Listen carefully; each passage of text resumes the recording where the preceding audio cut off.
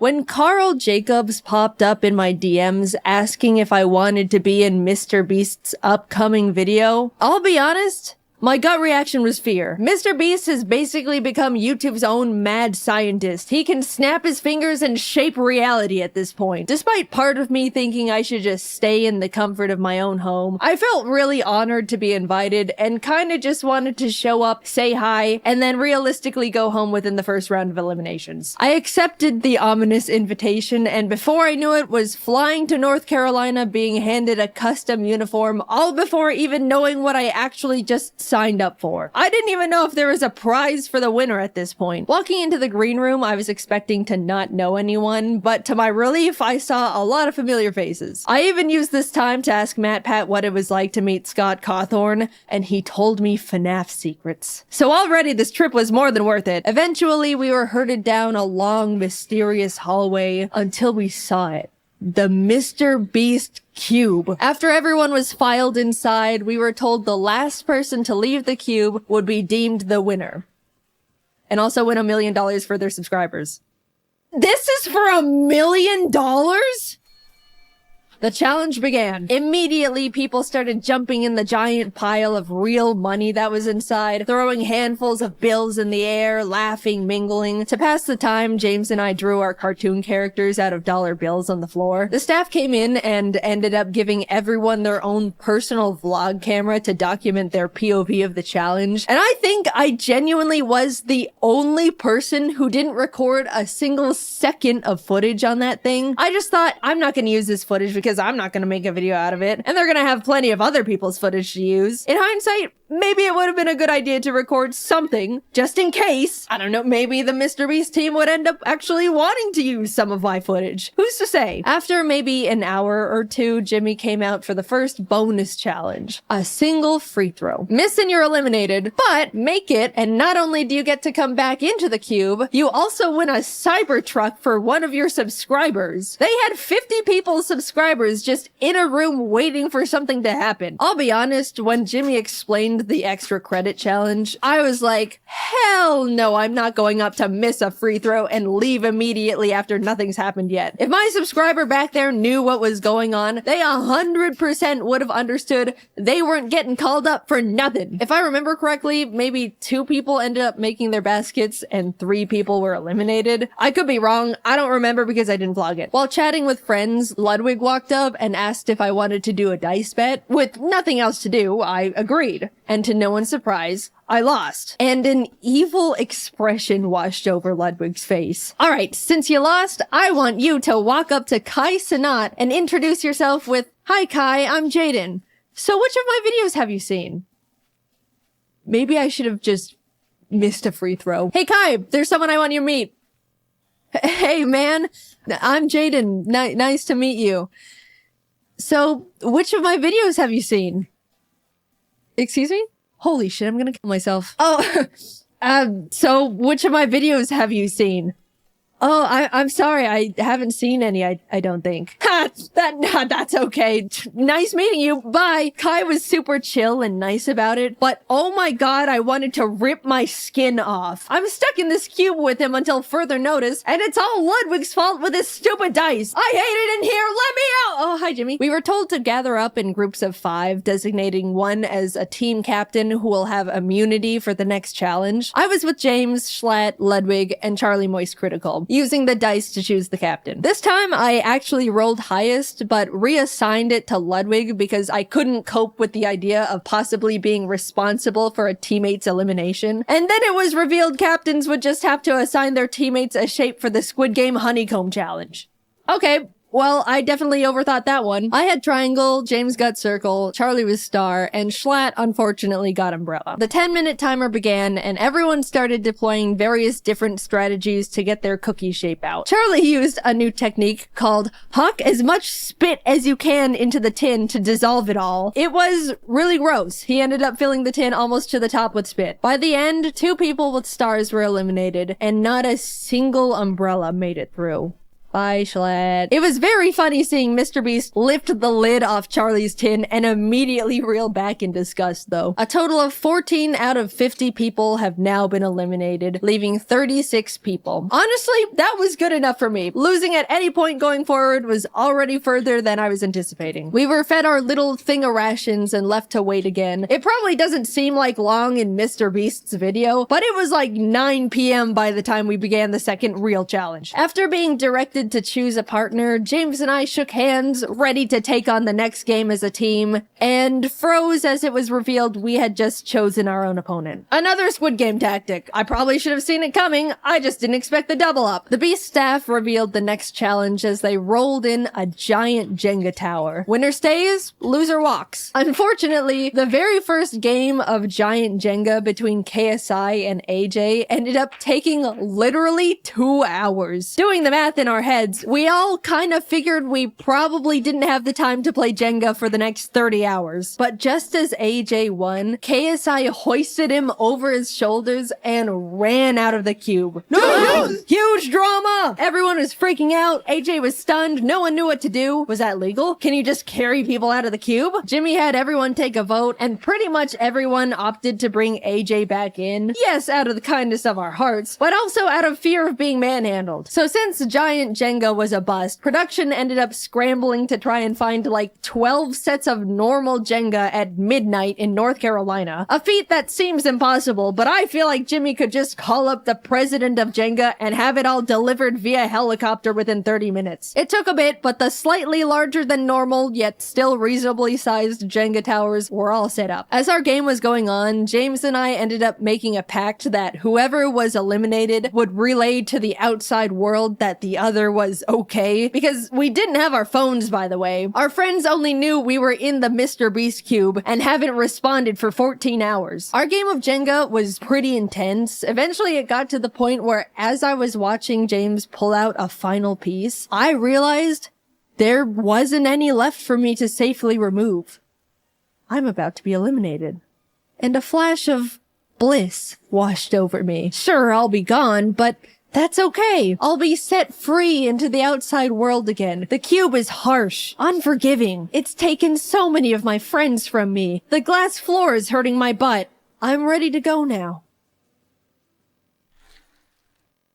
And deeper into the trenches I went. James being eliminated meant I was moving on to Cube Day 2. What a miracle. Watching the rest of the Jenga games was like watching an active war zone. People were focusing, cheering, sweating, praying. Towers were falling one after the other at the feet of now eliminated players. It was brutal. And also still taking way too damn long, man. Can I go to bed? The last game left to finish was between Quackity and a popular Brazilian creator, Enaldino. Apparently, when it was revealed the challenge was Jenga, Enaldino turned to Quackity and admitted he was a Jenga pro. Quackity had never played. Not the situation you want to be in. Quackity half-jokingly asked Enaldino if he wanted to play rock, paper, scissors instead, to which he replied, no. Which, you know, fair. But 3 hours into this single game, the two of them were neck and neck. Genuinely the most cracked round of Jenga possibly ever. Everyone in the cube was gathered around watching Quackity slowly pulling out the very last piece in this skeleton of a Jenga tower. Just as he was about to make it, Enaldino asked, rock, paper, scissors? Quackity looked up at him. Muito tarde. It was over. Enaldino tried to hang in there, but in the end, he fell. 18 people were now eliminated. Alright, it's 3 a.m. Let's go to bed. I genuinely thought they would let us go back to our hotel rooms for the night, but man, now this is just great. I won myself a ticket to a night in the Mr. Beast cube, sleeping next to a bunch of people I barely know, and I was probably just gonna get eliminated first thing in the morning anyway. As I was getting ready for bed, Kai walked by. Hey, I gotta check out your videos sometime. Oh, I'm sorry, man. I lost a bet to Ludwig and he made me say that. Oh, shit. Okay, damn. Oh, well, that makes falling asleep a bit easier. Thank God he only thought I had a huge ego for 19 hours straight. Crisis averted. In the morning, production had to prep for filming again, which meant they turned on every single light in the building, flash banging all of us. They were turned off, and then these loud-ass brrrr sounds from construction started blasting. They turned the lights on again a few minutes later, but this time in a crazy strobe light effect for some reason. After breakfast rations, Jimmy returned, pointed to the entrance hallway, and in walks I Show Speed. With too much energy for a group of people that just had the weirdest sleep of their lives. Alright, you guys have the chance to vote Speed into the cube to join you in challenges. The kind thing to do was to let him in, but we all just survived trenches no one could even understand. We were trauma bonded together.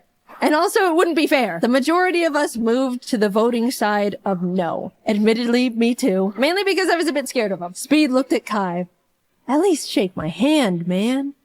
You're gonna pull me out. As the two of them argued about a friendly handshake, Ludwig stepped up. I'll shake your hand, Speed. His hand now extended to Ludwig. The moment their hands touched, Speed started yanking Ludwig towards the outside world. We all started screaming and panicking. We couldn't lose one of our cute brothers like this. Ludwig was holding onto the support beam for dear life. Some of the guys managed to pull him back in, and as Speed walked out, unable to take any souls with him, he exclaimed, "This ain't the last time you're gonna see me, and I remember all y'all's faces."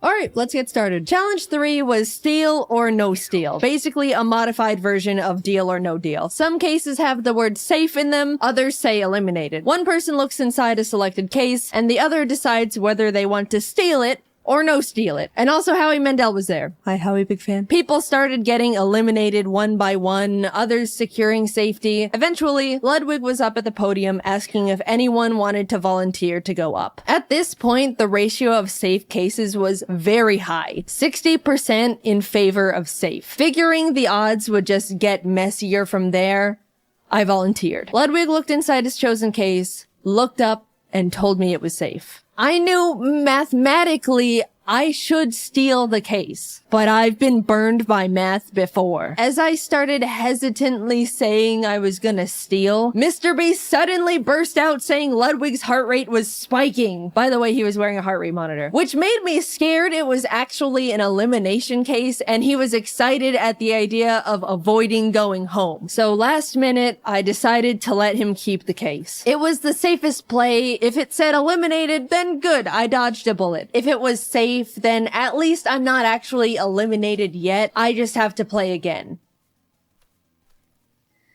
Shit. It was now my turn to bring someone up. Even though I didn't want to pick a friend out of fear of getting them eliminated, more than that, I didn't want to be up there with someone I didn't know. I picked Quackity. He came up to the podium. I grabbed case number 2. It says safe. My plan was to tell the truth, but in the most unconfident and nervous way possible. I was deploying every bit of body language knowledge I could think of, making myself look as guilty as possible as he asked me various questions. We went back and forth for a bit until your eyes looked down as you said the case was safe, which indicates guilt. So I think you're lying. I'm not gonna steal it. Without a word, I shifted the case onto its back, unlatched it. Safe.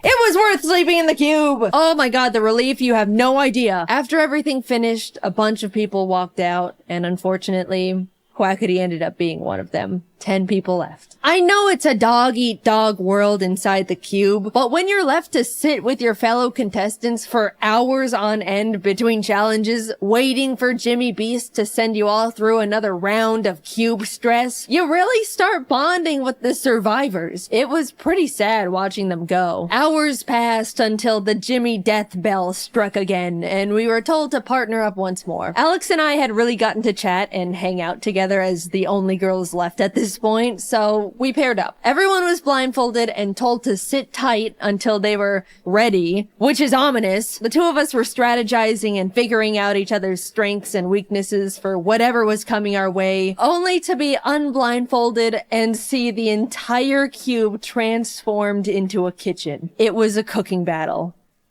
we're actually fucked. What? Alex started panicking, saying she can't cook for her life. We were freaking out. Then Mr. Beast brought out the judges. Professional competitive eater Joey Chestnut, Miranda Cosgrove, hi big fan, and Speed. Bottom 2 teams are eliminated. Time starts now. We ended up committing to mac and cheese with a slice of chocolate cake, under the fancier title of American Comfort Food. AKA the only 2 women left in the challenge can't cook and they're trying their fucking best. The judges walked around to check in on everyone, and eventually Speed was at our station. So when you all were voting to let me in, which side were you on? Well, originally we were on the side of no, because we were a bit intimidated, but we ended up switching to a yes at the last minute. Right, Jaiden?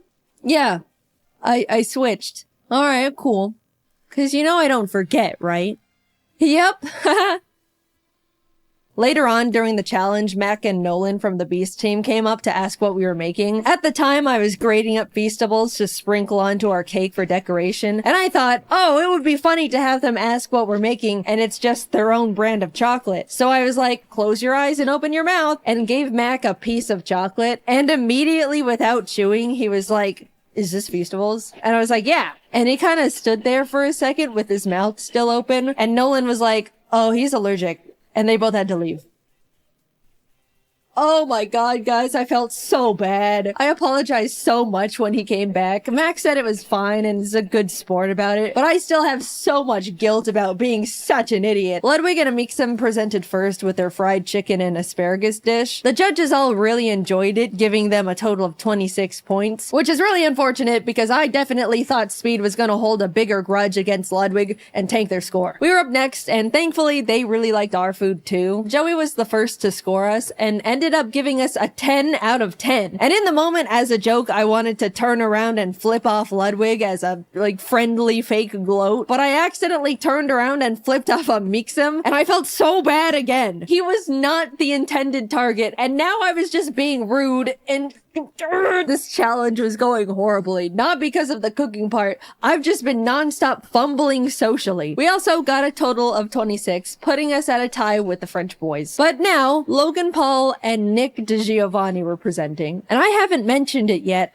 but Nick is actually a goddamn chef. They even gave us all his own cookbooks as a helpful tip for the challenge, which is just a knife twist in my opinion. So yeah, they knocked it out of the park, got a 29. The judges were licking their plates. After them was Kai and AJ, who had a great presentation, but their food, not so much. They got a 16. After eating, Speed got up and started smashing the plates on the ground, and Logan Paul saw this and got really excited because he wanted to smash plates too. Without thinking, he ran out to join Speed, and we all shouted at him in panic. Confused at the sudden change in the air, Logan looked back at us before realizing he left the cube. To this day, none of us are truly sure if he did it for, the content or it was a genuine accident. In his defense, the set was so cosmetically different that it really did feel like we weren't in the cube anymore. Either way, he content created too close to the sun, and even though he had a guaranteed spot in the finals, he was eliminated. The last team of Rubius and Spriter went up with their Spanish tortilla, but turns out Spriter is a huge fan of Speed, so he made a special Thai dessert just for him that the other judges weren't allowed to eat, which is honestly hilarious. We all held our breath as the judges flipped through their scores. 22.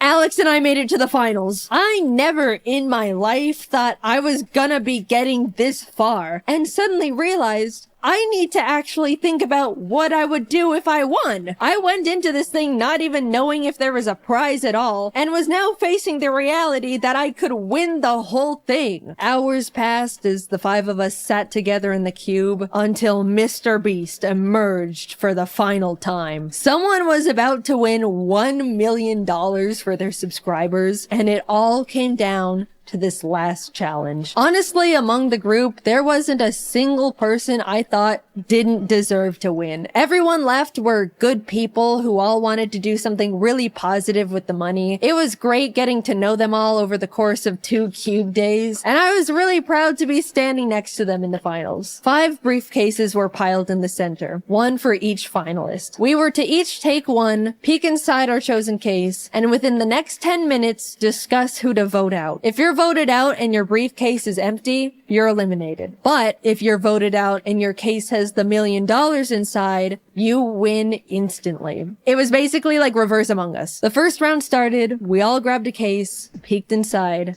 Holy shit, I grabbed the $1 million case round one. I started shaking. I didn't know what strategy to use. I didn't know how to make myself look like I should be voted out. And during the discussion time, it definitely showed because I was really quiet and nervous the whole time. The 10-minute discussion wrapped up. We all unanimously wrote our votes down, and it fell into a tie between voting out Ludwig and somehow me. It could end right here. We had a few minutes to discuss again and recast votes, but Alex and Nick were able to figure out I voted for myself, so Ludwig was eliminated. The cases were reshuffled. We each grabbed one. I pulled it again. In that moment, I froze. Since I was in the hot seat last round, I was probably gonna fly pretty under the radar this time. Someone else is gonna be voted out, and I statistically will not see this case ever again. If I'm not voted out here, I basically lose. The second round began, and it was pretty much a blur from there. I was trying to talk more because being quiet last round got me found out, but was still flying too under the radar. Amidst trying to keep up with the conversation, strategize, and hold myself together, I couldn't find my win con. But with a few minutes left, Amixem said something that I think shifted the entire game. What are the odds Jaiden pulled the $1 million case twice? There it was. Gambler's fallacy, save me. Save me, gambler's fallacy. I couldn't mess this up. I don't know what to say to that one. Everyone's attention was now on me, and I could tell they were all thinking about what was just thrown into the ring. We all looked down at our papers. I wrote my name as quietly as possible, worrying the sound of the letters were gonna out me. Jimmy read them all out. Jaiden. Alex. Jaiden. Jaiden. They voted me out. I slowly walked to the middle of the podium with my briefcase. In that moment, I was the only one who knew what had just happened. Everyone leaned in as I unlatched the case and revealed the $1 million. I won! Confetti cannons blasted. Everyone immediately started congratulating me. All the eliminated contestants left in the green room ran out screaming and jumping around me in celebration. I started to tear up for some stupid emotional reason. So yeah, I won $1 million to give away to my subscribers. That is a Looney Tunes amount of money. First of all, top 5 all agreed that whoever won the $1 million would give the other 4 $100K each to do something for their subscribers too. So a total of $400K will be going to Ludwig, Alex Botez, Amixem, and Nick DeGiovanni. With the remaining $600K, I decided to put it towards paying for as many people's art degrees as possible. It's really scary going into the art field right now between the animation industry hitting their rough patches, AI threatening to take artist jobs. The overall career path is extremely intimidating and difficult to break into. I'd really like to encourage and make it easier for some of the up-and-coming artists by being able to send them through art school stress-free. I have no idea how to set it all up, but I'm currently working with as many qualified people as I have available to me to make it happen. As my and Mr. Beast's team figures it out, I'll keep you all updated through my Twitter. We'll get it sorted. I entered the Mr. Beast cube ready to just talk to my friends and screw up in the first challenge, but instead I was isolated from the world for 48 hours, watched my peers fall one by one in front of me, and left with $1 million for my subscribers. Thank you, Carl, for inviting me. Thank you to all my friends who made the cube so much more enjoyable. Thank you, Mr. Beast, for creating this incredible opportunity I can now use to support artists. Despite being put through cube trenches, I had a really great time. And of course, huge thanks to the Beast crew for making it all happen. It was something I'll never forget or experience ever again. Hopefully.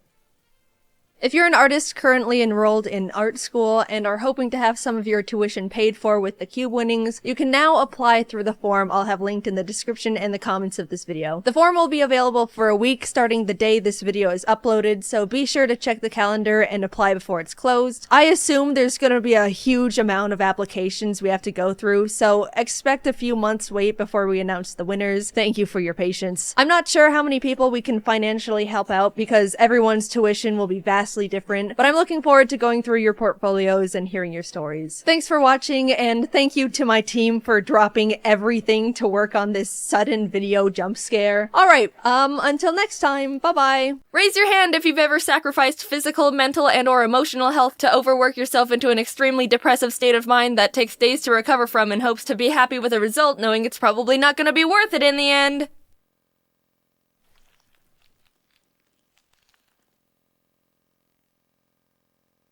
If a friend came up to you and said, "Hey, I'm gonna go run 50 miles and refuse to eat, sleep, or take care of myself until I'm done," you'd be like, "No, you doof. That's a horrible idea. You need sunscreen first." Overworking yourself has such a confusing interpretation right now. Everyone knows it's not good, but at the same time, it's also glorified. The best examples are in school or work environments. Dude, I had 6 hours of homework last night and didn't get to bed until 4 a.m. You think that's bad? The other week, I had 3 tests to study for, so I pulled an all-nighter and only drank coffee for 2 days straight. I have not slept for a week. My blood flows with Red Bull and Xanax. When someone's driven to work exceptionally hard, obviously that's really admirable. But when they start forfeiting self-care in place of hard work, that's when you start crossing into the realm of pain and uncontrollable suffering. Yeah, but enduring the pain and pushing forward is super strong. No. Admiring something that's stupid and unhealthy isn't commendable. Instead of encouraging it, tell your brain, "Hey, no, bad. Not on the carpet." Your emotions start to chop and change more, your mental health starts to deteriorate, you snap more at things that aren't big deals, everything feels like you're playing sudden death mode in Smash Bros. Honey, I brought you some lemonade. Everyone is gonna experience burning themselves out in some sort of way. That's part of life. If you don't, you're either perfect or the devil. And I don't trust either of those, so stay back. I've been slowly losing my sanity from overworking myself ever since I dropped out of college, which was 2 years ago. It's the type of thing that slowly creeps in, and you only start to notice it when your insides have already deteriorated by 30% and your insanity stat has reached level 10. Burnout is caused by 3 main variables: depersonalization, where you don't feel in control of yourself anymore, emotional exhaustion, and a lost sense of achievement. Wow, Jaiden, you're so smart! Ha! Yep, you know me. I'll research anything all day just to educate the people. After a long time of feeling like a very sad shell of a person, I started seeing a therapist. So the first day I came in, she just asked some basic questions to get to know me and my situation. And she got to the question, "What would you describe your average daily schedule to be?" And I was like, alright, that seems simple enough. So I wake up around 8:30, have a small snack, work out for like 30 minutes, and start working. So I work until lunch, and then I go back to work. Yeah. And I work until dinner, and then I work until I go to sleep. And when's that? 1 a.m. Yeah, I see the problem now. I was, and still am, struggling with the mindset of, if I'm not working, I'm being lazy. And the fact that I work for myself in my own home and am my own boss doesn't help at all. Taking a break to play games? But I could be working. Eating dinner? I could be working. Sleeping? But I could be working. Working? But I could be working harder. I'm not saying this just for you, but for myself. It's okay to take personal time for yourself. Don't work your life away! I'll take a break when I'm dead. Frick. Never got to come up with a funny tombstone. I asked a bunch of my friends about their experiences with overworking themselves, and they were all like, "Oh yeah, burnout is torture and can go frickin' suck a jellyfish." Their stories consisted of not sleeping for hours or days on end in exchange for more time to work, denying themselves food or water until they finish something, breaking for a minute to go to the bathroom only to go right back to work, snapping at friends or family for no reason. It sucks, because these aren't even uncommon experiences. It feels so good to be validated validated and admired for working hard, but there's a slippery slope there of accidentally forgetting to keep yourself alive and sane if you're not careful. I'm here to save you from yourself! What? What? Wait, I've got to study for final exams! No time! Go take a nap! 46% of Americans drop out of college anyway! I'm kidding. School is important. If you drop out, you don't get to use me as an excuse to your parents. But it's important not to die from burnout. Or in general. Don't ever die. I also asked my friends if overworking themselves negatively impacted their relationship with the end product, and there were two different interpretations. Some of them said, "Holy frick! Yes, I hate that thing now." Stressing and pushing themselves too much made them sloppy and make awful mistakes. They cut more corners and agreed the final product suffered because of the pressure they put on themselves. Another friend, with better hair, described it as being a sick, twisted reward for unhealthy behavior. Of course, they were able to finish the project, which they wanted, but the steps they took to complete it led to painful burnout and definitely was more emotionally damaging than if workflow was more evenly distributed. My scientific conclusion? You suffer either way. Here, have some tips to not be emotionally damaged for a week after overworking yourself. Don't do too much of the same thing without any sort of change whatsoever. You're not a mindless work zombie in a hamster ball. Doing the same thing over and over and over and over and over and over and over is a formula for absolute misery. Atrox, who helps with animating the videos, had a good analogy, so I'm gonna steal it. So say you like chocolate.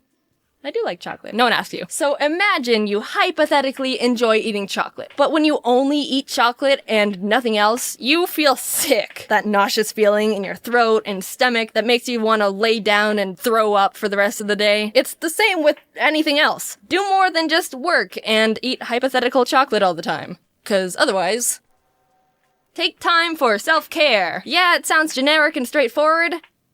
So then do it, you dummy! Spend time with yourself. Do something that'll refuel your juice tanks. When you're running on empty, you gotta take time to fill the tank back up to full. Don't just try to avoid the inevitable by pouring a little cup of gas in and hoping that'll tie you over. Enjoy yourself!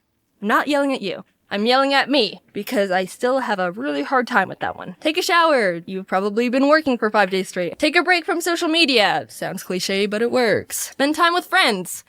If you have any. Do some stretches or something that includes moving your body. Exercise equals dopamine, which means less depression. Yay! Stick to a healthy sleeping schedule. If you're a farmer, I am a farmer. No one asked you. You gotta tend to a variety of fields instead of hyper-focusing on the same one every day. Push yourself to always be trying something new or focus on improving. It's easy to get stuck in the same grind of consistency. Everyone's a unique, special snowflake, but eventually your brain is gonna start craving something different, and if it doesn't get anything new, it throws a tantrum. You get more excited about things you're going to learn and get better at. Spice everything up. If you're a lumberjack, I am a lumberjack. Will you cut that out? You can't keep swinging your axe continuously at trees all the time. It'll start getting too dull and become difficult to keep going. You gotta take time to stop and sharpen your tools. Keep things balanced. You can create your best ideas when you're not stressed and overworked, and sad, and tired, and feel like poop. Wait, I thought you were a farmer. No one asked. Hey ho, it's me again. Hope you liked the video, and as a pact to myself, I promise to not pull any all-nighters while making it. I'm not sure about any of the other members of the team. If they did, they're fired. Anyway, big update. I moved to LA. I always thought I would live in Arizona my whole life and die of a heat stroke, but so many opportunities opened up to me in LA, and I've got so many great friends there, and I'm so freaking excited. Moving was a pain, and that's what I've really been busy with, but I'm mostly settled now. LA still intimidates me because the people here can be a lot, but I'm doing my best. I'm excited about the future, I'm excited about the videos, I'm excited about some projects in the works. Also, school is starting up again. Sucks to suck, and I wish you the best of luck, soldier. Maybe you can be the 54% of Americans that doesn't drop out. Anyway, thanks for sticking around, and bye. Welcome to 2018, Jaiden. What's different? Nothing yet, I don't think. If you're like me and don't plan on doing anything extraordinary this year but still want to spice things up, I have a few suggestions. You know me, living life on the edge. I'm exciting, I'm adventurous. Of course, the best way to make life more interesting is to induce a variable of surprise and the unknown. In 2017, I conducted my own Apple research. I just ate a bunch of apples. Here we go. I just got really curious one day. There's so many different types of apples, and I don't know jack rabbit about any of them. Did you know there's...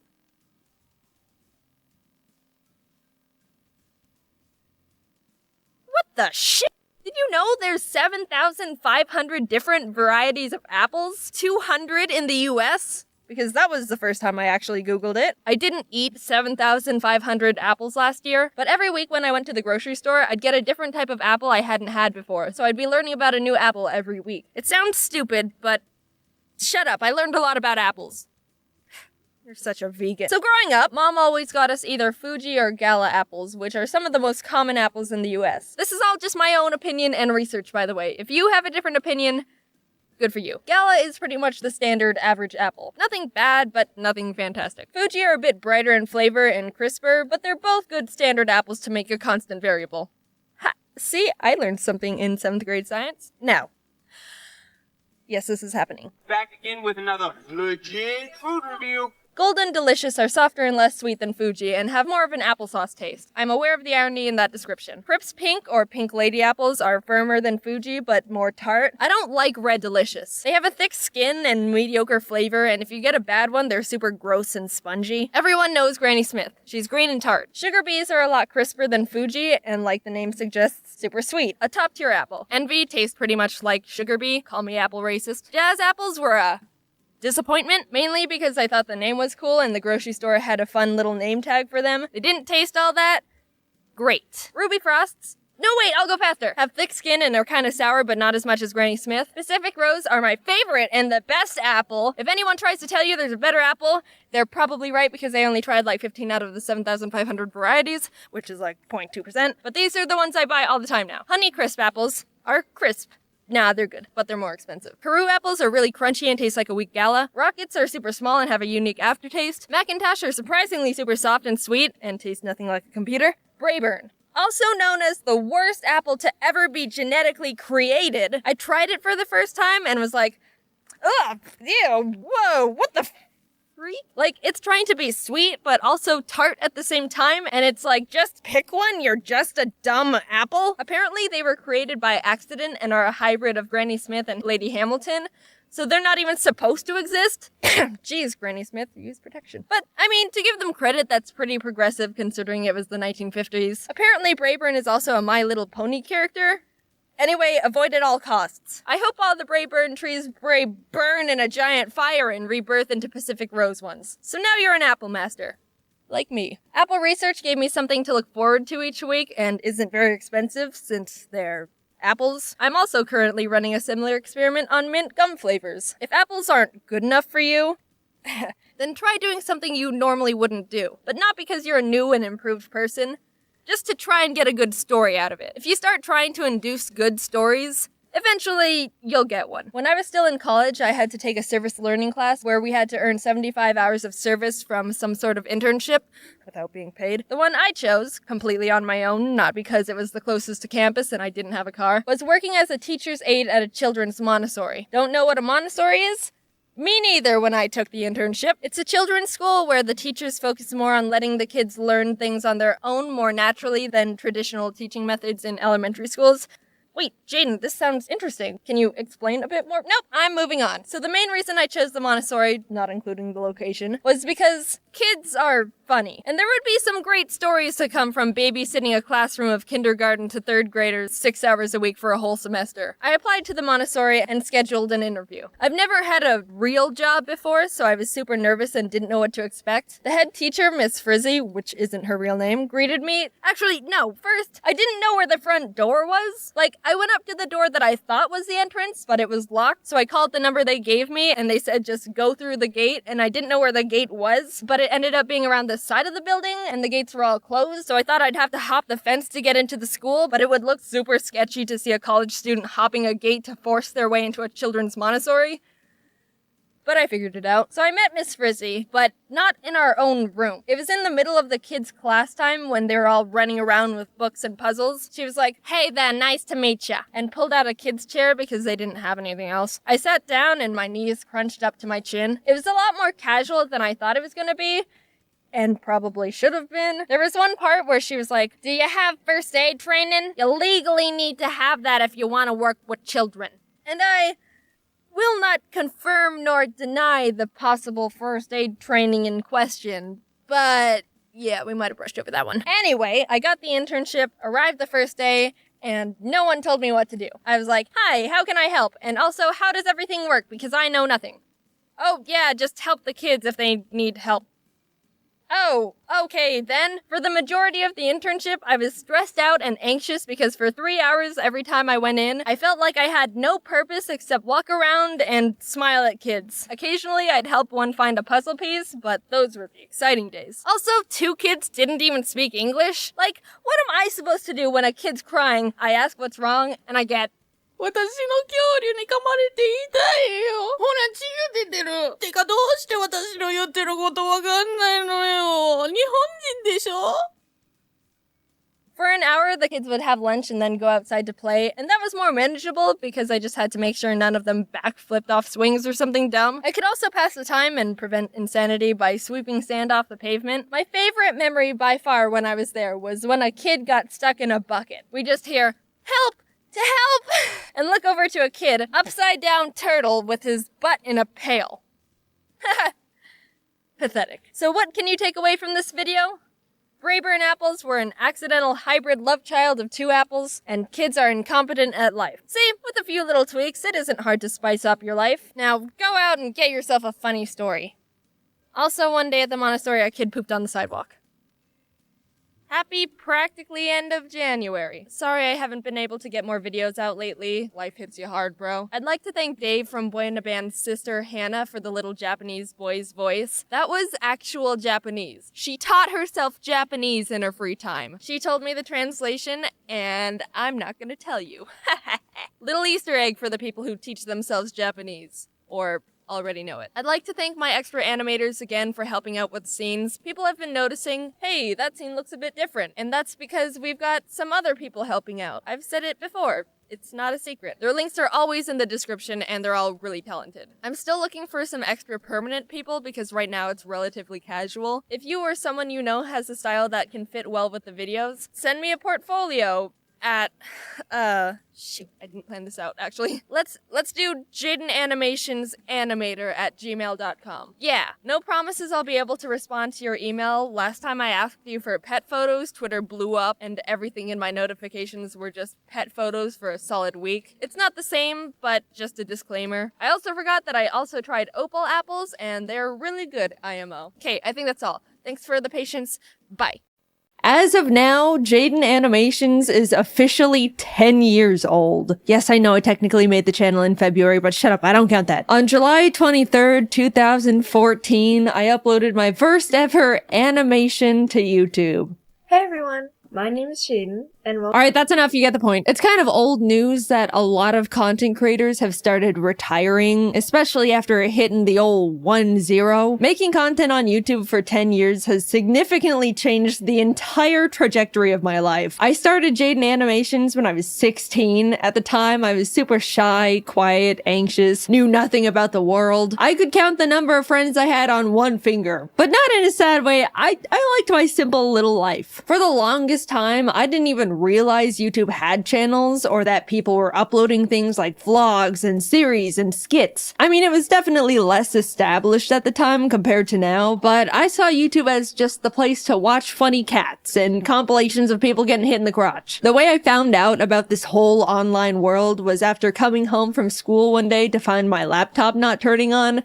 Meaning, I couldn't play Minecraft anymore. We've all been there, it's tragic. To satisfy my desperate Minecraft hyperfixation, I typed Minecraft into the YouTube search bar to see if anyone just so happened to upload any Minecraft-related videos.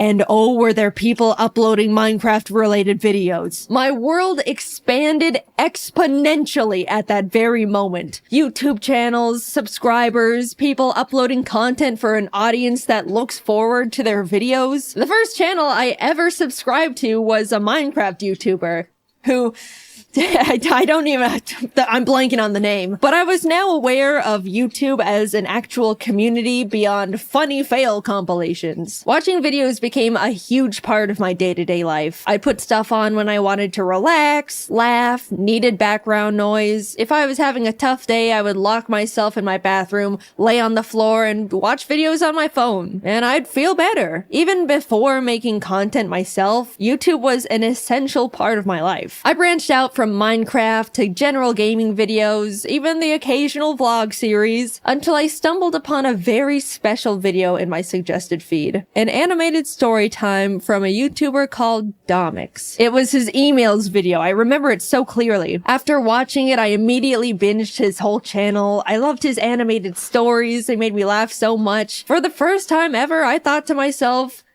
I want to do stuff like that. I want to animate. And around the same time, I was really into Aya's Cupquake's Minecraft Oasis series and had even sent in a few fan arts I drew for her. She posted a couple at the end of her videos, which genuinely made me so extremely happy. I was totally freaking out. Anyway, in one of the episodes, she mentioned that she wanted to find an animator to animate some of her funny Minecraft moments. And suddenly, I saw the stars align in front of me. I sent her a little message attached to another fan art, basically saying, "Hi Cupquake, I'd love to animate for you if you're interested." And she ended up reaching out and was like, "Hey, we love your style and would love to work with you. Do you have an animation portfolio we can look at?" To which I responded with, so I've never actually animated before. But I'm learning, and honestly, they shouldn't have hired me. I wouldn't have hired me. But somehow I had secured my first animation job. And for my favorite YouTuber, this was by far the biggest thing to ever happen to me at the time. I wanted to make the best animation they could ever ask for. Now, I just had to learn how to animate. No joke, I literally typed "how to animate" and Adobe Flash tutorial into the YouTube search bar. That's how I learned. No class or school or nothing. I vividly remember opening Adobe Flash for the first time and wishing I could just skip forward in time to when I already knew how to even use the program because I was so confused. Humble beginnings, what can I say? And honestly, that's all it takes. People ask me all the time how I learned to animate, how I do this and that, what program to use. But you already have the biggest source of free online information at your fingertips. Just type whatever you want to learn into the search bar and people will literally teach it to you, no strings attached. While working on the animation for Cupquake and her husband Red, I talked to them about how I also wanted to make YouTube videos, that I wanted to animate little stories but was too nervous. They were both really supportive and encouraging, saying they'll put a link to my channel in the description of the animation to help me and stuff. I'll be completely honest, if Cupquake and Red didn't hire me and offer to help give me that initial push to start a YouTube channel, I wouldn't have made Jaiden Animations. Like I mentioned, I was quiet and soft-spoken. I didn't even get picked on because nobody knew anything about me to bully me with. They had nothing. In what world would a tiny little 16-year-old dust mite of a girl feel confident enough to start an animation YouTube channel where she talks about her life? Especially for what would be a single-digit amount of people for who knows how long. I'll tell ya, she does it in a world where she feels encouraged and inspired by the people she looked up to. There's so many timelines where none of this ever happened. So much had to come together just for me to start. And against all odds, it did. I finished the animation, they posted it, and I spent pretty much the entire month reading every single comment. Everyone loved it. It was doing really well. I remember messaging Cupquake a giant soppy thank you paragraph when the video hit 1 million views. By the way, the entire animation was made on only 3 layers because any more would make my brain confused. I genuinely cannot believe they hired me. At the same time, I posted my very first video as Jaiden Animations, introducing myself and announcing that I'm gonna try out making animation videos. It's funny looking back at because if you don't know all the context, you'll watch my first video and be like, who is this dumbass talking to? She just started the channel. There's no audience yet. The shout out Cupquake gave me in the description gave me the boost I needed to shake the second thoughts. I gained 2,000 or 3,000 subscribers right out the gate, and ever since then, I wanted to keep making more content, and I was really, really excited about it. I made more animations for Cupquake for a couple of years alongside posting my own stupid little videos until eventually parting ways with them to focus entirely on Jaiden Animations. Working with them was amazing, and those animations did overwhelmingly well at the time. Like, I look back and am still shocked. I apparently peaked with that damn 2014 FNAF animation. Come on, Nuzlocke. Surpass it, please. Free me from these shackles. By this time, I was in college now, and even though I wasn't able to post very much at all, things were doing really well. I remember sitting on the top of my dorm bunk, secretly celebrating hitting 100,000 subscribers, a milestone I was beyond thrilled about, and honestly was my biggest goal at the time. Somehow, my roommate ended up finding out about it and immediately told every single person on our floor, which embarrassed the hell out of me.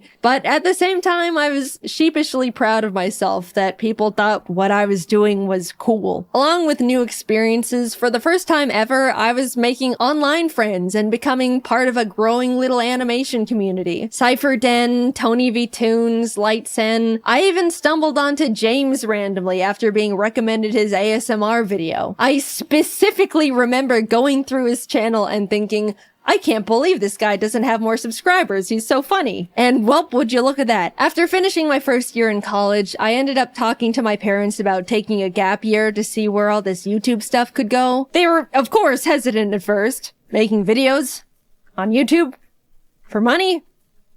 Can you even do that? But eventually agreed and have been my biggest fans ever since. I was officially doing YouTube full time. I don't really know what happened, but a few months later, James started blowing up. In our little animation group chat, we were like, whoa, James, congrats. What's happening? And he was like, I don't know. Oh my God. And then I started blowing up too. And suddenly the entire Storytime animation community was rising and thriving. It felt like we were strapped onto a rocket heading straight for the stars. People really loved watching Storytime animation. We went to our first ever VidCon and there was a whole line of people that wanted to meet us, which is a crazy experience for our first convention ever. Since then, everything has kind of just been history. I kept posting, obviously, met new people, made incredible friends, started building my own animation team, learned a lot about the world, but most of all, being on YouTube forced me to grow thicker skin. I'm sure most of you can relate to some degree. Mindless hate, online arguments, people nitpicking and speculating that you're actually a horrible human being. Because of how normalized posting content is now with TikTok, Instagram, Twitter, YouTube, I'm sure everyone has gotten their fair share of the hate hammer, but 10 years ago, it was pretty much only big online personalities who were familiar with it, and it comes at you pretty fast. Suddenly, you have to figure out how to hide your personal information and tell family members to private their Facebook accounts, which they don't know how to do. Scary emails come in, uncomfortable comments, lots of uncomfortable comments. I got doxxed one time because someone speculated I was a narcissistic liar because I claimed to be shy and introverted, but would get loud sometimes when reading scripts. Also, fun fact, I never planned on being public with my full name, but the reason it got leaked is because my old high school published an online article about my channel and dropped the full government without my permission. I'm still pissed about that one. And I know, this is genuinely what you just have to expect when you make content online. It's awful, but it's the truth. I didn't want to quit, so I adapted to the horrible things awful videos made about me for attention. There's nothing a passerby hate comment can say that could surprise me anymore. If anything, they're all the same and it's just annoying at this point. Not saying I'm happy that I went through all of it and it should have happened. People can be genuinely awful. But I'd like to say I've come out of it all a version of myself that wouldn't have existed otherwise. Not because of all the shitty things, but in spite of them. I've learned how to stand up for myself, grew my confidence, learned how to separate myself from my work and not take comments personally. All things you learn out in the world over time as you grow up. But cranked to 100 and during the most insecure years of a person's life. It was hard, but hey, I'm still here, aren't I? I look back and see my mistakes, bad takes, stupid ideas, regret here and there. It's overwhelmingly stressful to grow up and learn and change while in the public's eye, even more now than ever. But all things considered, I believe I was always trying my best in the position I was in, was constantly trying to be the best person I could be, and I won't ever be upset at myself for that. Also, I do want to say, a big thing that's followed me throughout almost my whole career at this point is the fact that yeah, I've talked about mental health and things I've struggled with at the time, like anxiety, depression, rock bottom confidence, etc., etc. I've definitely spilled my guts out on the floor in front of the internet a couple times in my day, and there's no part of me that regrets it at all. A lot of people have told me that they felt more understood or learned things about themselves through those videos, but as a now adult that's had the time to grow and adapt and overcome these things, man, you guys kind of still think I'm a little bit pathetic. I see comments all the time when I'm in my friends' videos or being involved in a big event, and so many people go, wow, I can't believe how far Jaiden's come from being this puny little scared teenager. I'm so proud of Jaiden really stepping out of her comfort zone here.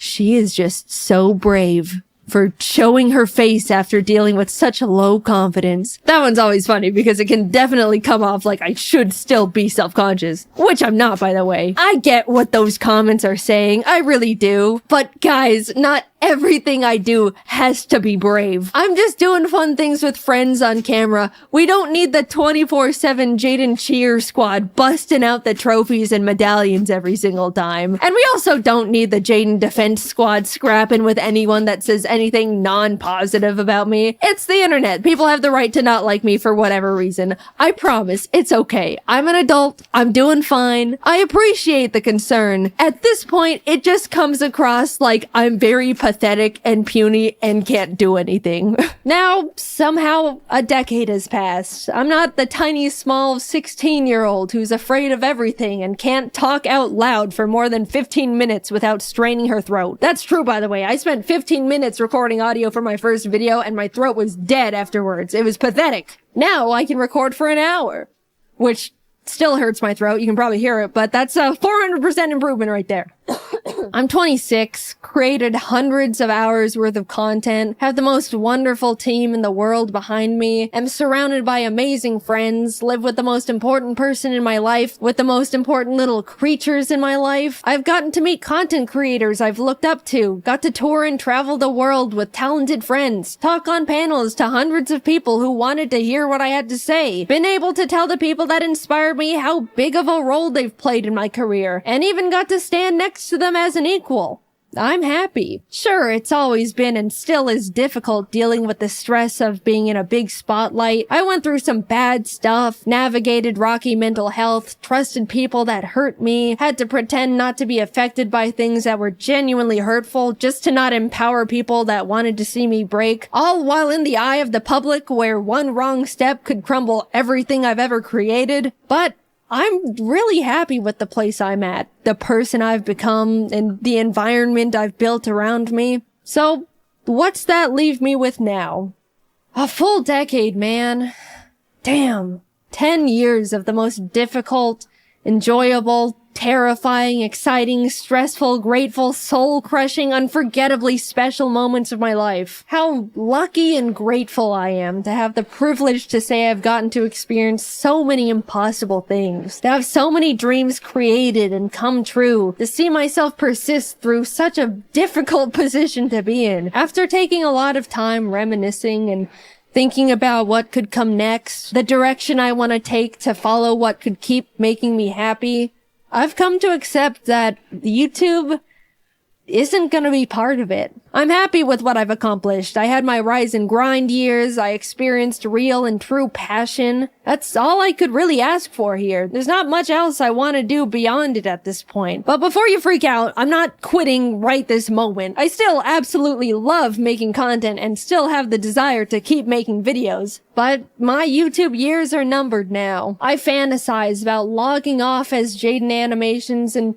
becoming a normal person again. I want to move to a random-ass town in a random-ass place, have a little house with my creatures, have a normal job with normal hours and normal problems, live a life where people don't know who I am before I introduce myself. Not saying I don't like being recognized. You can come up to me, I promise. I don't mind. But eventually, I just want to feel like a person again. Normal is rapidly changing nowadays, but I don't want this chronically online lifestyle forever. How nice it would feel to one day not have to triple check every single thing I say in fear of people's pitchforks, or fear for my safety when people maliciously leak my private information, or even be constantly surrounded by strangers' opinions on me and every version of myself I've ever been, every moment of my life. I hold it all together pretty well, I'd say. I mean, it's my job to. And none of these negatives have and ever will outweigh the positive aspects of this incredible opportunity that you guys have allowed me to have. I don't want to come across like I'm complaining. I very much understand this is just unfortunately part of it all, and I'm very privileged and very grateful. But I can't do it forever. And I don't want to. I want to feel like I have the time and mental energy to pursue new hobbies, experiment with other things that can make me happy. Making content for YouTube never leaves my head. It's the case for every single content creator on the platform. There's no clocking out, there's no weekends, there's no breaks. You can't just leave an office and not think about it. You're constantly brainstorming ideas, managing everything, schedules, employees. Sure, you can work and live anywhere you want, go on vacation at any point, build your own schedule, but it's always there. Like a black hole in your mind. It's just so exhausting. I haven't felt like I can sit back and enjoy something in 10 years because I simply do not have the time if it isn't for a video. Yeah, that's just how self-employment works, but don't forget about all the other fun stuff I've already mentioned on top of it all. I don't know what I want to do career-wise after retiring from YouTube, but I romanticize the idea of just getting to rediscover myself. Maybe I want to learn how to make custom plushes and open my own little shop, take art commissions, be a teacher, maybe an art director. It's gotten to the point where I think about that little life every day, and I'm actively aiming and walking towards it with every decision I make. Oh, let me tell you, I genuinely cannot wait to live it one day. But there's this other side of me that's so terrified. I've spent my entire young adult life in front of an audience doing pretty much one thing. I don't know what it's like to live without a platform, surrounded by a huge audience anymore. It scares me. Like a lot. I don't want to need this, but I'm scared that I do in some way. When the time comes, I'll definitely work on that fear in therapy or something, but I do think about it a lot. I'm not done with YouTube just yet. I still want to make animations and tell stories, animate little gaming videos. I still just love it so much, and I'm not going away just yet. Sorry to disappoint some of you. I just wanted to let you guys know how grateful I am that you've helped me be right here. I've gotten to meet hundreds of people who told me how much they liked my videos, felt inspired, discovered something about themselves, even did something as small as laugh at one of my stupid ass jokes. I can't wrap my head around the idea that a lot of you grew up watching my videos and are like functioning people in society now. That one always feels like, I know you're not calling me old, but you're calling me old. I'm grateful for all the art people have drawn for me. Even now, it's still so surreal. From the cute little doodles from kids to jaw-dropping, fully rendered pieces from artists of all ages. Like,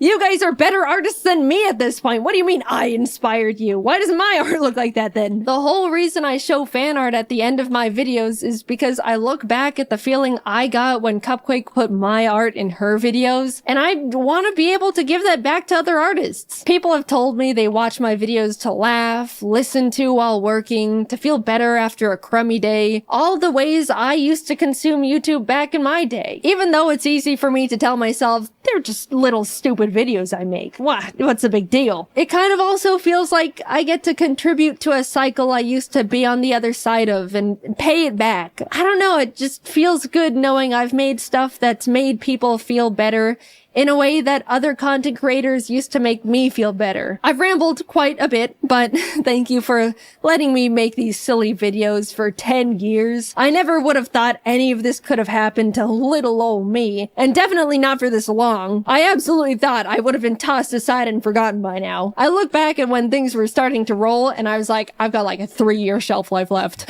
I'm forever grateful for you, my friends, my family, my team. I don't know what my life would have looked like if I didn't type Minecraft into the YouTube search bar when I was 14. Who knows how much more time we have with each other, but just know it has been and still is an honor to be here. And until then, I'll be doing my best to keep doing what I've been doing for 10 years and just make these silly little animations.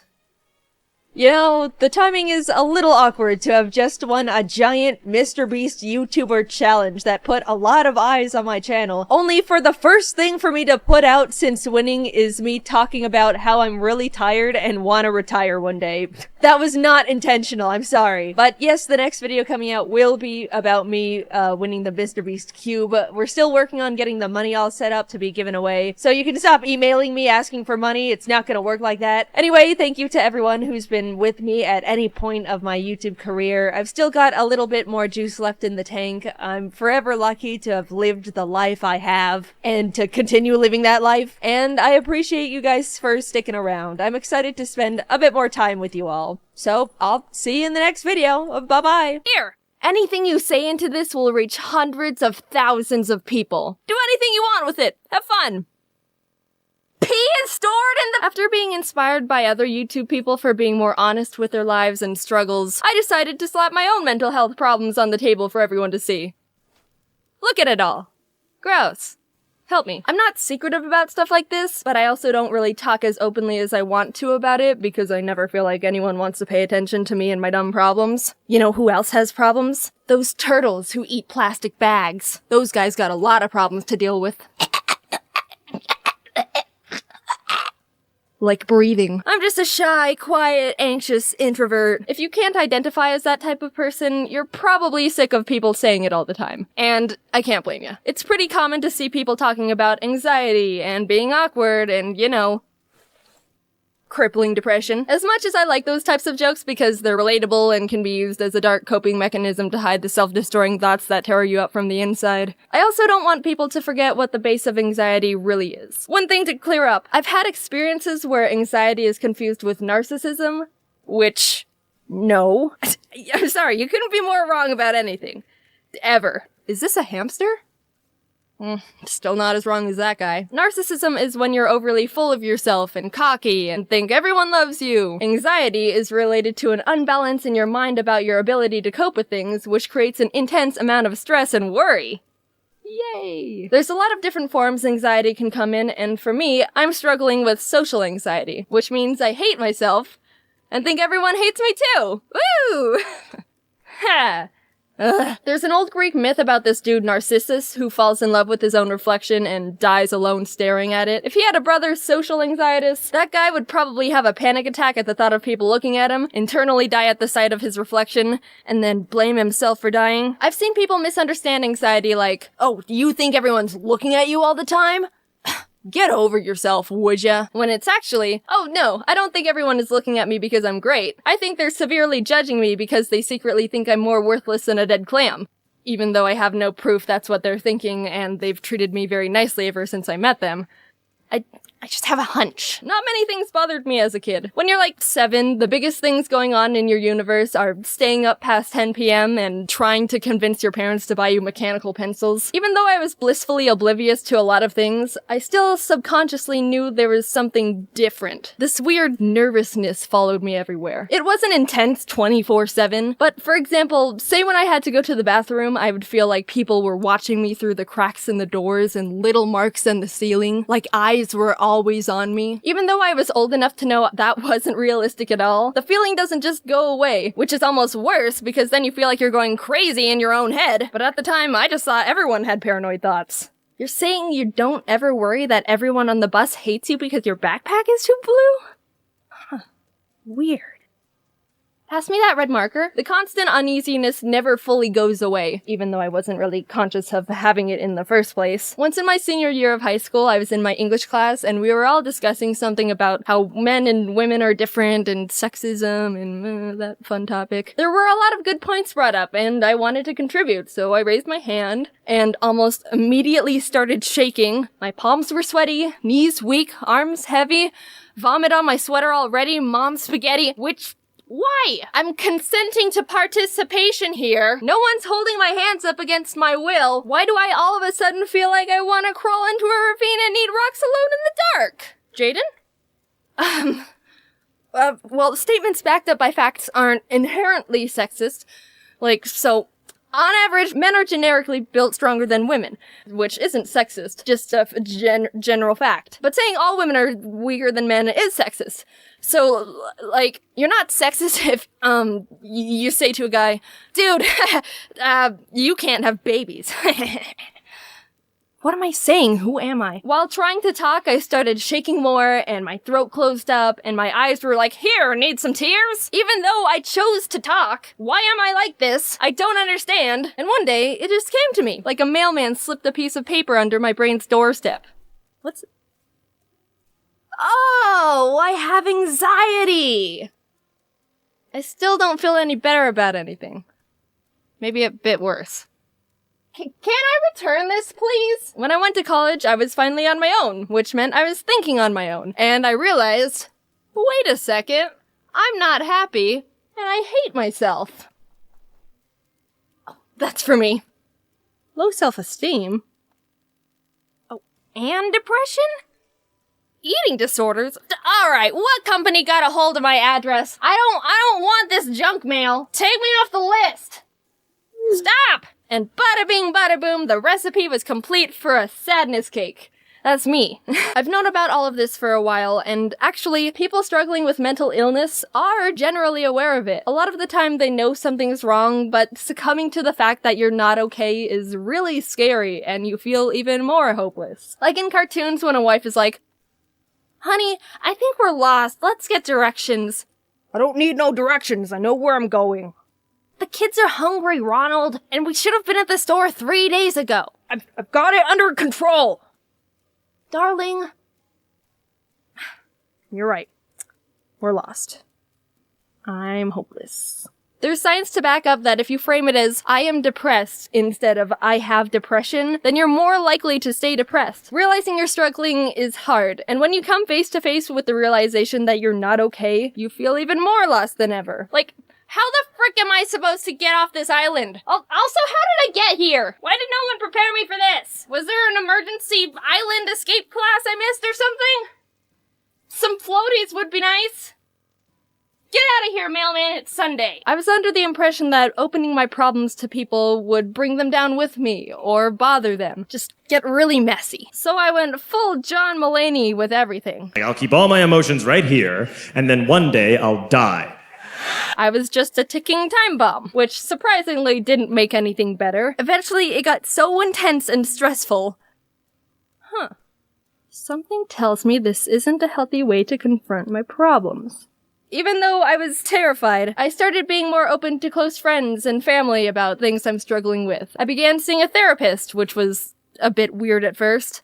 Hello, stranger with a degree. I'm here to tell you why I'm broken. But it gets easier as you work together, and finding the right therapist goes a long way too. These steps aren't automatic problem solvers. I wish.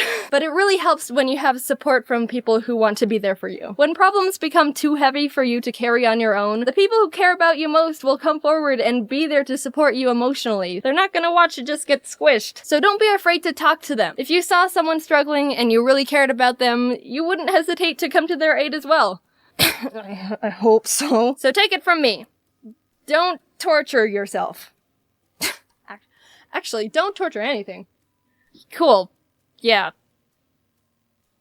That last scene got a bit weird. It was supposed to be like an analogy for stretching yourself thin with stress, and I don't know, forget about it. Mental health is super important, and I'm probably not the best person to talk about happiness, but I interpret it as a skill you learn about and get better at over time. Like, it's gonna take a lot of trial and error to understand what keeps you afloat, but you can use everything you gather as you go as data to keep adapting, whether it's good or bad. Take everything I say with a grain of salt. I'm trying to figure out stuff at the same time too. Thank you for all the support as of recently. It doesn't go unnoticed, and I've been super appreciative of everything. I had an amazing time at VidCon, meeting so many people who watch the videos and getting to hang out with a bunch of awesome YouTube creators. I've been feeling good lately, and it's been a while since I could say that honestly. I'm just breathing it in as much as I can and acknowledging how good it feels to feel good.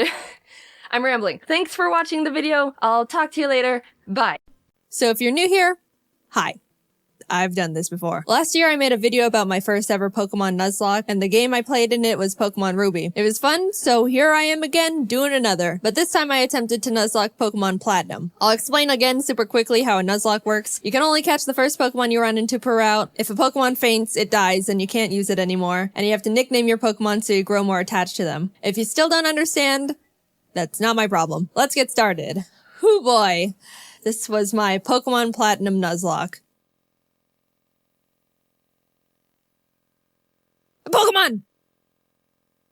So my friend and neighbor Barry is practically dragging me all over the place with his hyperactive squirrel brain, frantically trying to get a Pokemon as soon as possible from this Professor Rowan he saw on TV. He drags me out to Route 201 and is about to leap into the tall grass when, hold it! You guys know going into the tall grass is practically a death wish, right? What you're doing is basically suicide. Borderline insanity. What absolute moronic lunatics you are. Have you no respect for your lives? Do you have any Pokemon? No. Do you want some? And like that, I have a Turtwig. I named him Turt and immediately used him to bash in Barry's Chimchar. I was making my way through the routes, but right as I was about to nab the Shinx I found on 202. Don't kill it. No! So no Shinx for us. But that's alright. Shinx isn't that great this early anyway. Then I locked eyes with our first trainer. The first battle. Let's see how we fare against youngster Tristan and his level 5 Starly. Oh my god! So in the first trainer battle I ever fought, I almost immediately lose my starter to a critical hit. Why do I suddenly have a very bad feeling about this? Nevertheless, we kept going onward through Jubilife City, where we caught Kronk the Zubat in the cave above Route 204, and Magikarp on 218. Hi, Magikarp. Your name is Puppy. Just outside the city, Barry runs up and demands another battle, so I happily bash in his Chimchar again. And his Starly too. I kept on my way, eventually arriving in Orberg City, and nervously challenged Rourke. I was terrified of his Cranidos, but Turt landed a crit Razor Leaf and one-shot it before it could even do anything. So that's badge number 1 for us. I made it to Floroma Town and was really excited because if you didn't know, outside the Valley Woodworks you can find Shellos. And if you didn't know, again, I love Shellos. I ran straight to the grass to get my Shellos encounter, and I'm not gonna pass up an encounter, so I very depressingly caught the Shinx and named it Failure to vent my sadness and frustration over not getting a slug. While there, we found Team Galactic messing around, stealing electricity, and this little girl's dad. So I beat up the grunt guarding the door, broke in, beat up the grunts in the building until Turt evolved, then found Galactic Commander Mars at the end of the corridor, who I was scared of because she's got a fat cat that hits like a semi-truck. But I had a plan. Back in the Orberg Mines, I caught Dwayne the Onyx, and I brought him to the fight because in case things got dicey, I would switch him in to buy time and heal up my other Pokemon. Basically, Dwayne was death fodder. Turt took out Mars' Zubat, and when Perugly came out, Kronk plucked off the Oranberry it was holding. But she got hit pretty hard in the process, and since Turt needed a bit of healing before he could get back into it... Dwayne can take a scratch. Look at that. Dwayne is fine. He's fine, guys. Don't pull the sad nose for Dwayne. Dwayne's fine. Don't worry about him. Don't worry about him. Oh my god! Dude! Alright, I'll give him that. I'll give him that. Dwayne gets to live. Somehow, when Dwayne was supposed to die, he hung in there on 1 HP. And you know what? I respected the hell out of him for it. I let Dwayne live and Turt was able to take out the Perugly. What a legend. but then I put him back in the box and moved on. In Mount Coronet, I caught a Bronzor I named Big Boy, which I happily added to the team, and right before Gardenia's gym, Kronk evolved, which meant no mercy for those flower ladies. Badge number 2. We slashed the guard bushes in front of the Galactic building and ran up all the stairs where we fought Galactic Commander Jupiter. Let's take a look at how that went. Don't crit. Don't crit, don't crit. No! But, I mean, that won't do... Let's just hit it. Don't crit him. No. Oh my god. We finally were able to beat her, but that fight really knocked the wind out of me. I was shaking on my way back to the Pokemon Center when this lady Cynthia shows up and is like, egg? Yeah. Anyway, even meeting Cynthia wasn't enough to calm my nerves, so to keep my mind off the absolute tragedy we narrowly avoided, I decided to start training up Big Boy on Cycling Road. And then he died. I've practiced this game and... So before you push up your anime glasses and tell me that steel is weak to fire, which I know, by the way, the reason I kept Big Boy in was because not only is his defense an iron wall, but he had heat proof, which negates his fire weakness. But then he got crit. So, first death. I'm sorry, Big Boy. You never had the opportunity to become a big boy. I walked into Wayward Cave and found a Gible. Gible is an amazing Pokemon. It turns into Garchomp, which is easily one of, if not the strongest Pokemon in the game that isn't a legendary. Adding it to the team would give us such a huge advantage, and now there is nothing in my way between that and...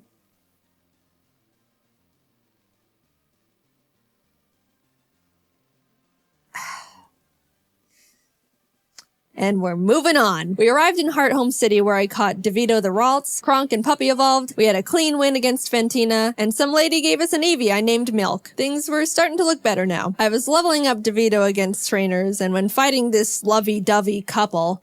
let's go into Puppy. Get rid of the weasel. Oh no! You're kidding. You're kidding. And that's why I hate love. In came Shrimp the Scyther I caught on Route 210. Some good news, on Route 213, I finally found a Shellos. I named it Scoop, and I loved it. I loved it so much. I know you're not supposed to have a favorite child, but Scoop was my favorite child, and I wasn't apologetic about it. I trained it up, and now we got a Gastrodon. Turt ended up evolving too, so together with Kronk and Scoop, Maylene was defeated, and badge number 4 was secured. Outside of Pastoria City, I caught a Quagsire named Lol, but when I went to get my Great Marsh encounter, I was trying to get a Yanma and accidentally threw a ball at a Wooper. So now we've got Lol and Oops in the box. Then I swept Crasher Wake with Milk, who is now a Jolteon, with the TM Thunder I bought literally next door. I walked out of the gym and Team Galactic set off a bomb. I ran down the grunt who detonated it and took him out because he is weak. Cynthia appears again and tells me to bring a charm to her grandma. So I'm like, yes ma'am. We found her in Celestial Town along with Cyrus, the leader of Team Galactic, who starts some evil Shakespeare speech about how everything is imperfect so he's gotta blow up the world or something. I don't know, I wasn't really paying attention. And then he wanted to fight. Puppy took out his Sneasel and I sent out Milk to take care of his Golbat, but Milk decided he wanted to be lazy and not only miss all his thunders, but also punch himself in the face. Milk!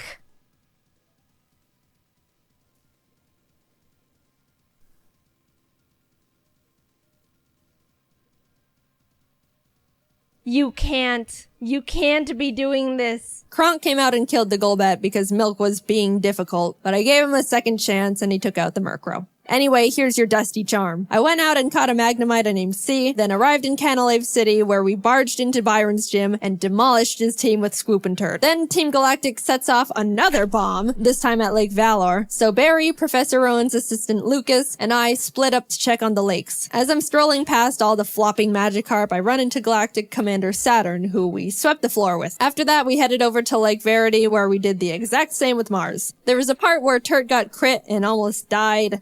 Oh god. Oh god. But we're fine, he's fine. Finally, we had to go check up on Barry at Lake Acuity, and after trekking through 6 feet of snow for like a mile, we get there to find Barry at the top of a cliff like, ha ha ha, you can't climb rocks. Come back when you can climb rocks, loser. I'll go fight Candace's gym now, I guess. Now, we've been having some good type matchups with the past few gyms, so I haven't really been nervous about most of them, but Candace uses ice types, which like half my team is weak against.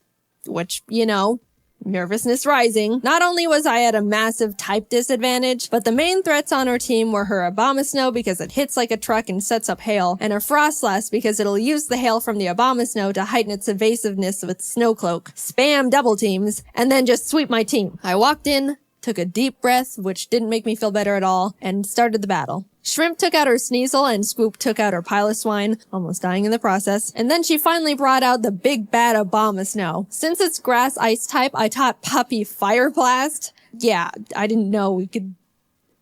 Anyway, I wasn't sure it could one-shot because Puppy's not a special attacker, and lo and behold, it didn't. It didn't miss. Please kill it. Please. It's quad. It's quad. What? Eventually, Puppy took it out, but that was absolutely terrifying. Last but not least, Frostlass. I wanted to have Swoop Rain Dance to get rid of the hail so Frostlass's Snow Cloak isn't activated, but since Swoop was sitting at a not-so-chill 20 HP, that wasn't gonna work out super great. However, since I didn't want Kronk to be in this fight at all, right before the fight, I swapped her with Failure the Shinx. Yep. Sorry, little guy. Failure looked up at the looming death that was Frostlass in front of her, and as I healed up Swoop, Failure was killed in its blizzard. It's really unfortunate we had to resort to it, but I give Failure a salute for stepping up and surrendering its life to the team. Swoop came out, got off the rain dance, and after a close battle, was able to pull through. We won, but it wasn't without sacrifice. We had a moment of silence for Failure, the true MVP of the fight. Gone, but not forgotten. Now we could climb the rocks to Lake Acuity, and when we got up there, Barry's got snot dripping down his face, crying in the snow because he got beat up by Jupiter, who looks at me and is like, "See ya, I'm going to Veilstone HQ.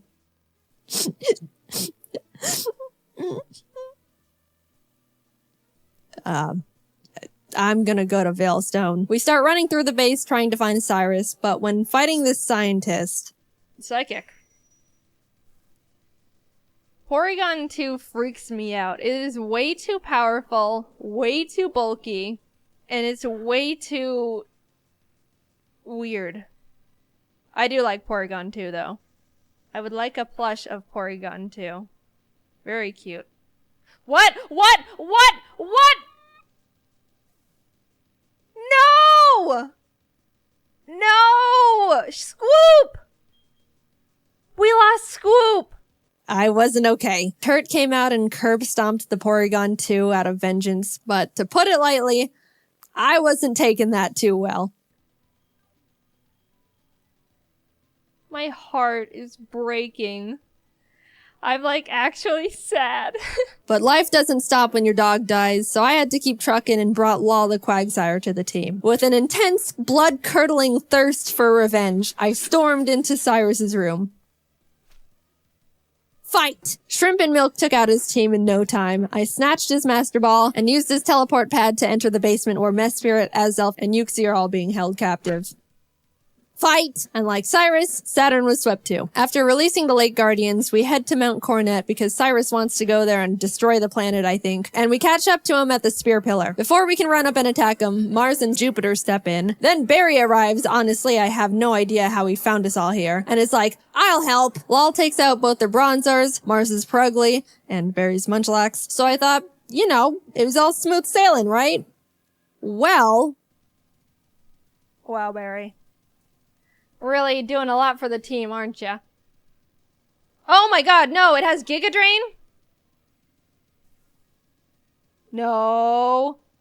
No, oh no, oh no! It was a crit! Not only did I not know their Golbat had Giga Drain for some reason, but it also got a crit. So I was starting to feel bad, but then I started panicking. The thing is, after you fight Mars and Jupiter, you have to go into the Distortion World and fight Cyrus and Giratina. If Cynthia forces us into the Distortion World without us being able to get a new member, we're in massive trouble. We finished up the battle and Cyrus starts his whole spiel about how the world is imperfect, blah blah blah, everything must die except for me. Then he gets swallowed up by Giratina, a hole opens, a rip in space leading to the Distortion World, and I'm kinda just standing off to the side twiddling my thumbs like, "Cynthia, please don't shove me in there without my consent."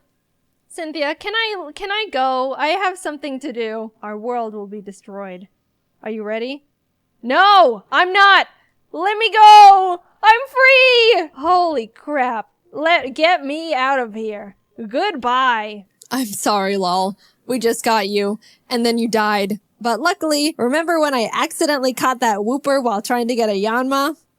It's time, Oops. You were no accident. You're our lucky star who will carry us to victory. We got Oops leveled up, came back to the spear pillar where Cynthia was just sitting there waiting for us, and hopped in. Everything is topsy-turvy and the Lake Guardians are telling me to push boulders into holes. And suddenly I'm on a floating crust of land with Cynthia, who's basically like, Cyrus, get lost and never come back. And Cyrus didn't like that.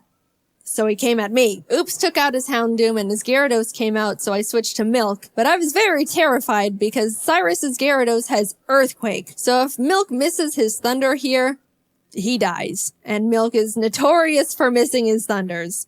But it hit. Milk lives another day. He also took out Cyrus's Crobat and Honchkrow, and Shrimp finished up his Weavile. Cyrus steps aside, and suddenly, it's just me and the Angel of Darkness itself, Giratina.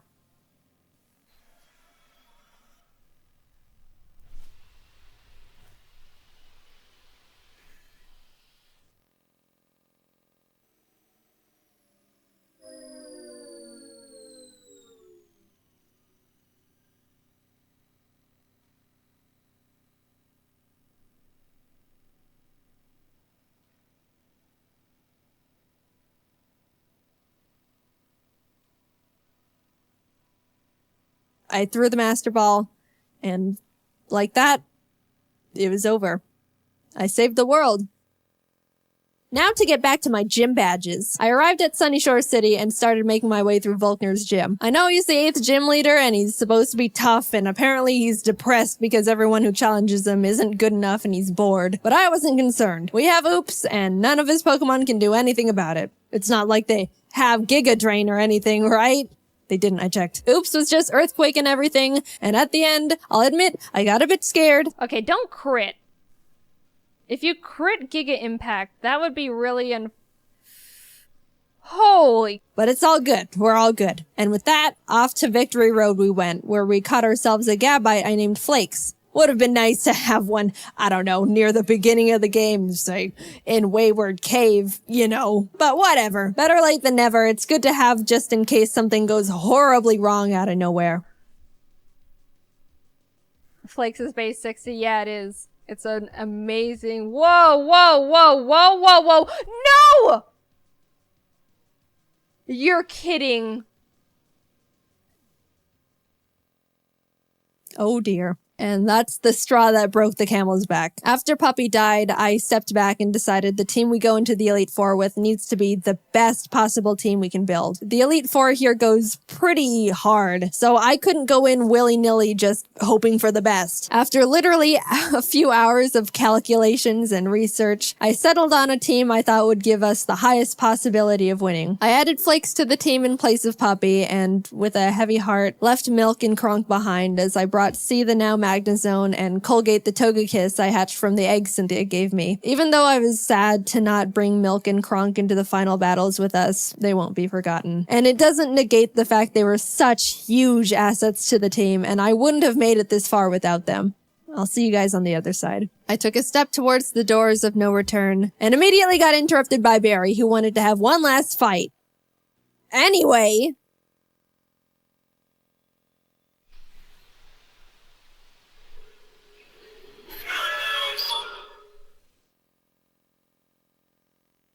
Welcome. This is the Elite Four.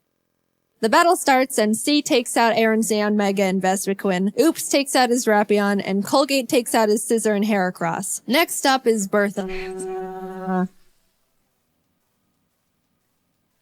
Bertha loves ground types, but Turt and Oops had a smooth time smashing through her team. I felt a horrible shiver when her Rhyperior came out, but things went well. On to Flint.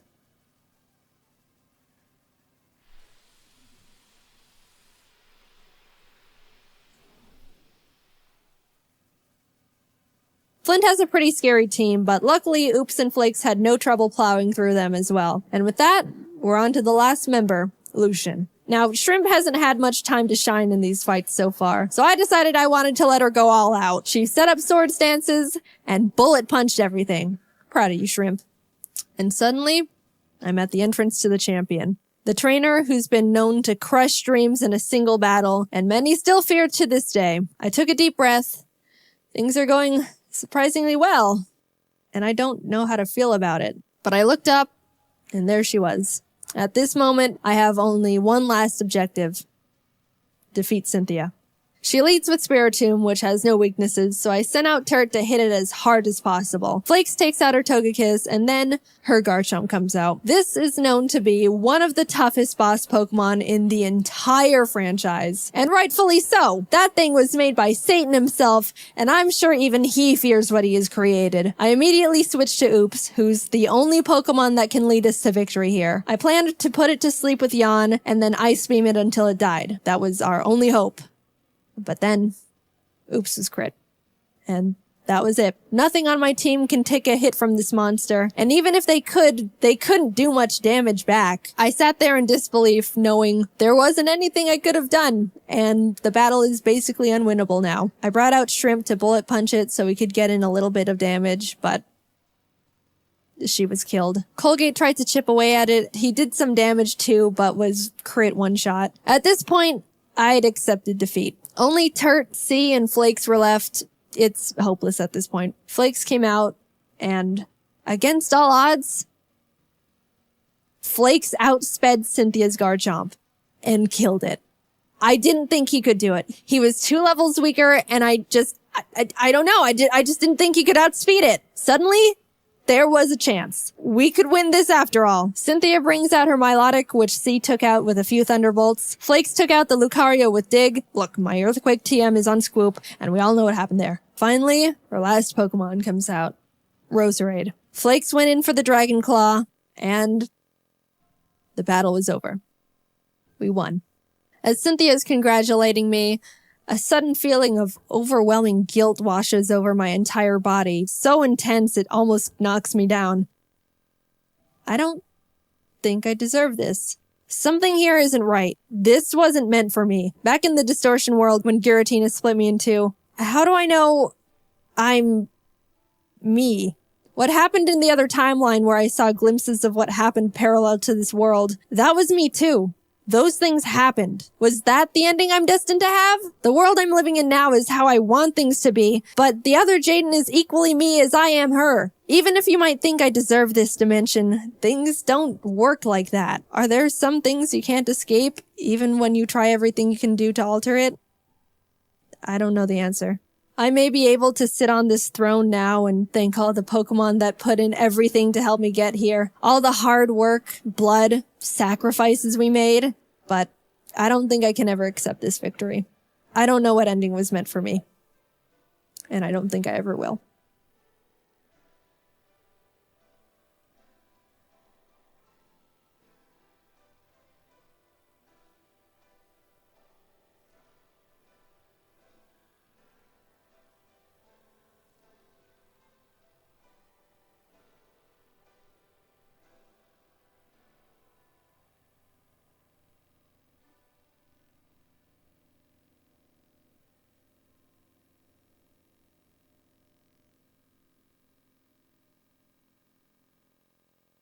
Do you want to join soccer?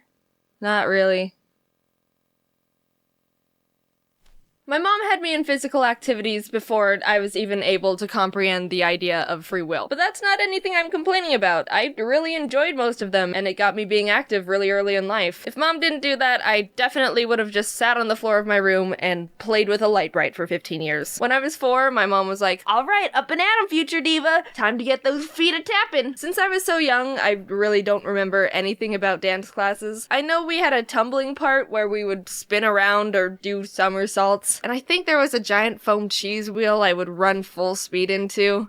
I don't know what that was all about. I also have this distinct memory that when I was on my way to class, I was chewing gum in the back seat, and for some stupid reason, I took it out of my mouth and started playing with it, except it started sticking to my fingers the more I tried to get it off, and by the time mom opened the door to let me out, one dance recital, I was doing this routine with other girls in front of the parents. I was in the center like the little queen I was. And apparently, in the middle of the performance, the girl on the left froze up and stopped dancing. Megan, I swear to God, if you ruin my big moment, I'll put gum in your hair. I guess it wasn't that big of a deal, but there was a part where we had to start shuffling to the side, and she still wouldn't move. So what did I do to continue the show? I grabbed her tiny 4-year-old hand. We looked at each other. I nodded, and her eyes lit up with determination. We danced in sync for the rest of the show, hitting every step perfectly, and got a standing ovation from all the parents as we were showered by flowers. Just kidding, I started pushing her as I was dancing because she was in my way.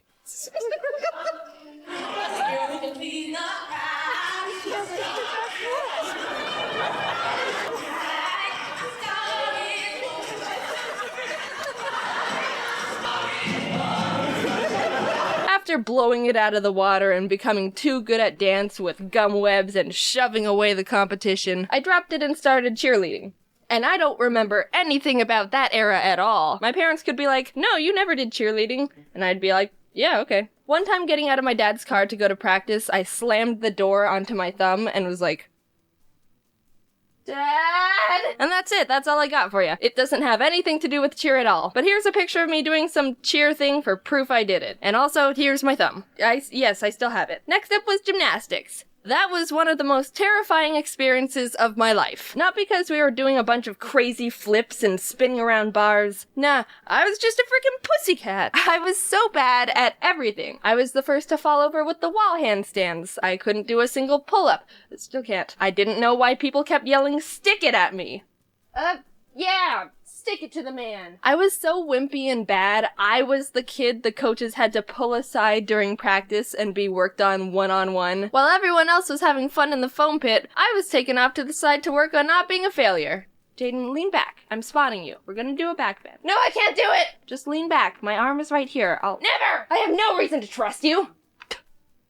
Stick it to me. I didn't spit in anyone's face. But I was never able to do a back bend because I trusted no one and thought I'd just fall over and die. I was a woke 6-year-old. Already knew not to trust anyone but myself. Aren't you the one who slammed your own thumb into a car door?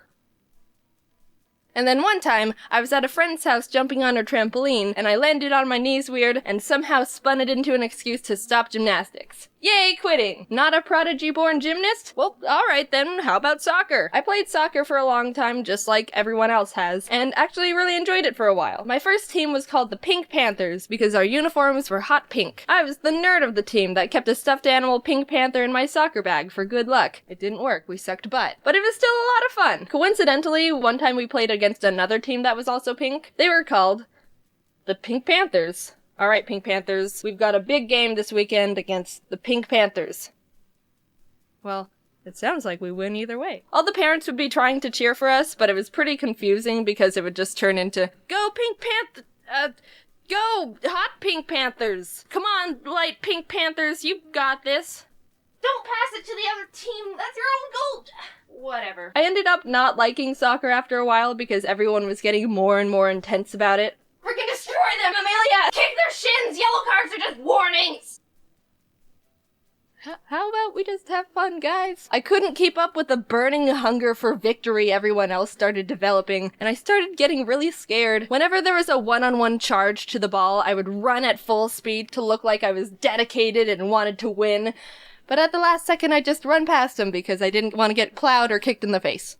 And then I kept running and ran all the way home. Call me selfish, but I wasn't taking a soccer ball to the face for this madness. I wasn't that devoted to the team. Like, I don't mind losing. During soccer, I also tried karate for a couple years, and enjoyed that too. Until it started getting more extreme and everyone was gaining an undying thirst for intensity again. Hey, this is kind of fun. There isn't much to say here. I enjoyed it for a long time. My brother and I were in the classes together. That was some fun sibling bonding time. Yeah! We participated in little tournaments where we would perform our forms and spar each other. Sometimes we would have to perform forms to music, and it was like a little dance recital, except without any 4-year-olds that needed to be shoved off the stage. And I'm not gonna show any footage of those tournaments because it's very embarrassing, and I don't need that on the internet. They were taking them down. It's an ancient Chinese art. Everybody is their part. We're waiting to escape. Finally, in 6th grade, I dropped everything and started up tennis, which was the first sport I actually got the hang of and loved. I even joined the high school team, which was cool. One time when we were practicing after school, the guys' track team was doing warm-ups by the courts, so they were all lined up behind the fence in the sitting area. It was pretty chill. We were doing our own thing and stuff, but every once in a while, one of them would make a stupid comment like, "Yeah, you go, girls. Come on, hit it harder." No one took note of them because they were just pesky boys and we were too busy kicking butt. But at one point, I smacked the ball hard enough that it bounced and stuck right into the fence where one of their faces were. I don't like showing off in front of guys or people or anything. That's not at all my thing. I can be attracted to all genders, which is normal and not a big deal, and would still rather just stand in a dark corner and not draw attention to myself and be invisible. But the shock on his face and the fact he stumbled back a bit out of surprise, freaking hell yeah. That made me feel like All Might for a sec there, with his sassy attitude and taking no bull from anyone. Haha! I am here! Little side story. Tennis practice in the Arizona summers were frickin' brutal. It would be 116 degrees outside and we would be playing for 3 hours. There were points where people would be in the middle of a match, go off to the side to throw up, and then get right back into playing. 15 love? And that's it. That's all the sports I've been involved in during my lifetime so far. I'm glad I have all those experiences because I feel like they gave me a lot of spice and variety to my life during those times. It's really important for your health to keep active, and I had a lot of fun just being a kid running around and doing sports and feeling great. And now I do nothing but sit behind a computer and draw for 11 hours straight. The end. Oh hey, funny seeing you here. It's been a while. Sorry about that, but also, I'm not too sorry because I was away on family vacation and I had a good wholesome time because I love my family and want to spend time with them. Anyway, it's been forever since I've done any sort of sports whatsoever because I stopped pretty much as soon as I left high school. There would be a few times where my friend Kate and I would try to go out and play tennis again and be like, yeah, it'll be fun to hit the ball around, just like old times. And then we'd suck because we haven't even looked at a tennis racket in like 2 years. One time in 10th grade, there were these two guys in my chemistry class talking about sports, like the stereotypes they were, and one of them was like, is tennis a sport? And I'm thinking to myself, no, that wasn't a real question. He's goofing. And the other was like, I don't think so. And in my head, I immediately stabbed myself in the brain. Tennis is a sport. It's not an opinion. And I've got hard proof. Hey Siri, is tennis a sport? Which league? ADP or WTA? ADP? The US Open took place between August. She didn't even question it. She just went, what league? Boom, not even open for discussion. Siri, shut that down real quick. Thanks for watching the video. Talk to you later. Tennis is a sport. If you disagree, you can fight Siri. Bye. I woke up one day with an itch to play Mario. But Mario is a fairly simple and easy game to play. And I can't have that. So I decided to see what would happen if I blindfolded myself and had someone verbally guide me through the game. I called up my most chaotic friend I have, Jacob of course. We plopped down in front of the original Super Mario Bros. And gave it a shot. Our first attempt wasn't that bad, all things considered. So you know how 1-1 looks, so just kind of walk forward and jump over the Goomba coming up. You did, oh my god. Okay, so now you're in the first 2 pipes. There's another Goomba coming up, jump. Oh, hold strong jump. Big jump. There you go. Keep jumping. All right. Sorry. No, that's your fault, actually. And this is where I get to learn I'm a chronic over-apologizer. But that's not relevant to Mario, so I'm just gonna sweep that one away for later. We kept trying for a bit, to various degrees of failure. Jump. Jump. Jump. Keep run, jump. Okay, that was on me. Sorry. Actually, I'm gonna stop saying sorry because it's not my fault. Oh my god, these game overs are gonna be so brutal if you keep going to the very okay. And after dying the 5th time, we realized doing this challenge with this game was gonna be next to impossible, because after you lose all your lives, it restarts you to the beginning, and you have to do everything all over again. Mario Bros. 3! A classic! I like this one anyway. Can we play as Luigi? I don't think so. What? But you're the controller. Make me pick Luigi. Okay, press start. Press start again. Press right. Press A. Alright, now you're Luigi. Awesome. Different game, yet same situation. Run and jump again. Now, keep going. Okay, there's a piranha plant. No, don't jump. Oh, sorry. I assumed that you assumed that I would get over the piranha plant. I assumed, okay. Jump, jump, and again. Oh, you jumped. I was like so shocked you made it. I forgot to tell you to jump over the pit. Jump, jump, jump, jump, jump, jump. There we go, jump. Okay. Okay, let's be cool and calibrate because it's the furthest we've gotten. Yeah, yeah. So let's go a little slower now because I think this is pretty easy. Moving? No, you're just not moving at all. How's this? Jump. So now we're dodging some piranha plants. Jump forward. Jump, jump, jump. Oh my god. Okay, jump forward. Jump forward, jump forward. It's looking a little scary. Okay, big jump forward. Run? Yeah, run forward. All right. Okay. Will you just take like one step to the left for me? Okay. Oh my god. After getting a bit further and further with every few attempts, kind of a 2 steps forward, 1 step back situation, we managed to beat the first level in around 10 minutes. Run, jump, big jump forward, but like instantly. And just keep holding forward, okay? Like that? Run forward. A little bit more. Little right. Little right. And hold jump. Yeah. We did it. We did. That was so stressful. Oh, I just feel now like- imagine watching it. It was a small achievement in the grand scheme of things, but it was the first shred of proof that we could at least build enough teamwork and communication to accomplish something together, and that's a big deal in this situation. We entered the second level and started chipping away at it when we realized this game also starts you over if you lose all your lives. Oh. What? So, Do I have to do it again? yeah.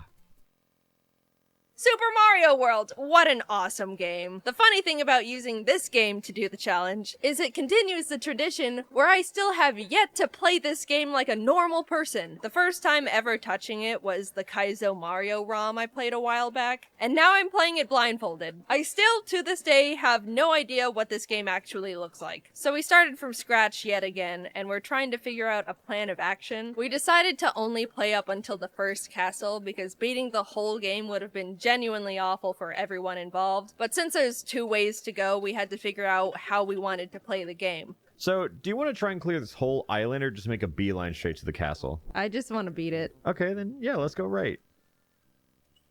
Are you kidding me? Oh my god, I'm so sorry.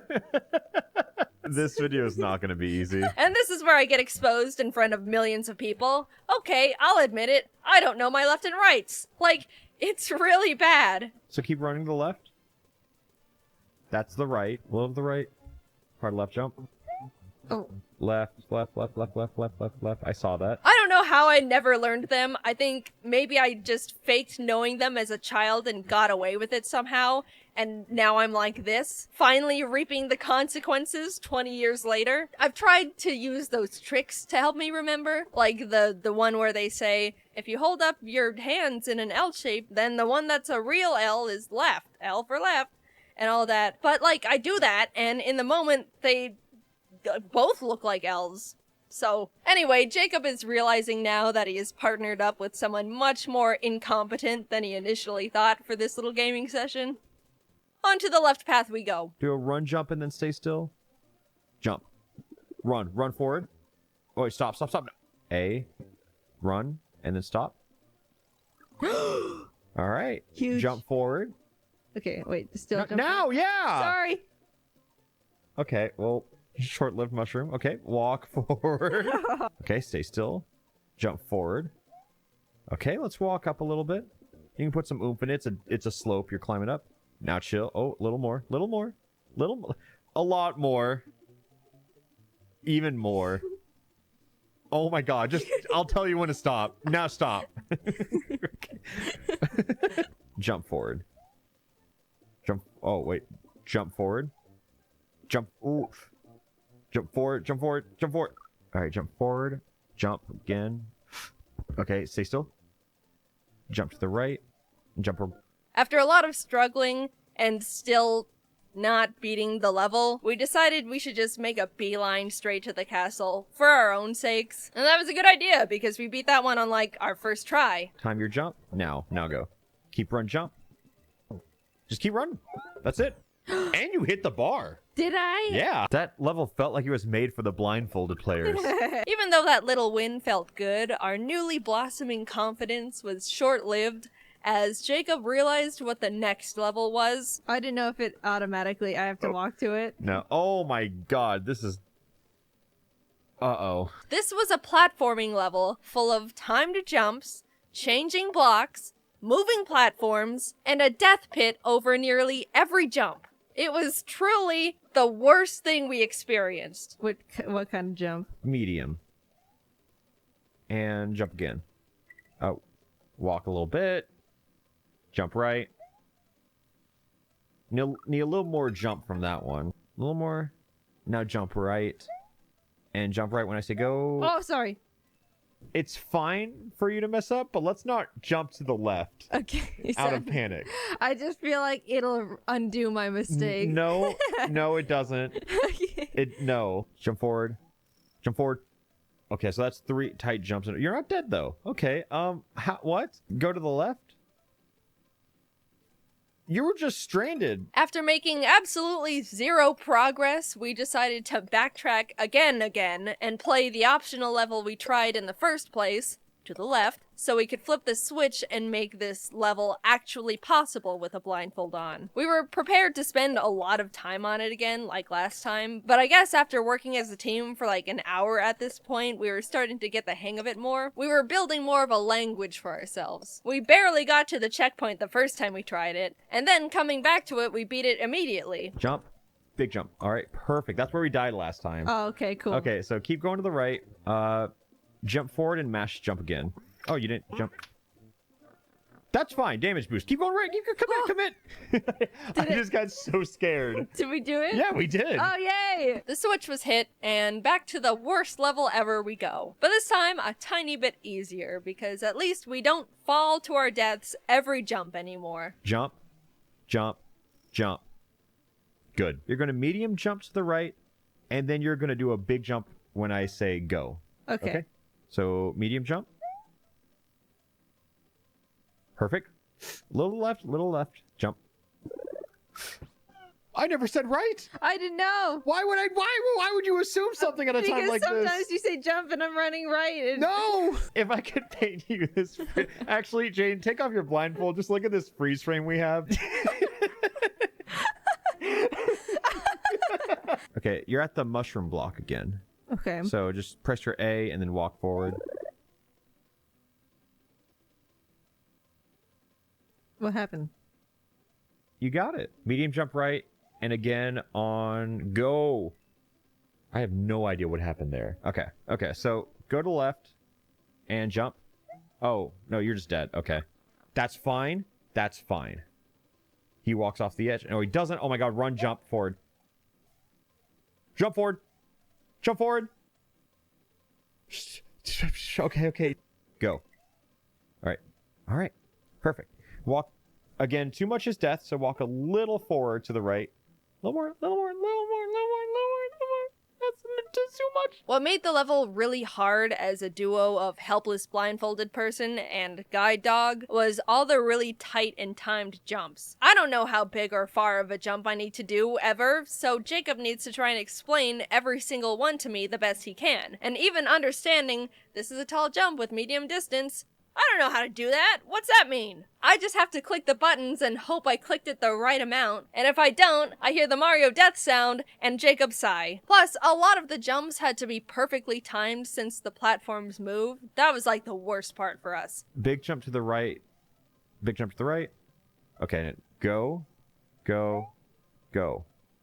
Alright. I take a few milliseconds to process the action and input I need to make, do it, make it a third of the time, and then Mario slips off anyway because his shoes got no grippies on him. We finally make it to the checkpoint, and it doesn't even feel good. It just gets worse. We've spent so much time on specifically this level, and only just now made it halfway. We keep trucking through. At this point, I think it's really starting to take a toll on Jacob. Oh, I passionately dislike this level. This The hardest possible level We'll to be do it. blindfolded We'll do on. it. Okay. Oh my god. You didn't have the momentum for it. Oh, this is so hard. Oh my god, Jaiden, you do not understand how hard this such situation is. Oh, this fucking level, Jaiden. This is so hard. We got to the end. We can do it again. Okay, hard right. Huh. I guess this isn't really, like, that big of a challenge for me. You're kind of the one who's having to do all the work here. Whoops. My bad. Sorry. Anyway. Okay, now we're gonna do a big jump to the right on go. When I, not that go. Oh, Sorry. So again on go, you're gonna do another big jump to the right. mm-hmm. Go. We didn't make it. Oh. And I'll tell you when to go left. Okay. Tall jump. Sorry. Jump right. That one was unfortunate. Not even your fault. Stop. Big jump right. Same thing happened again. Really? Oh my god, yeah. Okay, I'm gonna start looking out for that. This level was really putting our friendship and communication to the test. We had to take everything we thought we knew as individuals, throw it away, and rebuild it all together through verbal sign language. We started implementing different rules, like, if you're explaining what to prepare for a timed jump, lead with, when I say go, instead of leading with the input, because stuff like this would happen. Big jump to the right when I say go? Oh. I understand the confusion. And since we kept dying from Mario's slippery little slime shoes, we implemented that Jacob would say left, and I pull back on the jump, so we land perfectly. Big jump to the right, and I'll tell you when to go left. Go. Left. Oh, this works perfectly. We were becoming a stronger duo with every death. At least that's what it felt like to me. Jacob was still having to do all the hard stuff, so his morale wasn't quite there anymore. But after a full hour on this level... Okay, so another run jump on the cycle. On go. Here we go. One. We're coming up on it. Go. Walk slowly to the right. I think that might be the end of the level, but I'm not entirely sure. I think it is. Keep going. Don't have a Goomba here or anything, please. That's the end. Run? Yes. Yeah, we did it! Oh, so many times I wanted to give up. But look at us now. We passed the goal and it felt like our souls left our bodies with how relieved we were. Since we'd been recording for a consecutive 2 hours at that point, I asked Jacob if he wanted to take a break, and he said, "No, I just don't think it's possible." So we took a break, one consumed pizza later, and our energy was rejuvenated, and Jacob wanted to be friends with me again. Since the levels were supposed to get more and more difficult, even though we had a pizza, we were still a bit unsure on how long their whole run was gonna be. But honestly, it turned out to be not what we expected at all. The stage before the castle was a water level with a bunch of platforms and fish and spike balls, and even though I had to learn how to swim at first... You can get out of the water, right? You just have to hold up or something? Just jump, mash. I mean, have you played this game before? No. We found a star power-up, and as soon as I got that, we beat the level immediately. Wow, that's the level. Wait, not yet. Go left. More. Now go right. Okay. Hold right. There we go. Mario just looking at the pipe for a little bit. The goal was touched after 3 minutes of attempts. Just like that, we were at the castle. I was optimistic because it was the last level in the run. But Jacob was not optimistic because he's played this game before and was worried about the boss fight, which is reasonable. Also, I'd like to mention, when I was sifting through the footage to write the script, I saw this sprite of Mario looking up at the castle, and I was surprised for a moment because in the Kaizo hack, the sprite looked like this, and I didn't know that wasn't the original. I really need to play this game at some point. Jump. Right now? Yeah. What forward? I don't... You're gonna jump in place in a second. Now. I was a little off. We were surprised to be getting through it so quickly, but it's ironic because the little cage wall climbing part surprisingly became the easiest part for us to maneuver, because when Jacob would say stop, Mario would stop immediately. So it was like instant feedback. It was almost like he was playing. Okay, maybe not really. Either way, we got to the checkpoint, and after that was an auto-scroller. So now we have the auto-scroller section. Don't run. Careful. Now run. Jump to the right. Wait, actually, still jump. Ah, there's a fire flower there. Jump right. Okay, so jump and go right. Jump. Jump now. We struggled a bit, but honestly got to the boss really easily. Stay still. Run forward. Yeah. Oh my god. Okay. We're at the boss door. Oh, funny little moment.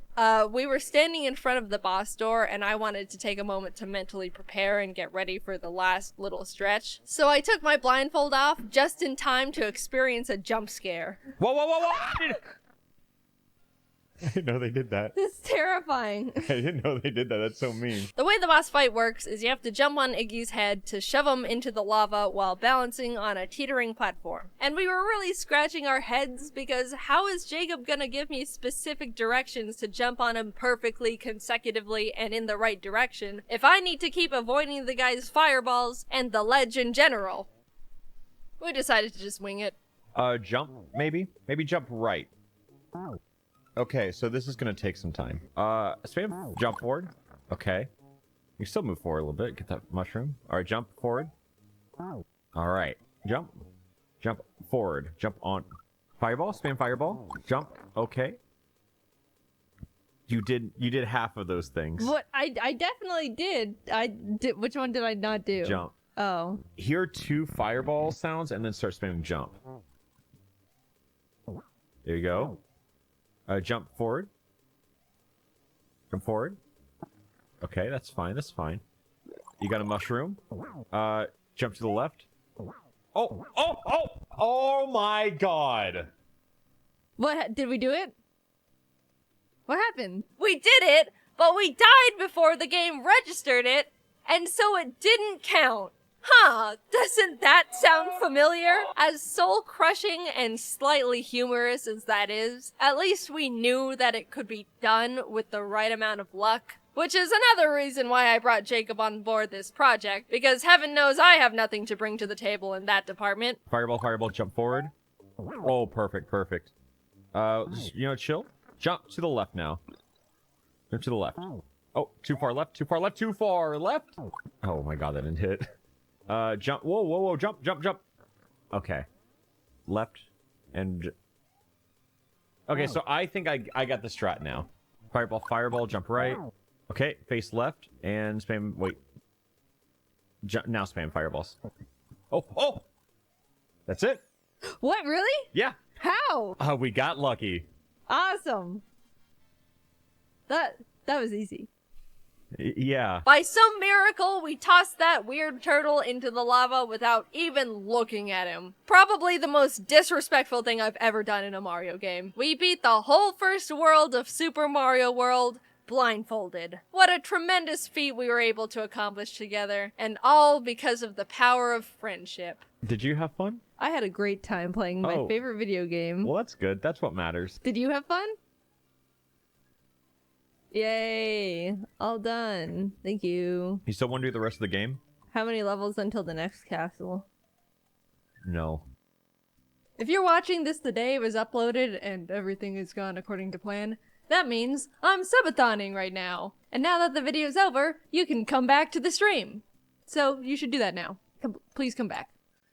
You know the drill at this point. Pokemon faints, it dies, catch one Pokemon per route and nickname it to set up for emotional trauma. But this time we're doing something a bit different. A 2-person Nuzlocke. It's technically called a Soul Link, but no one knows what that means. So basically you and person 2 play the same Pokemon game at the same time, following the same Nuzlocke rules. However, your Pokemon are linked, which means if my starter dies, player 2's starter also dies. And they can't do anything about it. Plus, we can only have one primary typing for both of our teams combined. So if I catch a water type and add it to my team, person 2 can't have a water type at all on theirs. And cherry on top, all Pokemon are randomized. I can walk into the grass at any point and accidentally find God. And maybe he'll just kill all my animals right then and there. So with all these new rules in place, I needed to find a player 2. One who's a real Pokemon master, able to adapt, improvise, and strategize all at the drop of a hat. And who else other than Pokemon Master himself? Jacob Alpharad, who at this point in time has a 50-50 Nuzlocke win ratio. Here's our Pokemon Heart Gold, Soul Silver, Soul Link Nuzlocke. We both go downstairs, barely greet our mom, and immediately beeline it to Professor Elm's lab to see what Pokemon he's got for us, because we don't know. They're random. In case you forgot what I just said, we stroll up to him and he pats Jacob on the head and goes, Here, choose from these 3. I picked them specially for you. Torterra, Tentacruel, or Ludicolo. Alright, what do I get? Why not Mankey Ariatus?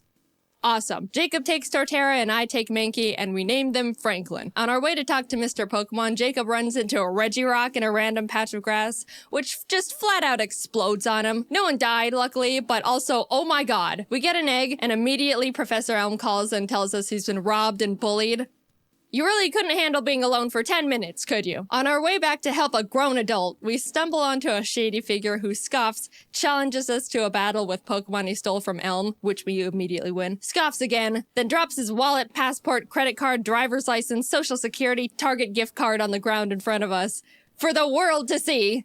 Dude, get your craps together. You can't be doing that when you're a wanted fugitive. Back in the lab, Elm is crying on the floor as the police and our neighbor are trying to comfort him, and the police asks us if we saw anyone suspicious. Yes. We saw his info. Now here we get to name our rival. Jacob and I try to think of someone that we both shared some sort of rivalry with. When we remembered a certain professional Pokemon Nuzlocker has been consistently reacting and critiquing our Nuzlockes so far, some of his comments were more critical than others, and directed at one of us more than the other. Mr. Policeman, his name is Jan. Hi, Jan. Let's see if you can destroy us from the inside out. Anyway, our neighbor takes us out to some grass to show us how to catch a Pokemon, runs into Articuno, catches it in a Pokeball in the green, and turns to us and goes, see? Just like that. They give us some Pokeballs and we can finally start our journey. We both run around in the grass and our first encounters are Barboach and Houndoom. This would have been awesome for Jacob if he could catch the dang thing. Since we only had Pokeballs, Houndoom was not getting in the ball no matter what, and we ended up not getting that pair. But you know, it's alright. There's plenty more encounters like Hoppip Farfetch that Jacob accidentally kills, or Geodude Gyarados that Jacob accidentally kills, or Tyrogue Charizard that Jacob accidentally kills. Hey, why do I get this? And Jacob gets all this? And why do you keep killing him, Jacob? But finally, in the Ruins of Elf, we managed to catch a new pair. Sandslash, Camerupt. Not bad at all. We tried to name them Michael, but both misspell it, so welcome to the team, Michels. Then on Route 32, we catch Totodile Beedrill, which is also pretty good, mainly for just me. We started combining the two Pokemon to create their names, so we ended up somehow with Bedrodo. We ran into a trainer who had a frickin' Palkia on his team. Fun fact, did you know if you Google Palkia type weakness, Google will tell you that he's weak to Fairy and Salamence? No other dragons, just Salamence. So Jacob and I started joking around every time we saw a Palkia. Oh no, if only I had a Salamence. Uh-oh, don't have a Salamence over here. It was kind of strange how many Palkias we ran into, but that didn't stop us from bullying every single one. So we take on Faulkner, the first gym leader, who has Kyogre Bronzor and Metagross Dragonair.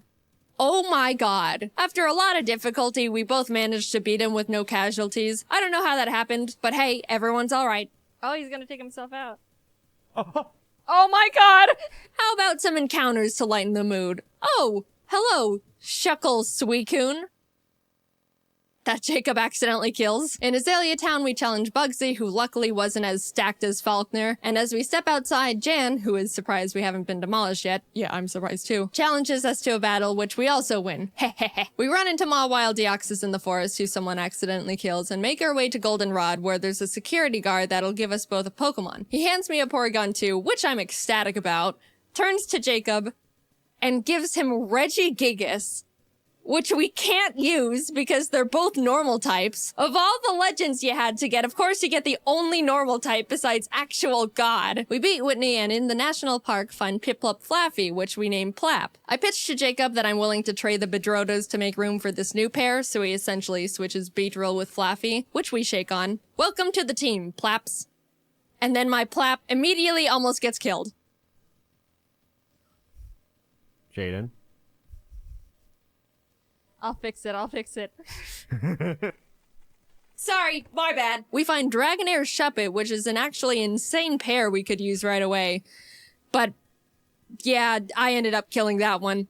Look, I'm sorry, Jacob. It is harder than it looks to catch these things. We pour water on the strange trees on Route 36 that actually turn out to be Cradilly Silcoon. We caught and named them Dilly-Doo and could have added them to the team as death fodder, but we ended up forgetting to. Which is, yeah, a pretty silly mistake, but what's the worst that could happen? Who needs death fodder in a Nuzlocke? Jacob and I make it to Ekritik and walk into the burnt tower. As we were about to go down there, Jan runs up and is like, "You're only trying to catch Suicune to make yourselves look stronger than you actually are." And we're like, "No, we killed him a while ago." But he still wanted to battle, probably to show off the Mew he somehow found. We beat him yet again, go downstairs, scare off the dogs, and go challenge Morty. Jacob didn't have any trouble for the team Morty had for him. But for me, I was having a bit of a harder time because he had a Lugia, which neither me nor my team could even handle. All I could do was bubble beam it with Plap and pray I don't get crit one-shot as Jacob just sits there watching. But it ended up working out. We arrive in Olivine and climb the giant lighthouse, almost falling to our literal death along the way. Reach Jasmine at the top, who's like, "Climb back down and go get medicine for Amphi and Cianwood." And we were like, we almost died getting here. Surfing to Cianwood, we encountered Abomasnow Pupitar. And I know what you're thinking. Yeah, we did catch them. Abomatar joined the team immediately, and suddenly we've got a pretty powerful lineup going on. Also, a random guy in town gifted us a Mewtwo and Weepinbell. Finally! I'm the one with the legend now! But we had to box him because we couldn't have 2 grass types. All of this sudden shared luck combined with our 0-death win streak got us feeling pretty confident, which naturally means it's time to get kicked in the throat. Specifically by a black belt martial artist. Gym leader Chuck was indescribably tough in the most bullcrap way possible. For me, Jacob had no trouble at all because he's Jacob. He had a Kingdra, which I brought Abomatar out for. Nothing else on my team could really do anything against it. The main drawback of this is Abomatar's Snow Warning ability, which creates hail, damaging every Pokemon, including my own, that's not an ice type, which is pretty inconvenient in a Nuzlocke. I even made a teeny tiny comment about it when I first got him. I'm gonna call it. Snow's gonna kill one of my Pokemon. Kingdra goes down, and Chuck's only other Pokemon, he's only got 2, is Frostlass, who, if you don't know, has Snowcloak. Snowcloak makes the Pokemon 20% harder to hit if there's hail. You want to know how many Pokemon in Gen 4 have this ability? 5. 3 of which being Mamoswine. You want to know how many Pokemon there are in Heart Gold Soul Silver?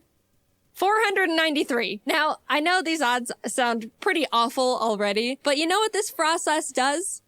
She uses Ominous Wind. Ominous Wind has a 10% chance to boost every single stat of the user. She gets the stat boost twice in a row.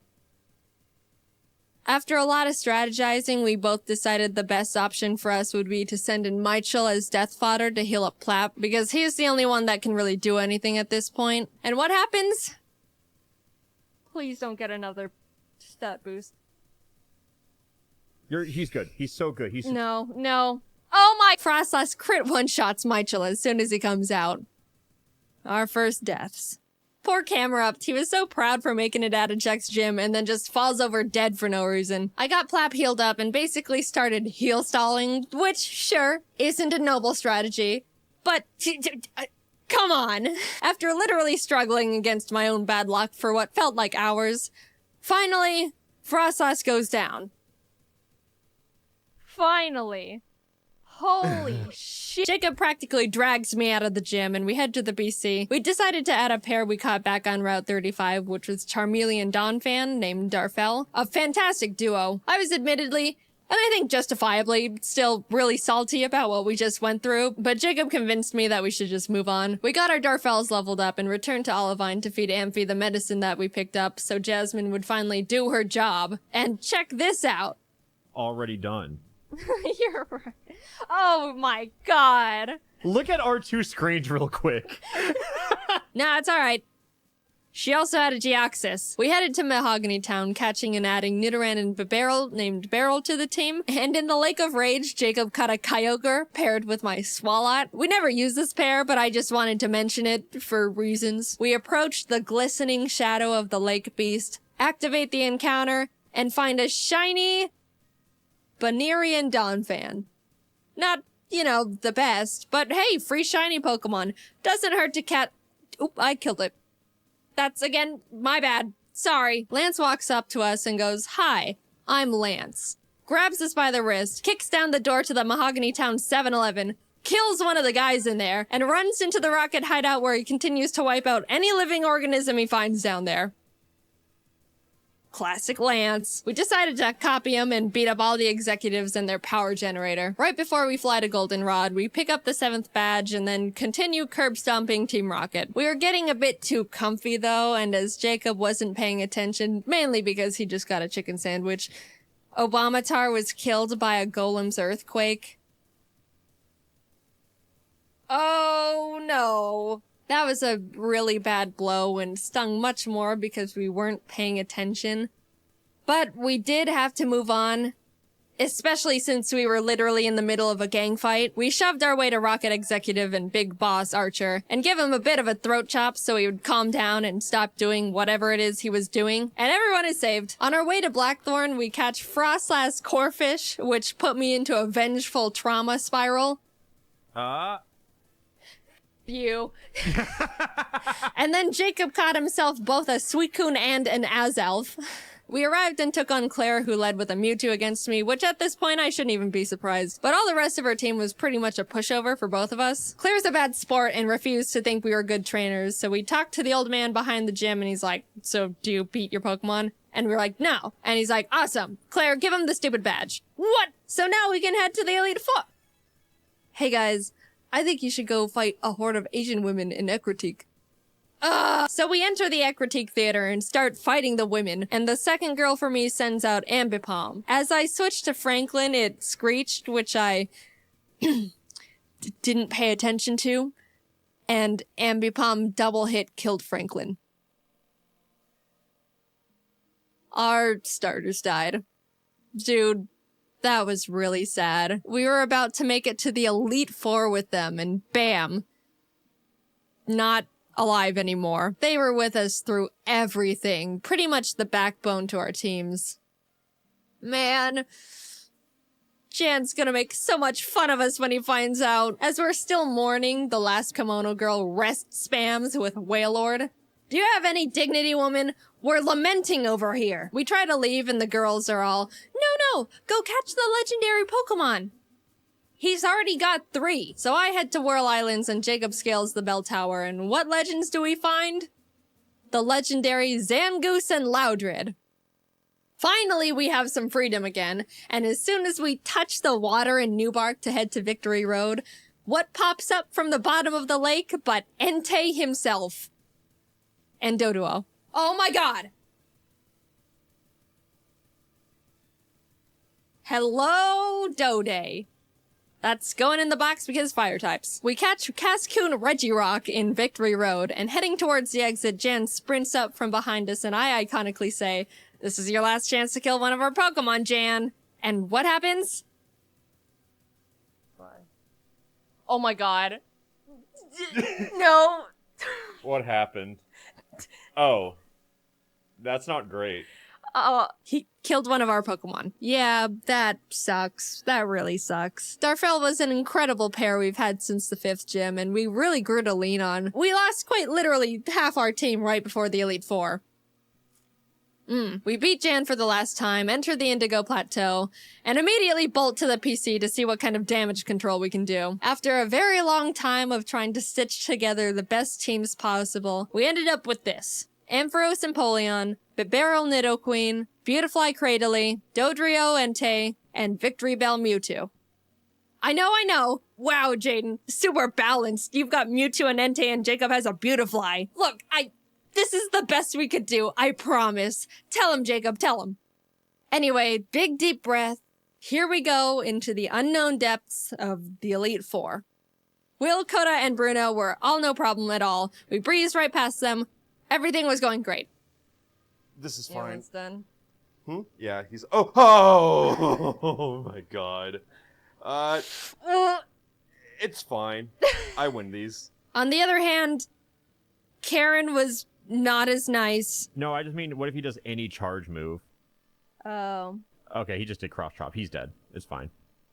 I was safe to fly him. I'm just paranoid. Oh my god. Yeah. Oh my god. Oh my god. Oh no. Guys, we're so sorry we got you killed in the first, 15 minutes of having you. We ended up getting out of the battle with no more casualties, but facing Lance with a team of 4 each is really not ideal, to say the least. But we walked up to him nonetheless. Whether we win or lose here, this is our last battle. He leads with Fiona and Ledian, which we were both like, ha ha ha, Lance, is this all you've got? And then he hits us with the no. Jacob was up against his Porygon Z, Rampardos, Licky Licky, Zapdos, and Plusle. And even though it's a pretty stacked team, he was holding his own and getting through them really well. On my end, I was dealing with a giga-impacting Snorlax, which I really had nothing for. I just had to pray for no crits and as many misses as possible. It goes down eventually, and what does he send out next? Palkia. Oh, I could really use a Salamence right about now. This is what we get. We bullied Palkia so much during our journey here. Looking at my team, I don't have anything that can handle Palkia either, except for Mewtwo. And what happens? He gets Spatial Rend crit one-shot turn 1. I am in a lot of trouble. I took so much time getting past Snorlax that Jacob was already done with his battle, so all he could do was watch this massacre from the sidelines. I sent out Dillydoo to confuse stall him and just try to chip away at him with basically nothing. And my god was I lucky, because if Palkia hit one more crit at any point, Dillydoo and the run was over. And I was forced to dance on that line for a long time. But eventually, Dillydoo lands the finishing blow. I was so proud. The pair that we caught so early on and deemed as death fodder was the one saving us. We're so sorry for doubting you, Dillydoo. Thank you for sticking by us and not dying. But that was only half of Lance's team, might I remind you. Plap took out his Sand Slash, which stunk, but Bastiodon came out, tanked Plap's Surf, and killed him with Metal Burst. I was in shock with that one. That was our second oldest pair. Ever since our Franklins died, Jacob and I both started seeing the Plaps as our star members. Beryl came out and revenge finished the Bastiodon, and Lance's last Pokemon was big ol' hard-hitting, tanky frickin' Azumarill. I sent Dillydoo back out because Beryl would die immediately, and started the chipping game again. If that wasn't bad enough, Azumarill set up the rain and an Aqua Ring for itself, which turned this fight from, to, this awful one-on-one lasted 10 whole minutes. I slap him, he slaps back, much harder, and then heals, and then I heal. But eventually, Dillydoo wins the stalling battle, and Azumarill goes down. In an unpredictable turn of events, Dillydoo saved us from utter defeat. What an adventure we just went on. Insane encounters, insane bullcrap, friends, death, bullying, and the Dillydoos. Thanks for going on this journey with me, Jacob. I quite literally couldn't have done it without you. And a salute to the buddies we made along the way. Except you.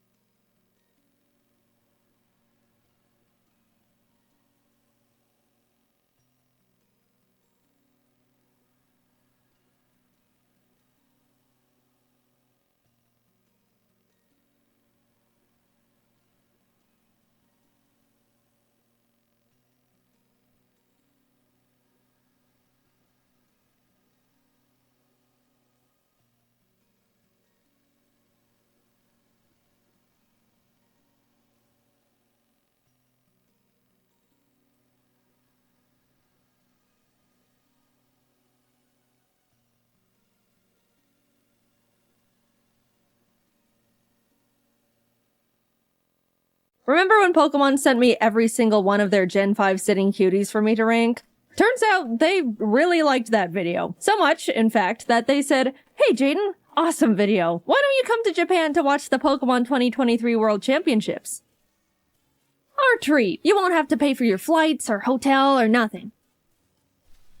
I've been to Japan once before in my entire life, and it was back in 2018 with my family. We did a bunch of fun little Japanese tourist things. It was a phenomenal trip, but ever since then, I've always wanted to go back and do all the awesome nerdy stuff Japan has to offer that I didn't want to bother my family with. At the time, they didn't even know who Luffy was. They would have been so lost. So when Pokemon extended their hand and offered to fly not only me, but Jacob out to attend the biggest Pokemon tournament in the world, I jumped for joy. Free trip to Japan! The tournament was only going on for a single weekend, but Jacob and I planned to stay there for 3 whole weeks to do a bunch of said extra nerdy stuff. We were pumped. Eventually the time came, Jacob and I were packing up all our stuff, and decided we both would bring an extra suitcase so we could treat ourselves a bit and buy a bunch of cool stuff while we're there. Don't judge us, we're anime and Nintendo loving impulse buyers going to Japan. A game plan was needed. We were being responsible. 2 extra suitcases was definitely gonna be enough.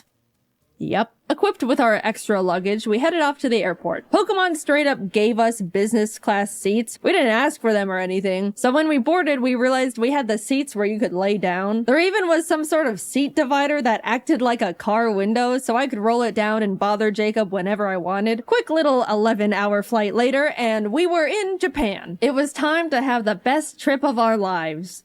I'm not joking. I had the most incredible trip and got to do things I won't ever forget. And I won't, because I've now plastered it onto the internet forever. We landed midday Japan time, so we decided to go to the first thing we wanted to see while abroad.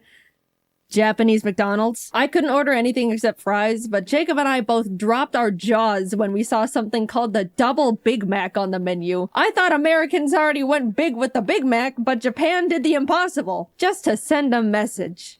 What a magical place. Let's begin with the next morning. Pokemon planned a bunch of cool stuff for the creators and partners they flew out, beginning with a group field trip to the Mega Tokyo Pokemon Center. Jacob and I woke up early for it and missed the bus they had for us.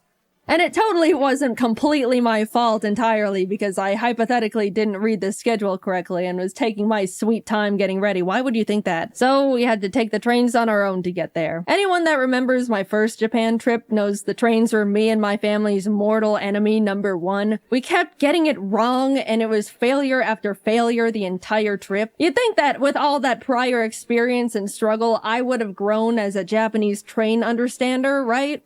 Nope, we got on the wrong train. But at least we were having a good time. After a lot of freaking out and mental strain and regrets, we finally arrived at our destination, and although by the time we got there they had already finished looking at the Pokemon Center, we were able to grab a quick snack with the group at the Pokemon Sweets Cafe. I meant to take a picture of the Pikachu waffle before I ate half its cranium, but I forgot, so this is what you get. Now that we were with the group, we were able to travel with them for the rest of the day, so we packed into the bus and headed off to a traditional tea ceremony where we were taught all about how the tea masters would make tea and tea etiquette and all these things about the significance of tea in Japanese culture, all while getting to taste the tea master made. Again, I meant to take this picture before I took a chunk out of the little sweet they gave us, but here we are yet again. I'm just not that great at this. They also served us a really special lunch of super fancy bento boxes, like so fancy that the host was like, dude, I've never even had these bento boxes before. I was super excited,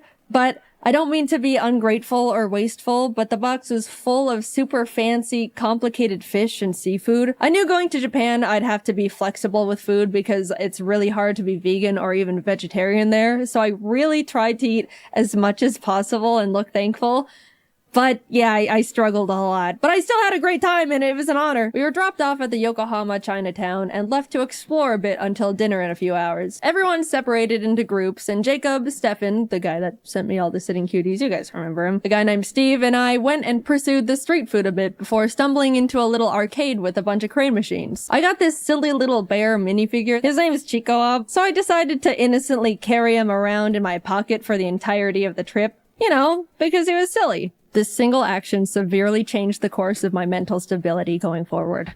You'll see soon enough. But look at these cute photos I got with them. We had a great dinner, headed back to the hotel, got to hang out with our good old Pokemon rival Jan a bit, and called it a night. The next day we all got to do some private shopping at the Pokemon World's pop-up shop. I'll just say we bought way too much stuff that we also don't regret in the slightest. I even got this video of Jacob grabbing more and more sitting cuties as the workers kept reorganizing them to keep the display looking perfect. We walked out of there with 3 giant bags of stuff. But it's okay, because remember, we anticipated this with our extra suitcases, which I am starting to wonder if they are going to be enough, but surely we will come down. We were then all taken to the creatures' offices. You know, just the place where they make Pokemon cards. It was gorgeous in there. They had these awesome sculptures of giant Pokemon cards with crystals, and all the walls were lined with 3D card art. It felt like I was in a building with a lot of significance.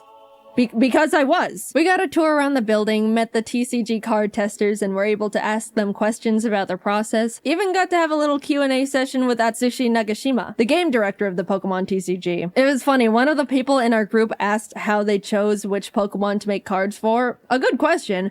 And then followed it up with, I really like Mantike, but there's only 2 Mantike cards that exist. And the assistant pulled up a list of all the Pokemon Mantike cards that have ever been created, and sure enough, there were only 2. The director chuckled and was essentially like, yeah, sometimes Pokemon get lost in the cracks. We kinda just make cards of Pokemon I like. For example, my favorite Pokemon is Gengar. And you know what?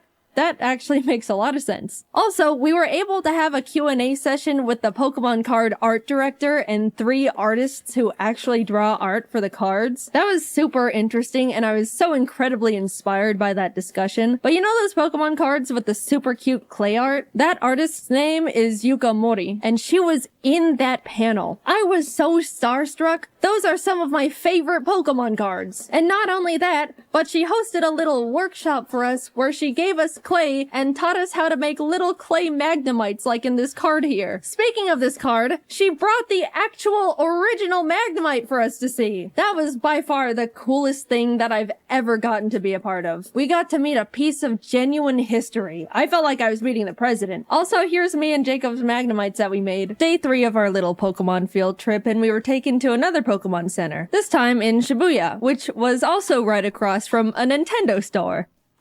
It was like a bullet was shot through our credit cards. In the shopping center, I saw a little gacha machine with little miniature Chiikawa plushes. I was only interested in getting Chiikawa, but I decided to test my luck anyway. And I got him first try! Now I had 2 of them. Yes, the original was still in my pocket. You can safely assume he is in my pocket for the entirety of this video. I've got pictures to prove it. Jacob snapped this awesome picture of the Chiikawa brain rot taking over. When we were looking around in the Shonen Jump shop, a little Japanese boy pointed at Jacob and went, Sanji-san, before his mother quickly yanked him away, and I still to this day laugh at that interaction. Poor kid saw his first blonde guy in real life and immediately thought it was Sanji. Later that day, we also got to attend the Pokemon Symphony, where a live orchestra played Pokemon songs, and it was absolutely incredible. Video game orchestras are so cool. It always tugs on my heartstrings to see video game music transformed into such a beautiful new art form. Highly recommend attending one if you have any favorite games or franchises. On to the first day of Worlds. It was exciting. People flooded into the venue. We watched the opening ceremony in the crowd. Just wow. This is the whole reason why we're here. We went back to shopping. Look at this cute little Chiikawa book I found in a nearby bookstore. At this point, we were absolutely pushing it in terms of luggage space, and we were day 4 into a 2.5-week trip. Our shopping sprees until this point were very not frugal. So we cut our losses and bought 2 extra giant suitcases to fit everything better. Okay, we knew we were gonna need extra suitcases. Getting a few extra couldn't hurt. Look, the flights were paid for. We were still saving money at this point, I think. That's my rationalization. I'm going with that. Also in the mall were tons of Pokemon monitors straight up playing the World Championships. TCG, Pokemon Go, VGC. Japan treated Worlds like it was the Super Bowl. And it was just so cool to see one of my main interests so culturally celebrated. People of all ages would stop by to watch for a bit before going back to their shopping. I can't explain it, but it just made me very happy. We even got to see Wolfie live on the monitors. How'd he do? He did great. Don't worry about it. Nothing happened. Look, we were just happy to see our friend on the Pokeball screen. Proud of you, Wolfie. You're so cool. The second day of Worlds was hype. So hype that we left Yokohama and flew to Osaka. I haven't mentioned it yet, but we actually got tickets to see the one and only Hatsune Miku live in concert. The real ones know how huge that is for me. I want to talk about how life-changing that was, but I'm gonna make a whole separate video about that experience I'll be posting next. All I'm gonna say is it was the best day of my entire life. By a lot. Subscribe now before you miss it, just saying. I will mention, we did have to take the train to get back later that night and got super lost again. And we never get better at it. Don't expect anything to change in that regard. We did finally get back to Yokohama, crashed for the night, and had a nice slow morning as we got ready for finals later that day. To any One Piece fans who are caught up, we were in Japan for the One Piece anime episode. You know what I'm talking about. 1072. We were able to turn on our hotel TV and watch it live. And that was so cool. I don't talk about how much I love One Piece much, mainly because it doesn't really come up. But One Piece is peak, and it was an honor to be in Japan at such an iconic part of the manga and anime's history.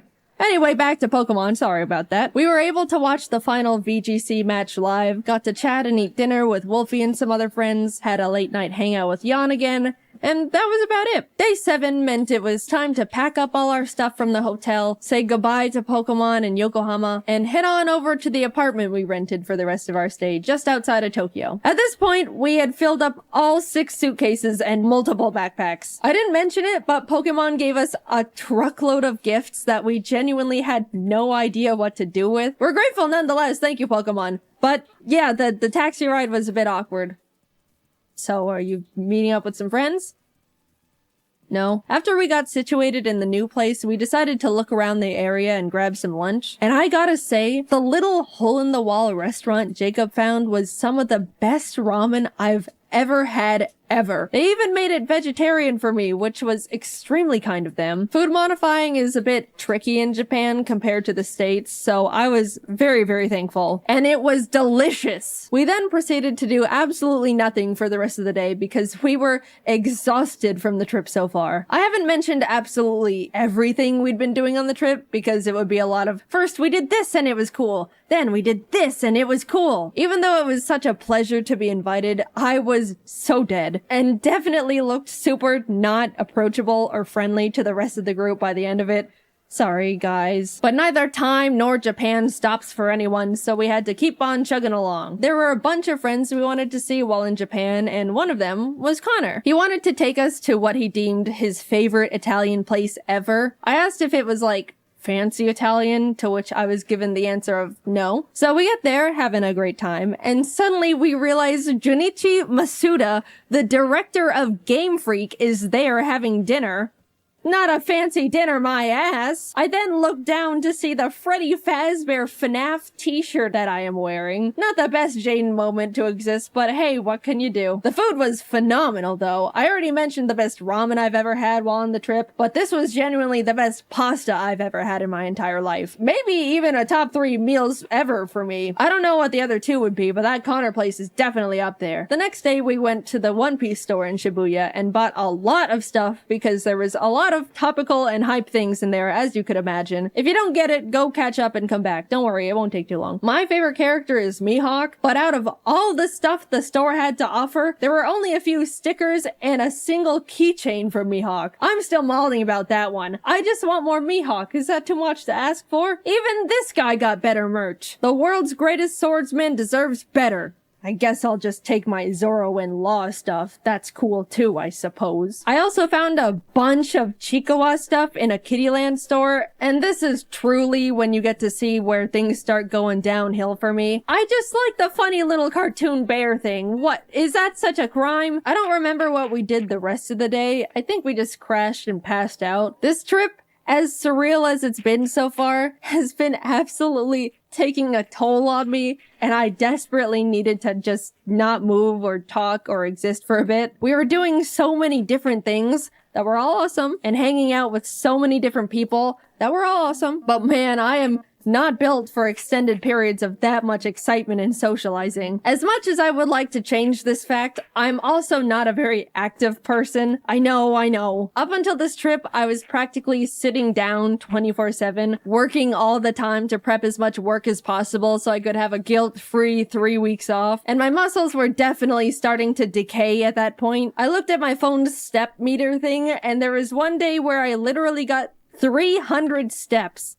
That's pathetic. And suddenly, I'm logging over 20,000 daily. My body was screaming. What the hell are you doing out there? Please stop. Plus, we were in Japan during the hottest, most humid time of the year. Every time we left the air-conditioned luxury of a building, we would immediately be drenched in sweat. Look, I'm used to the heat. I grew up in Arizona, but even this was too much. So yeah, crash and burn it was. Tokyo Disneyland was a bit underwhelming. It felt like a slightly worse version of the one in California because of the oddly spaced layout and surprisingly empty vibe. We did go to a Stitch-themed show thing, and as we were walking in, a worker stopped us and said, "Oh, excuse me, Stitch only speaks Japanese," like warning us it's not super tourist friendly. But I just think the statement of Stitch only speaks Japanese is hilarious. We went in anyway, and yep, Stitch only spoke Japanese.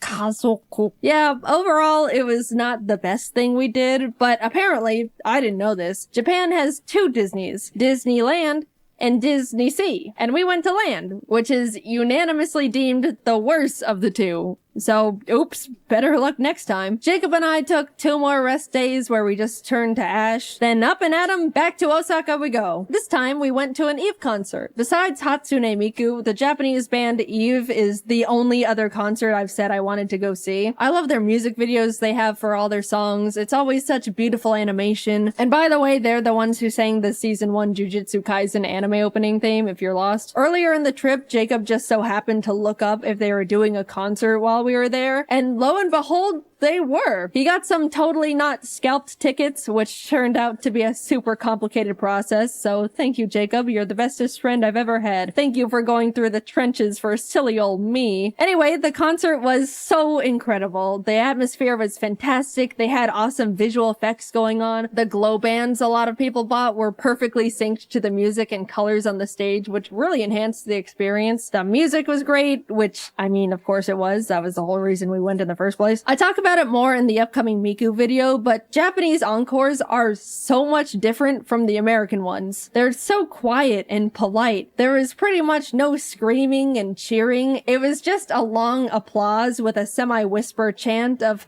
"Encore! Encore!" And they also made us wait like 5 minutes for them to come back out. My hands were getting itchy just from clapping so much. That's how long it took. And then when they finally came out, they ended up doing like 5 extra songs. I mean, I'm not complaining, but after the 4th time thinking, man, that was a great last extra song. Well, time to head home.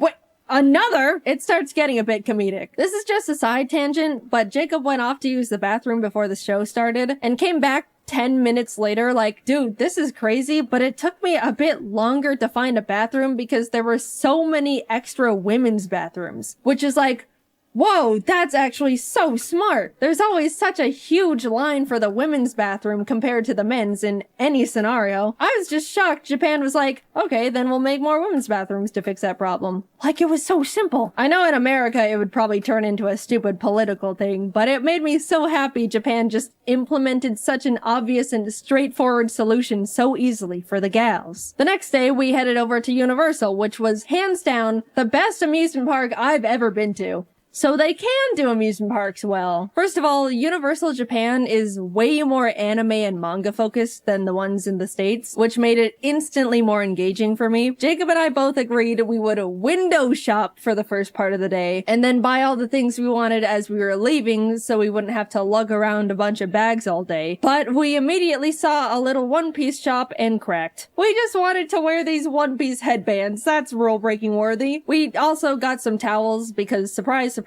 it was freaking hot. I know I've been complaining about the weather here and there, but my lord, it was miserably scorching. Japan has such a big culture around staying cool while outside, and I totally get it now. People would be walking around with little fans, ice packs, towels. A lot of women had parasols. I'll say, if we didn't get those towels, we probably could have passed out from heat stroke that day. Later on, I even ended up getting another towel. It was a cute Pikachu one, but I got it mainly because it was a cloak design. After soaking that thing in cold water and putting it on, my body temperature instantly lowered like 5 degrees. However, that meant I was walking around the park looking like this. Back to the awesome stuff. We did a bunch of attractions like watch a fun 4D Jujutsu Kaisen show where the seats move around, went on a super cool 3D VR Spider-Man ride. We tried to cool down by going on a Minions thing called Freeze Ray sliders that claimed to cool riders down with a blast of chilled mist from a giant freeze ray. But we got on and absolutely did not even touch a drop of the mist because it never ended up getting in range of our cart. That felt like an actual tragedy at the time. There were a few big roller coasters we wanted to go on, but I get super motion sick and forgot to bring nausea medicine, so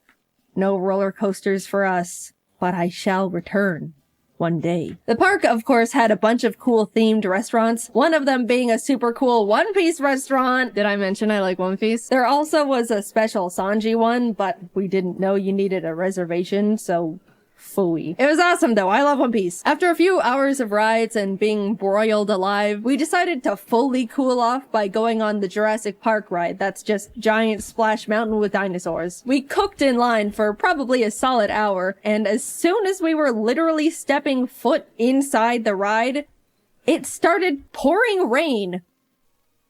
Now that's just not fair. I don't even understand how that happened, but whatever. We started buying all the stuff we window shopped for as we waited for the One Piece live show to begin. Again, please refrain from judging. I am being vulnerable and open here. By the way, as we were walking around, we stumbled onto a little Mario-themed show just out in a courtyard area. They played some fun little custom songs and had all these dancers alongside the mascots. And then out of nowhere, they started absolutely blasting the crowd with like gallons of water. I didn't even see it coming. It was like firefighters showed up to put out a giant fire, except the fire was a bunch of Japanese people. The time came and we got to file in for the special One Piece live show, and even though Jacob and I didn't understand a single part of it because it was all in Japanese, it was awesome, and the costume design was phenomenal. It was a bit unfortunate though, because the seats were all in like a half circle formation around the stage. As much as they tried to make the show enjoyable from all angles, it was pretty hard to see the main things going on in the center. My only true complaint though is that Zoro didn't come to our side at all. All the other characters rotated around so we could see them, but Zoro only did it at the very end to take a bow. Also, Mihawk being included would have been nice, but it's okay. By the time we got to enter Nintendo Land, it was like 9 p.m. We got up at 6 a.m. by the way, so we pretty much just rode the Yoshi's Island ride they don't have in the States and headed home because that's all the energy we had left. But even just seeing that, it was miles better than the one in the States. Also, we picked up a little dinner at the 7-Eleven near our hotel. 7-Eleven is actually awesome in Japan, by the way. And they had a few little Chikoa plushie keychains, and I bought them.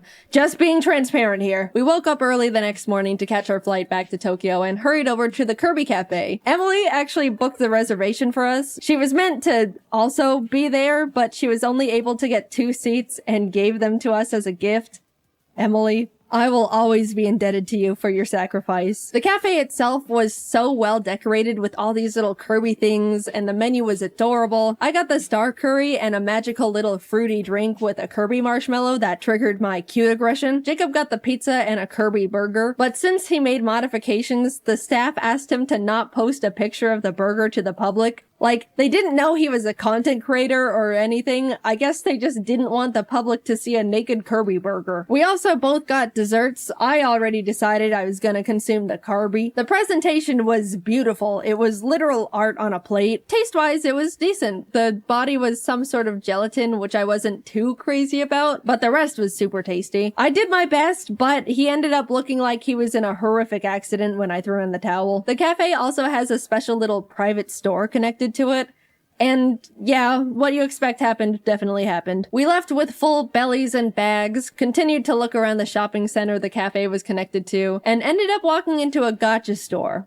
I am about to be very vulnerable with you here. This is one of the lowest points of my entire life. Please don't think too much less of me after what happened in that gacha store. So I walk in, spot Chikoa, beeline it to the machine, obviously. Like I mentioned before, I'm only interested in Chikoa, so I was only playing for him. But by the cursed luck of the gacha gods, I just could not get him. I was going back and forth between the machine and the coin exchange, getting multiples of every other little guy, but no Chikoa. I could feel the workers' glances at me, probably because the desk they were standing behind was right next to the machine I was grinding. But after way too much money, he dropped. I got my well-earned, horribly priced at that point, Chiikawa. I then started looking at all the other machines, putting some coins in a few here and there, until I stopped at one that had a line of animals playing band instruments. They were very silly, but there was a little pigeon holding up cymbals, and I really wanted to get him for Jordan and Kelsey. In went the coins. Tiger,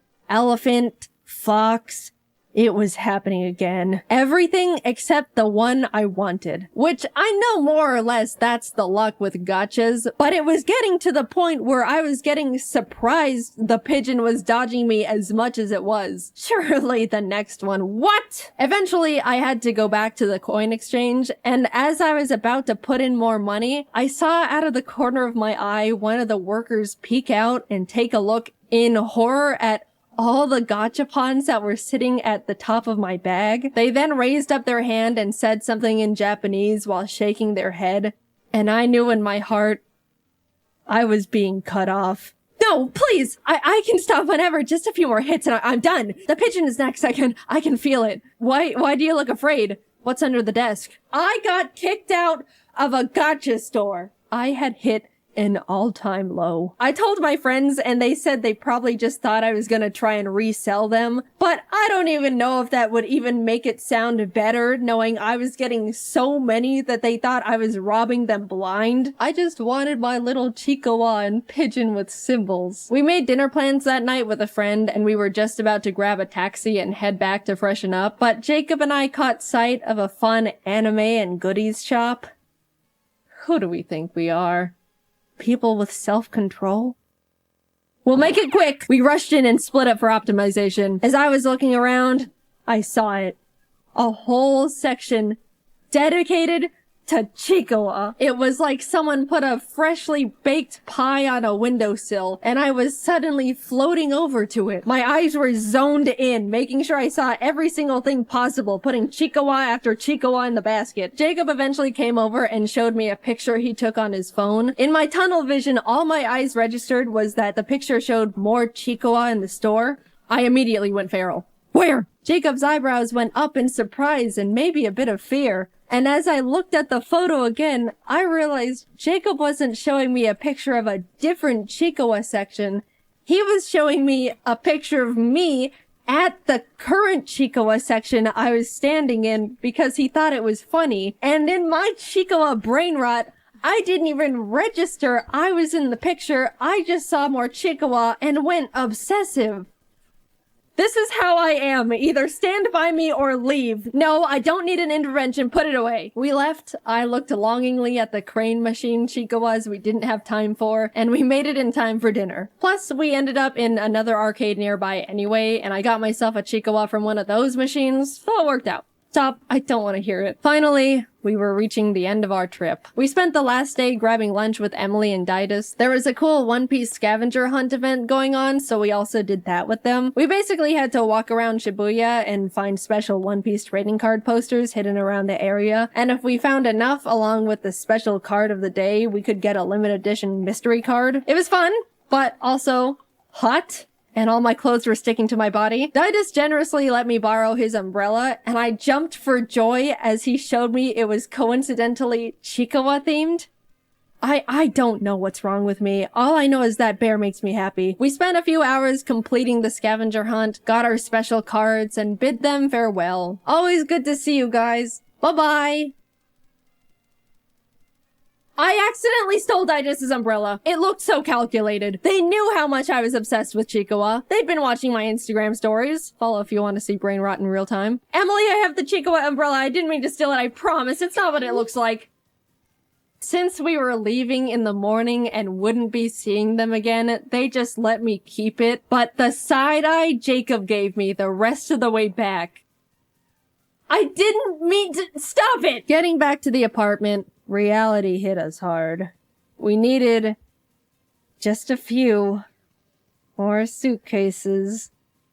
Again. In total, we ended up buying 6 extra suitcases to hold everything we collectively bought. And even then, it was a struggle making it fit. Jacob ended up going professional Tetris mode, perfectly fitting everything into the suitcases with quite literally no extra room to spare. We came to Japan each with a backpack, carry-on, and one extra big suitcase, and we're leaving with altogether 8 suitcases and 4 backpacks. We were lucky the taxi driver had a big enough car to fit everything because we didn't have much of a game plan if it didn't. Off to the airport we went, where we checked all of our excessive bags, paid a couple fees, boarded our flight, and headed home. That trip will go down as one of the best trips I've ever gone on. It felt like it turned into a celebration of everything that makes me me. All of my hobbies and interests, Pokemon, One Piece, at the last minute Chikoa. We got to do so many incredible things and were given so many opportunities I'd never even thought I could be a part of. I got to see so many friends that are normally so far away, ate some of the best meals of my life, and overall was just really happy, especially getting to spend it all with my best friend Jacob. By the way, if you wanted to know why in the world we got so many things, yes, a lot of it was for us. 90% of it all was for our friends. 100% of the Chikoa stuff was mine, but that's besides the point. If you want to see what we got them, also credit where credit is due, the majority of it all was from Jacob, because he's a great gift giver and even more incredible friend to the people around him. We're all nothing short of lucky to be able to call him our friend. You can go watch his Japan video. I assume it's already up because we had to animate a freaking 30-minute long video. My god, it was a lot. Thanks for sticking around. But yeah, I just had an unforgettable trip, and I owe the opportunity to the Pokemon Company for inviting us to Japan in the first place. I'm extremely lucky to be in the position I am and will be forever grateful.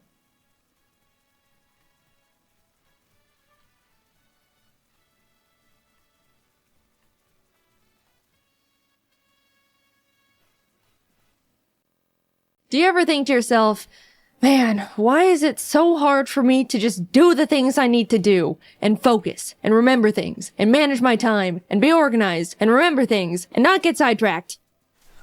Ha!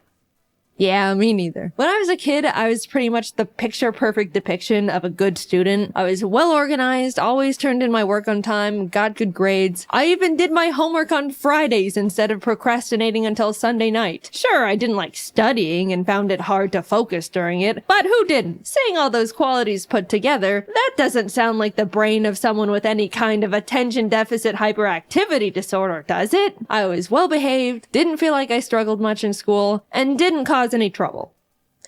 That is, up until I moved out of my parents' house for the first time to go to college. Gradually, I started slipping. I began skipping classes a bit when I just didn't feel like going, would wait until the last moment to start classwork, and lost a lot of motivation because I wasn't interested in any of my schoolwork. But overall, even though it was pretty out of character for me, I chalked it all up to the fact I was simply over going to school. At the same time, my YouTube was really kicking off, and all I wanted to do was that. Of course, I wasn't gonna be as good of a student when the silly YouTube videos were doing numbers. I finished a single year of college and convinced my parents to let me take a gap year to see where this YouTube thing can take me. Spoiler alert, the gap year turned into me never going back. I'm a college dropout. So great, I've eliminated the boring school part of my life that weighs me down. Now I can go back to being organized with my new exciting passion job, which entails being my own boss and having to manage and assign myself all of my own responsibilities 24/7. Why are the voices not getting quieter? It's almost like everything was going backwards. I was having a much harder time staying organized and focused. If I didn't want to do a certain type of work, I would have to shackle myself down in basically an isolation chamber to be able to get it done. If I found a new interest, it was all I could think about. And why is it so easy to suddenly be on your roof watching a YouTube video on how to know when you need new shingles? I really didn't get it. Child me had it held together more than current me. What went wrong? I could look back and recognize how everything used to be so perfect and easy. Look at tiny Jaiden and all her ducks in that row. I used to color code every single binder I owned, and now I don't even know where I placed the $20 I literally just had in my hand 3 minutes ago. I haven't even left the room. Genuinely, where could it can go. Despite feeling like I was downward spiraling for multiple years, I never suspected it could be something related to a genetic neurodevelopmental disorder. I just thought I wasn't trying hard enough and being lazy, or applying myself like I used to. Oh, the woes of turning into an adult, I suppose. Maybe the best years of your life truly are in high school. How upsetting. I didn't even enjoy those either. But then one day I got a text from my brother. I got diagnosed with ADHD. It was a pretty big surprise for me because growing up, he never really seemed to show any of the typical symptoms you associate with ADHD. You know, people would always describe ADHD to me as super hyper kids who would run around the room and scream and generally be a lot. That wasn't my brother. He was quiet and well behaved like I was. But when he started explaining his symptoms, the gears started turning. Yeah, I've always struggled a lot with focusing in school and having things hold my attention when it's boring. But like, I could hyperfixate on things I'm interested in and get really passionate about that stuff. Hearing him talk about his personal symptoms of ADHD made a lot of sense, and I felt very freshly educated on the topic. And you'd think that I would immediately start looking into getting a diagnosis for myself, because if you were paying attention, my brother's experiences all sounded very similar to the same struggles I've been having in my own life, but related to work instead of school, because I dropped out. But nope, I was just like, good for you, bro. Happy for you. Or, I'm sorry, I don't know. Anyway, back to struggling to simply open up my drawing program as if 2 blocks of iron were welded to my wrists. Imbalance of brain chemicals? Nah, this just happens from time to time. It's normal. Just the laziness kicking in. I hate Mondays, am I right? Even though I didn't instantly think there was a possibility of me also having ADHD, the mental seed was planted. It's genetic, so I knew subconsciously it ran in the bloodline. It took a few years after my brother was diagnosed for me to really sit down with myself and consider that I, too, could have ADHD. Shocking revelation, I know. Foreshadowing, where did you come from? Things in the focus and productivity department were just getting worse and worse. I had the attention span of a cartoon dog, would completely forget things as soon as they entered my head, would hyperfixate on random stuff like an addict, and there was constant civil war happening inside my head to get one thing done, even though I knew it would only take like 15 minutes. You don't understand.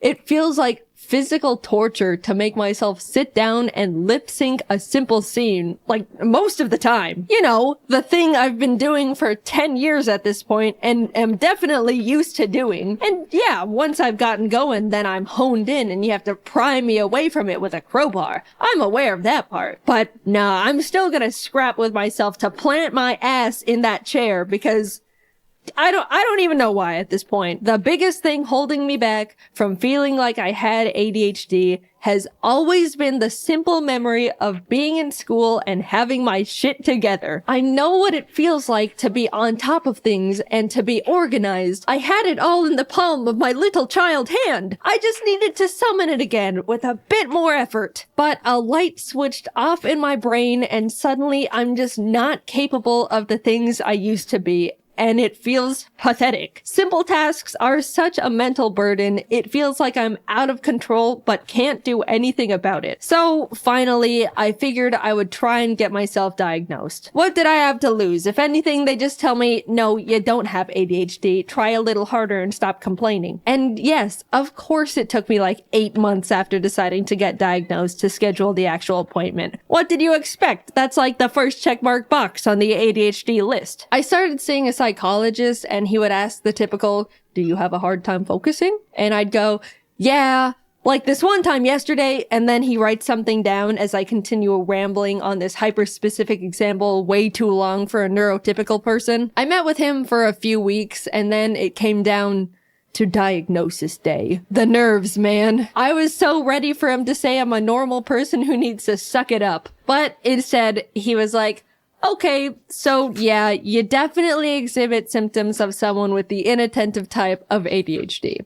and autism. Yippee! My struggles are justified. I'm not crazy. Wait, what was that last part? He explained all the different ways ADHD affects me and the different areas I struggle with compared to others. He even gave me a 37-page document of his conclusions and information on how my brain works, with graphs and pictures. I've read through it all a bunch of times now, and it's already really helped me understand how I tick. I call them the autism docs, but I'm not gonna get into that side of the diagnosis. Let's just brush that one away for now. There's a couple types of ADHD you can have: hyperactive, inattentive, and combined, which is both hyperactive and inattentive. Hyperactive is the type people typically go to when they think of a loud kid who can't sit still. People with this kind normally need to fidget, have low patience, tend to talk a lot, and have trouble staying seated, especially when they're expected to, like in a meeting or school. Inattentive is the one where someone experiences difficulty in focus, memory, organization, has a low attention span. That's the one I have. It's self-explanatory, but if you have the combined type of ADHD,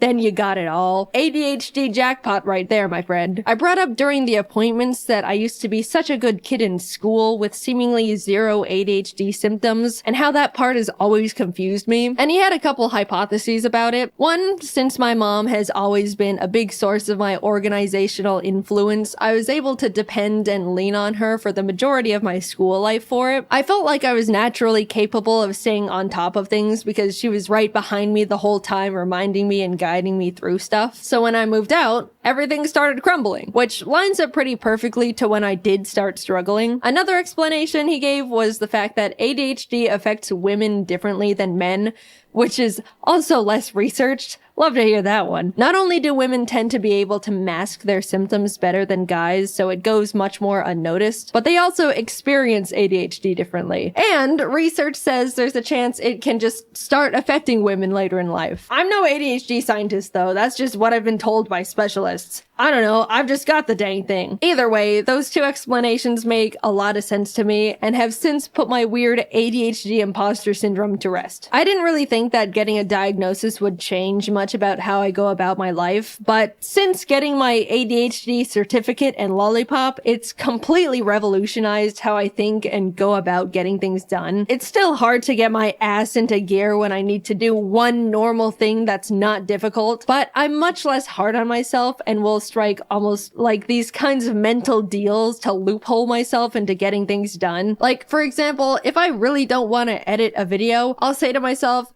okay, I know it's gonna be super hard for me to immediately start that task, so I'll get myself into the mindset of getting things done by doing a simple other task I don't find difficult, like cleaning my room. That way, I'll feel productive and can transition that into tackling the original task much easier. It doesn't always work, but it's the mindset change and overall understanding that sometimes I'm gonna have to go about things in different ways that's helped me a lot. Also, after being diagnosed with ADHD, I didn't have much desire to get medicated. I figured just knowing I have it would be enough to get things into gear, and I didn't really need medication that badly. But the content creator in me also thought, well, if I'm gonna write a script about having ADHD, it would be nice to be able to talk about what it's like to be medicated, even just for a day. So I got prescribed good old classic instant release Adderall. Instant release means I don't have to take it every day. I can just take it when I need to get stuff done. It affects me immediately and then wears off after a few hours. There's also extended release, which is the kind you take every day and gives you a constant steady stream of medication. It wasn't until I had the Adderall in my hands when I realized the idea of taking it for the first time made me nervous. Like, what is this thing gonna do to me? I have so many friends with ADHD, honestly a higher ratio than friends without it. That's how it goes in content creation. All these MFs have it. They were all telling me that it's awesome, how you'll take it and immediately feel like a god, and you can do anything and it's incredible. And yeah, that sounds great, but also like, what the hell?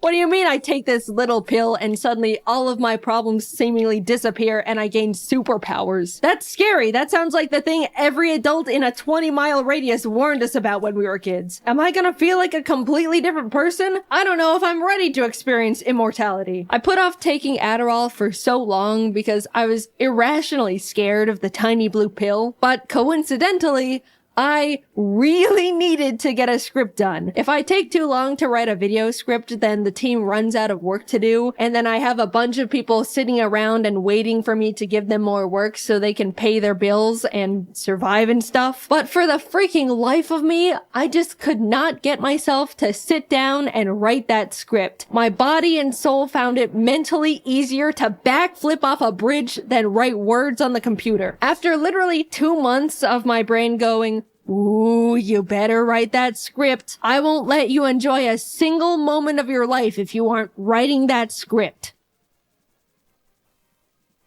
I don't wanna. Get up, go to the bridge. After that constant loop, I finally swallowed my fears and took my first Adderall. I had talked to James a lot about what Adderall is like since he's been on it for a few years now. And after I took one, I was messaging him like, I did it. I ate an Adderall. How long does it normally take to start? How do I know? What do I do? And he was helping me a lot and giving me tips. Then, like 20 minutes later, I felt it. All the non-stop thoughts going on in my brain went silent. I could think clearly and in like a line. My mind wasn't racing a mile a minute. I was able to sit behind my laptop and write. It was incredible. I was messaging all my friends about it the entire time. I can write my script and not get distracted. I don't have to take a mental break every 10 minutes. I can remember things. Kelsey sent me a message and I thought, I'll check that in a bit. And I remembered to check in a bit.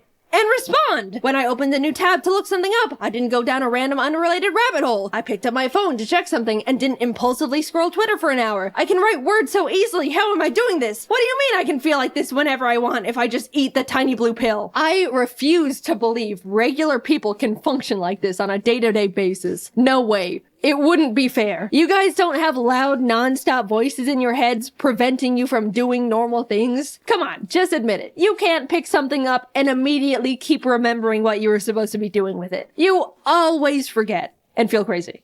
Come on.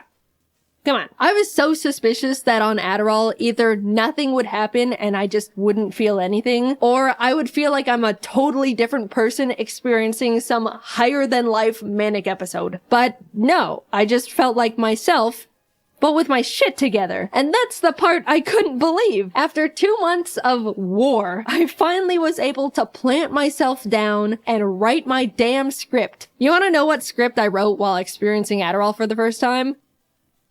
This one. I was struggling to write a script about ADHD, and the thing that finally pulled it out of me was Adderall. Come on, you gotta admit that's funny. Yeah, it was great. I didn't think my head was loud before, or I was that impulsive, or had that hard of a time focusing. But now that I've been able to peacefully sit in one spot for hours and not need to take a break, or check social media, or get distracted by some stupid tangent I don't actually care about, yeah, this changes things. I still can't believe what I was able to accomplish. Writing a script in 3 hours.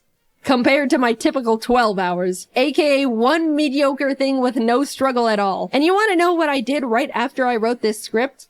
I immediately got up and cleaned the birds' room. Without rotting in bed for 3 hours beforehand. I just went from one task to another. Without thinking about it. All you neurotypical people must be thinking I'm literally pathetic and useless. But I know my ADHD brethren are out of their chairs right now hearing that. I'm not standing before you all to give you scientific data and information on ADHD, or diagnose you, or even promote prescribed drugs. I'm just here to talk about a big and recent experience in my life, how much of an impact and effect it's had on me, and how awesome feeling normal is. Seriously, being able to take a deep breath in mental silence is incredible. Cherish that feeling if you don't have a neurodevelopmental disorder. It took me 26 years to realize my woes were not actually woes, but symptoms of brain chemical deficiency. I'm writing this video, all things considered, pretty recently after being diagnosed, and I'm still trying to learn how to rebuild my life in a way that lets me optimize my productivity and get things done at a normal level. But so far, I've come so much further than I thought I could simply by knowing what's going on up there in the old noodle. And Adderall. If you're on the fence about being diagnosed with something, I get it. It's scary. It's scary to think you might have it, And it's also scary to think you might not have it. It's an odd place to be. But for me, having a concrete answer from a professional is what got me to finally stop feeling stuck in place and actually start moving forward again. It's been great. I'm excited to keep learning more things about how my mind works and find new ways to improve my day-to-day life. Cheers to getting normal shit done. In case you missed it, I have new merch! For a limited time, you can get yourself a new and improved Ari plush and a completely new soft Ari jacket. I love both of these products, and up until June 23rd, they could be all yours! If you miss it, you'll never know how fluffy and pillowy the jacket is. Oh, it's like a cloud. Or how cuddly and friend-shaped the plush is. Plus, it's a great way to support both me and the team while we continue to make animations for you. Check them out at JaidenAnimations.com. Thanks for watching the video, and good luck simply existing to all my ADHD brethren out there. I'm right there with you. I believe one day you'll respond to that message in your inbox. Hang in there.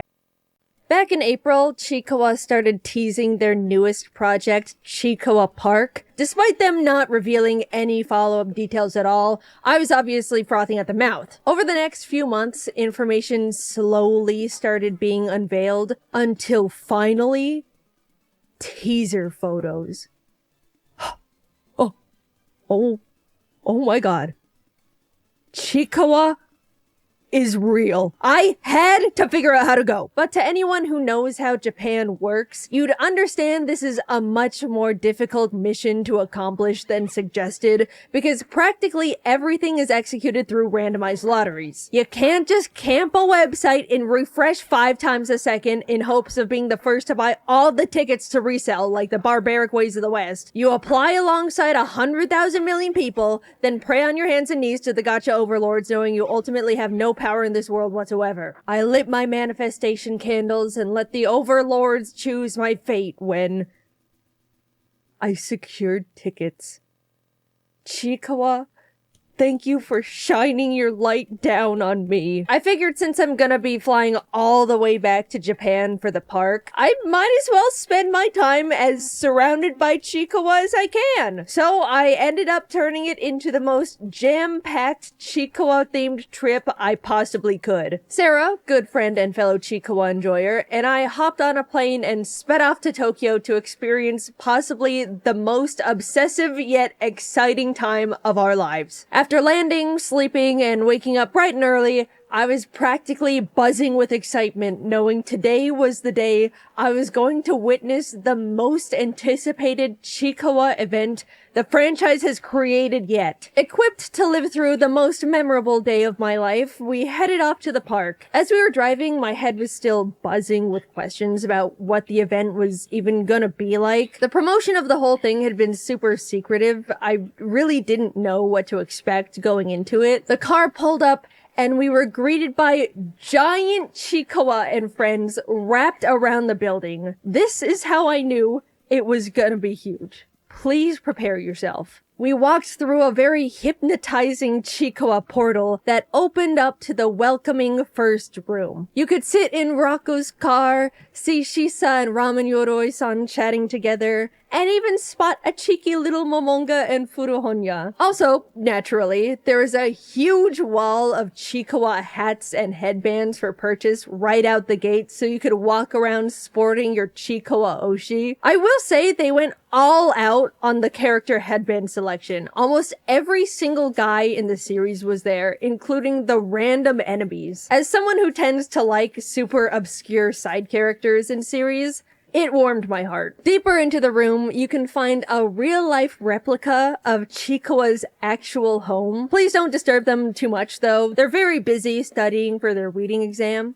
Good luck, Chiikawa. I know you can do it this time, buddy. What was super cool was the specialized little photo booths they had. You and a friend, or if you're a lone wolf Chiikawa enjoyer, that's cool too, sit down at one of the logs and are given the option to take a photo with either Chiikawa, Hachiware, or Usagi. Whichever character you choose pops out to join your photo with their own personalized animation, which was such a wonderfully cute attention to detail. Sarah and I both freaked out when a shy little Chiikawa shuffled its way over to us, and everyone in the room watched as we took photo after photo after photo, squealing at every single one. Walking by, we encountered a helpless Hachiware stuck in a ditch. Besides sitting there with him while he yelled for help, there was unfortunately nothing we could do for this poor fella as we stared at our own pitiful reflections above us. Knowing they recreated and built a part of the manga that made me cry gave me a very strange mixture of bittersweet feelings, but ultimately it was too cute to fully question the morality of it. To continue into the next section, you have to wander your way through the discombobulating mirror maze of the nightmare-inducing elephant. The lights were flashing various colors, the floor and walls were painted all sorts of disorienting patterns, everything was super wiggly, and I may or may not have crashed into a couple mirrors, who's to say. Sarah and I stumbled out of the very humbling maze eventually, but as staff came over and gave us Chikawa-themed 3D glasses, we realized we weren't safe yet,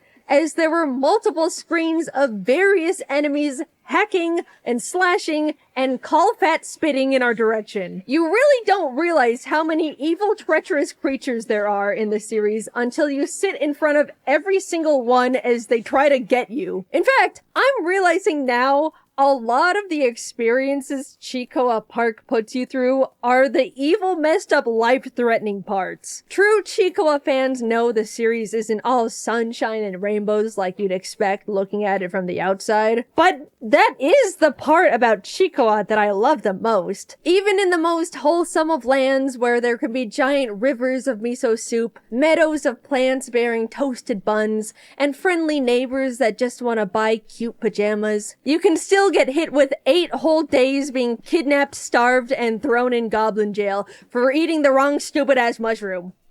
Such is life. Don't stress too much though. As you can see, things find a way of working out as the giant Cyclops Ode thrashes his way through the goblins at true scale. I really liked this section. After you all nearly escape being eaten by goblins, you're led into the shelter of a nearby temple. Chikawa and Hachiware bear curious looks, innocently wondering what could await them ahead. And as you pull back the curtain of the next room, it's the evil, dark, and twisted snake that curses everyone with eternal yearning for the mines, already amassing an endless hallway of brainwashed civilians. Which masochist on the design team pitched this one? Who was it? No, they even have crystallized Usagi. There's a tried and true hater amongst the Chikawa Park designers. And honestly, they deserve a raise. As you try to hurry your way out of the temple, Hachiware is seen having to unsheath his tiny claws in self-defense of a guard. Up ahead, Chikawa hides behind a mirror as the snake tries to zap them with his crystallizing gaze. It's implied the beam reflects off the mirror and kills the snake, but they don't specifically show it. Yeah, I suppose we should draw the line at actual death in the silly little Chikawa Park experience. Everyone is busted up and bruised, but finally free to leave the malevolent temple. What lies past these doors? Well, with the craziest luck, we happened to be there as Chikawa and Momonga were out that day to greet people. I almost crumpled to the floor right then and there in front of every single employee. Hi, Momonga. I'm a big fan. Don't listen to what the people are saying about you on the internet. They were so cute and energetic, and they even had Chikawa Park headbands of their own favorite or related characters. Any knowers? After many, many photos with our fave, I don't care if you hate him, you can pry Momonga away from my cold dead fingers. We were led upstairs to the second floor of the park, and as we ascended, my jaw was left behind. The entire second floor of Chikawa Park was completely dedicated to custom, exclusive, never before seen Chikawa merchandise, which, yes, does imply the full story of the walkthrough experience on the first floor is you living peacefully in the world of Chikawa, getting trapped in an inconceivable nightmare maze, somehow escaping only to find yourself being jumped by every violent creature within a 10-mile radius, being thrown in goblin jail, breaking out and running away to a nearby temple, finding yourself surrounded by enslaved creatures controlled against their will to do grueling manual labor for eternity by an evil snake that crystallizes one of your best friends, watching poor anxious Chikawa pushed to kill in order to release the curse, and everyone escaping within an inch of their lives. I literally could not have written it better myself. That is quite literally the best representation of the series you could possibly present. And as a treat for getting through all of it, you can now spend all of your money. To say it was overwhelming, it is an understatement. There were 5 whole organized areas for shopping and merch. The Chikawa section had big plushies, small plushies, keychain plushies, plushie slap bracelets. The characters came in any size, shape, or form you wanted, and it was very pleasing on the eyes, might I say. Hachiware's area was more centered around decorative items and collectibles. Pens, necklaces, notebooks, tote bags, more keychains of quite literally every character in the series. Household items like plates, glasses, utensils, this really funny soap dispenser based on Chikawa getting a parasite. Over in Usagi's shop, they had apparel, lots of cute shirts, jackets, socks, and literally my favorite item of the entire store, the character backpacks. They're the perfect size, so freaking cute, and you can show off more of your plushies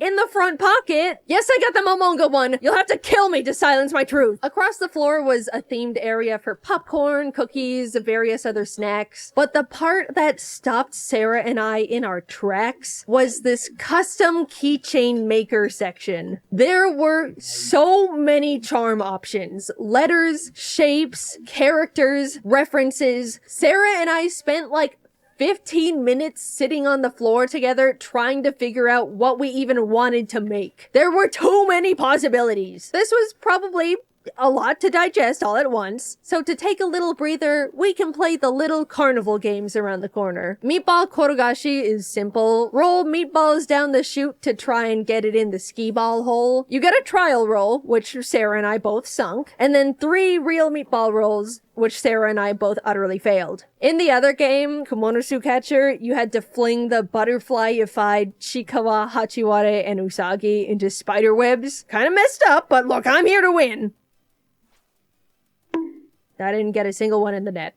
I was just trying to keep them safe. Sarah actually got one in and won a giant Chikawa pillow. Questionable morality yet again being presented in this twisted establishment, but God, it's a good pillow. Chikawa Park is such a wonderful celebration of the franchise, and I'm so happy it's been successful enough to earn such a grand building and experience. There are so many little details crafted with love and dedication that any Chikawa fan would appreciate, and the inclusivity of all the characters means there's something for fans of any creature. Yes, even that evil goddamn star that I want to splat with a fly swatter. Alright, well, that's, why are you're looking at me a little funny, I don't know what you want from...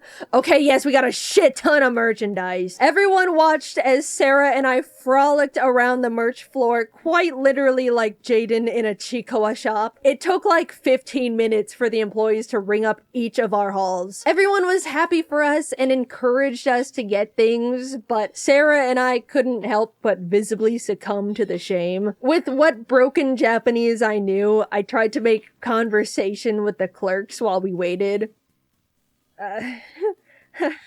Sumimasen. Chikawa daisuki. Hazukashi. If you're wanting to see the Chikawa Park Hall, you're getting a bit ahead of yourself because you might have forgotten we still have more Chikawa locations to go to. There's more.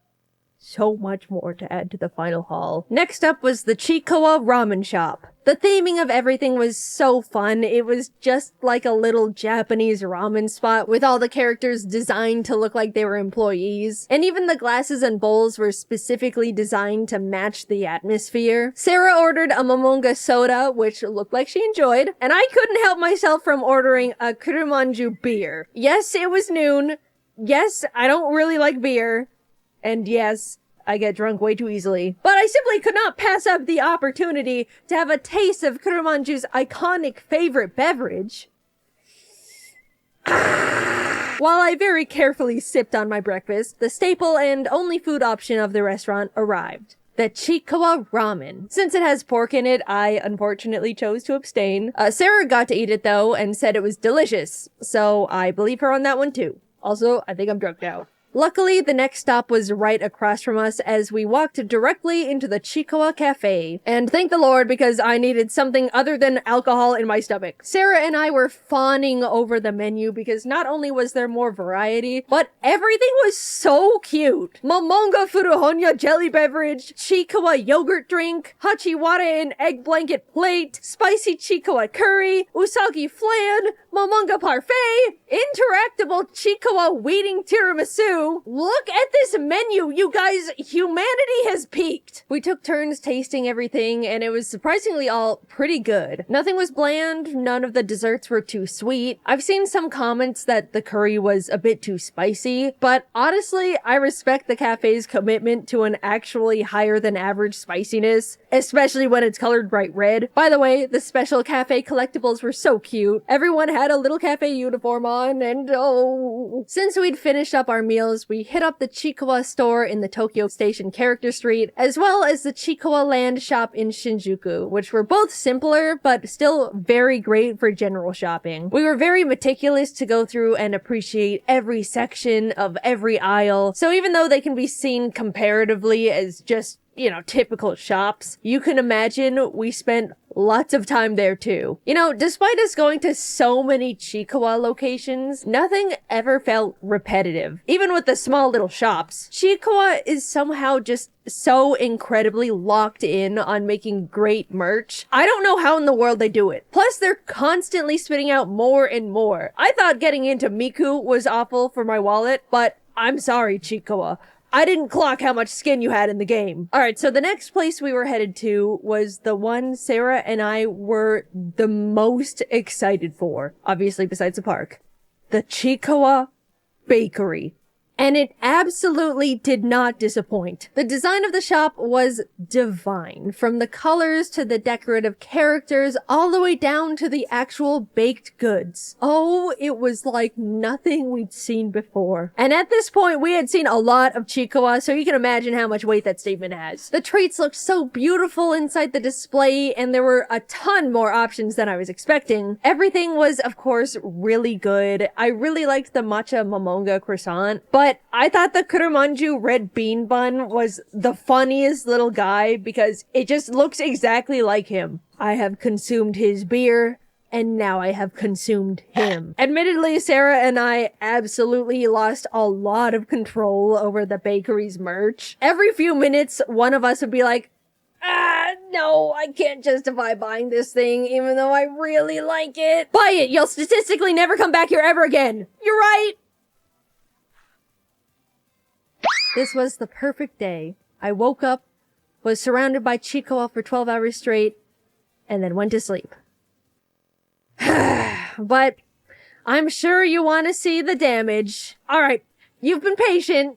Witness the spoils of our Chiikawa adventures through Chiikawa Park, the ramen shop, cafe, bakery, Tokyo Station, and store. I admit it looks pretty extreme, but I have an explanation that's not mental illness. Since I've dragged so many of my friends into the Chiikawa rabbit hole alongside me, I wanted to get them all gifts to, in a way, celebrate this experience with them. I was only able to bring Sarah along for this trip, but given the opportunity, there would have been so many more people by my side for it. Just that thought alone hit me a bit hard and made me feel really grateful. I grew up with, at the time, pretty niche and uncommon interests, and for the longest time didn't really know what it was like to actually be able to bond with people over shared fixations. Over time, I made friends that got me into their favorite franchises, but Chiikawa felt like the first time I was able to get them into my favorite thing and have them genuinely enjoy it. Watching the people in my life take the time to actually get into the manga or anime, talk to me about their favorite characters, send me Chiikawa art or memes they found and wanted to share, it felt really new, and I guess I just didn't realize how special it could be to me. So I wanted to spoil as many friends as I could, and given how insane the haul in the end was, it actually made me digest how many friends were impacted by my general excitement, and how many people I can share a mutual interest with now. Any character you saw in the pile that wasn't Chiikawa, and in some cases Momonga, was meant for someone in my life that I got sucked into the franchise alongside me. A symbol of someone who I've spent hours talking to over this little thing, and someone that's made me feel really appreciated for simply taking the time to give my favorite thing a try for the first time. To break up the sappiness, I will mention that as soon as I finished setting up this giant wall of Chicoa merchandise to record that shot, Sarah brought her Japanese aunt and cousin over to our hotel room. So these two wonderful, normal ladies who did not speak a lick of English simply walked into Sarah's friend frantically hunched over a giant hoard of probably the most obsessive and off-putting mound of greed they'd ever seen in their entire lives. Without being able to explain it all. Jugo tomodachi. Chika wa tomodachi. Hazukashi. Since my last Chikawa video, I've seen more and more people finally get into the series as well, and it makes me so happy. It's a long way out, but I hope that one day America can have even a fraction of a Chikawa park that Japan has built, because it's awesome. Thank you for watching, happy end of the year, and long live Chika. My first memory as a child is being strapped down with belts to a chair while a dentist rips out all my teeth as I scream bloody murder against my will. That's not true. But ever since I was little, I've had a really intense fear of the dentist. I'm not sure why. I mean, yeah, going to the dentist is a bit freaky, but even as an adult, I understand the fact that I'm not in any danger, and the dentist is just trying to pick out bits of plaque I've built up over the past 6 months. If anything, I should be scared of how much they charge. Even though I know this, my body still shakes uncontrollably when they do anything more than floss my teeth, which is still kind of scary because they're always so aggressive about it. Every memory I have of going to the dentist while I was a kid is filled with me just bawling my eyes out during the entire process, and then getting a little toy from their toy machine because I was, quote, so good. I mean, you're not fooling anyone. Even I knew that was just a load of bull. No, I still want it. When I was in 6th grade, my parents decided to finally slap some braces on my mouth. My teeth were pretty straight, but I had an overbite, so I just looked like a nice horse. My mom made an appointment with the orthodontist to talk about the process, and while there, he told me I've still got 5 baby teeth, and I'll need to pull them out before I get braces for common sense purposes. So they sent me out, and I basically had a month to pull out all 5 teeth before they were gonna have to rip them out for me, which I did not like the idea of. The imagery of them sticking a needle in my mouth fueled both my motivation and intense, overwhelming fear, and I wiggled those 5 baby boys every single day since that meeting. A few of them weren't even wiggling yet, so it was gonna be a race against the clock.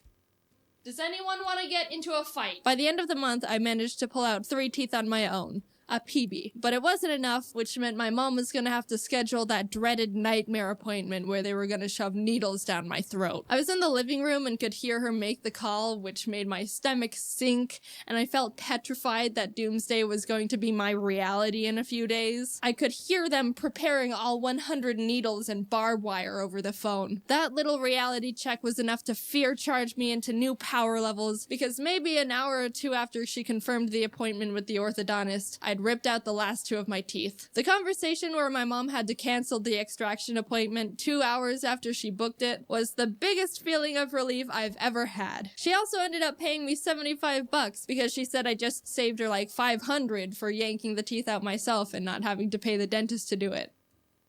Wow. The tooth fairy been scamming me for years. What a happy ending to the story. Jaiden went on to never have anything scary done to her teeth. She continued to live a happy life, only needing to go to the dentist for cleanings and no freaky mouth procedures for the rest of her days. She got her horse teeth fixed and the rest is history. So last year in June, I had to get my wisdom teeth taken out. My wisdom teeth had been growing in and shoving their aggressiveness into the sweet harmony of my existing teeth for a few years. My mom intended to get them removed when I turned 18, but I think she forgot, and I thought I could get away with it, but they were starting to get really painful and annoying. One was coming in sideways, which made my gums get in the way while I ate, which made me only chew food on the left side of my mouth for like a whole year. I'd had enough and figured I just needed to get it over with and have them ripped out. I scheduled an appointment to get them removed on June 11th and braced for impact the rest of the week. Before the extraction, they wanted to have a meeting with me to discuss the process of what they're doing and how they're doing it. They put on one of those 90s informational videos and everything seemed fine until we got to the part where it was talking about sedation. In the video, they said that some sort of gas is used to induce conscious sedation, the kind that makes you really loopy and not remember anything. But then the nurse piped in and said, "We don't do that here," and let the video continue. So what? I'm just gonna be fully conscious while you needle and drill and probe my mouth? Answer the question! After the video, I said, so is there a way I can be at least semi-unconscious for this? The nurse prescribed me medication called Valium that'll help calm me down, which was relieving to hear. All I wanted was to not be conscious. I picked it up and the day came.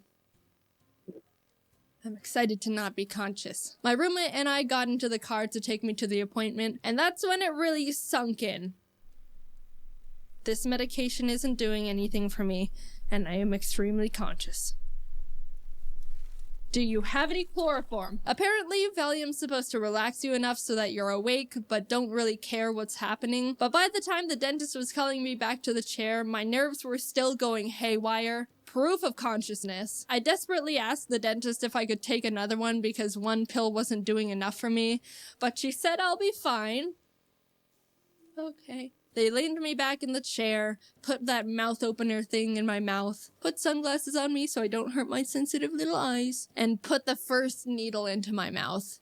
And that's when I couldn't hold it anymore. Fear was overwhelming me the entire day, but that was the moment it really got me. Tears burst down my face, and I was trying desperately not to make that annoying noise when you're trying not to cry too hard, but you need to breathe, but you breathe too much. I kept apologizing because I knew physically I was fine. There wasn't any pain I couldn't tolerate. They hadn't really done anything yet, and I was being irrational. But just the idea that I was awake and present was so intense and I couldn't handle it.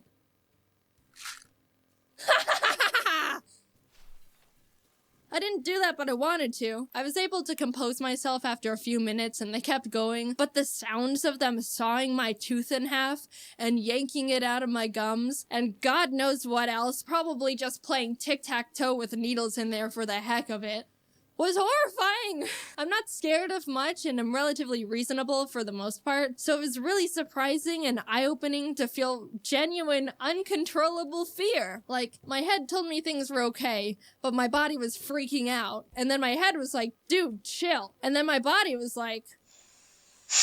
All in all, everything went well, and I was able to go home after they finished up a few hours later. Since I wasn't drugged up and just super numb, I didn't have much recovery to deal with other than swelling, and I kinda just chilled for the rest of the day watching YouTube videos. The dentist even told me I can eat normal food and wasn't restricted to just soup as long as I was careful. I ordered a smoothie bowl to my house, and when I opened the door to take it from the guy, I didn't realize until afterwards I had blood dripping out of my mouth, so luckily he didn't call the police. I was trying with 100% focus to not bite my tongue because I couldn't feel it at all in my mouth and was at high risk for just biting a chunk of it off without knowing. The smoothie bowl had sliced strawberries on top, and you don't realize how much sliced strawberries resemble the texture and sound of biting into a tongue until you don't know where your tongue is in your mouth and also can't feel anything.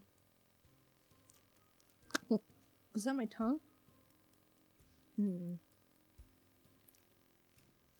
If I had to get my wisdom teeth out again, I highly doubt I'd be this freaked out about it. The hardest part was just not knowing what was going to happen and not being able to brace for it. But afterwards, it was like, that wasn't too bad.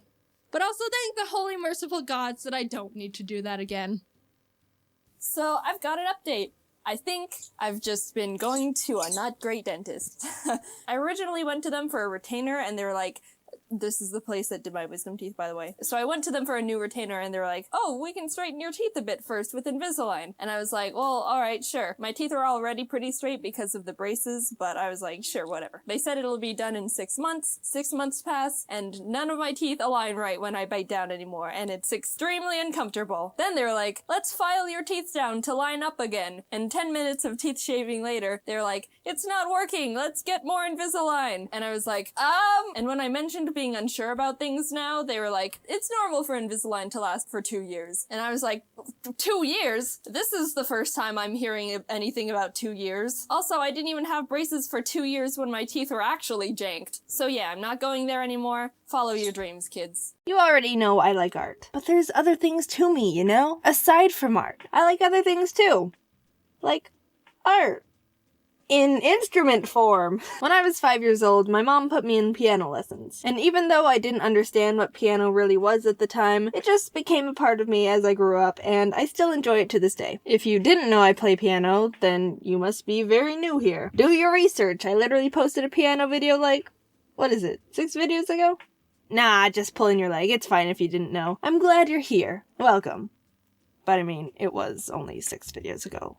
So, I took lessons at this little place down the road. It was quaint and homey, just a really great atmosphere. The owner was this sweet old lady, and she had so much passion for running the place and teaching kids piano. It was great. Until around 8 years later when the place was bought out by another owner. I don't know the exact details, but I'm assuming it was because the place was going downhill a bit and the owner couldn't keep it. So now the little piano place is being run by new people. And they sucked. They literally had no care or respect for the place and only wanted to make money. All the passion was gone and you could feel the life drain out of the poor place every day. They branched out to other lessons, which doesn't seem bad, but there would be electric guitars playing at the same time as violins, and during my private lessons there would be some kid blasting it on the drums a couple rooms down. Nothing worked. There was no synergy.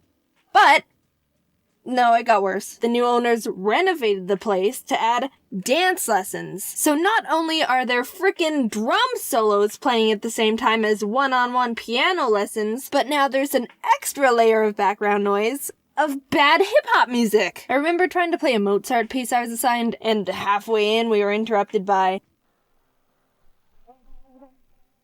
a lot of people were complaining, but the owners didn't listen. Or care. More variety means more profit, so off with you, peasants. We decided to leave when they added karate classes, so that's how I stopped lessons. To be honest, I already knew the basics of piano and they were kinda just throwing songs at me to learn, and when I got it down, I just move on to the next and totally forget about the previous one. You know, like when you study for a test just to pass and then walk out of class the same day like, nice, now I can forget everything. So I was kind of getting bored of the whole routine anyway. For 2 years, I stopped playing piano. I thought I could only play what teachers told me to and wasn't interested in the majority of what they were giving me. I was tired of the typical classic songs and stuff. Not trying to say classical or any of that style of music is bad. I was just sick of learning them and was overall disinterested. Keep in mind, I was doing it for 8 years. In the summer of my junior year of high school, I remember hearing a Pokémon song and thought, you know, this would be really pretty on the piano. I wonder if people have made it into sheet music. And thus, I was introduced to a whole new world of piano music. Jaiden, you aren't a real pianist unless you only play Beethoven and Chopin and Mozart. Anything else is a disgrace to the piano. What are you doing? Do you mind if I use this scalpel to just try and make a big incision in your head? What? Why? You seem a bit close-minded. I started downloading a bunch of video game sheet music I was attached to, and I was re-inspired to pick up piano again. Yay, happy ending! Don't give up on your dreams, kids! Sparkles, fireworks. But what you don't know, unless you know me personally, or have been stalking me for the past 14 years of my life, is that I've actually had my fair share of playing a lot of other instruments too. I was a bit of an instrument dolphin, diving into one instrument, dropping it, and diving into a new one. Repeat cycle. The United States education system is dumb. I think we all already knew that. Also, shout out to Arizona for being one of the best states in the US for education. Haha! So I don't know about you, but my elementary school forced 3rd graders to take a Suzuki class where you learn how to play the violin. No one liked it except the 3 or 4 kids whose parents already forced them to learn violin before that. The only thing I looked forward to in that class was trying to get the special violin case with the black interior instead of the normal blue. I realize now that was just the school having absolutely no money and buying whatever they could find to have enough violins for the amount of students. But it was special to me, alright? Nothing else to say about my violin experience. I literally don't remember anything else but just wanting to be the first to the only black violin case. Don't turn that into a racial thing. Looking at you, Wall Street Journal. In 4th grade, they let us choose if we wanted to stick with the violin or switch to a viola, cello, or bass. I chose the cello. Nothing else to that story either. I just played the cello for a year and then dropped it. There was this one girl in class who was literally the smallest out of everyone. Insert easy typical short joke. She chose the bass. The thing was frickin' 2 times the size of her, height and weight-wise. It was almost torture watching the poor girl haul this obnoxiously large instrument to class every week. So that's how the Egyptians built the pyramids. The school also forced us to learn the recorder. That was a nightmare. All I remember about those days were... guitar! Dudes, calm down with the instruments. What are you trying to do?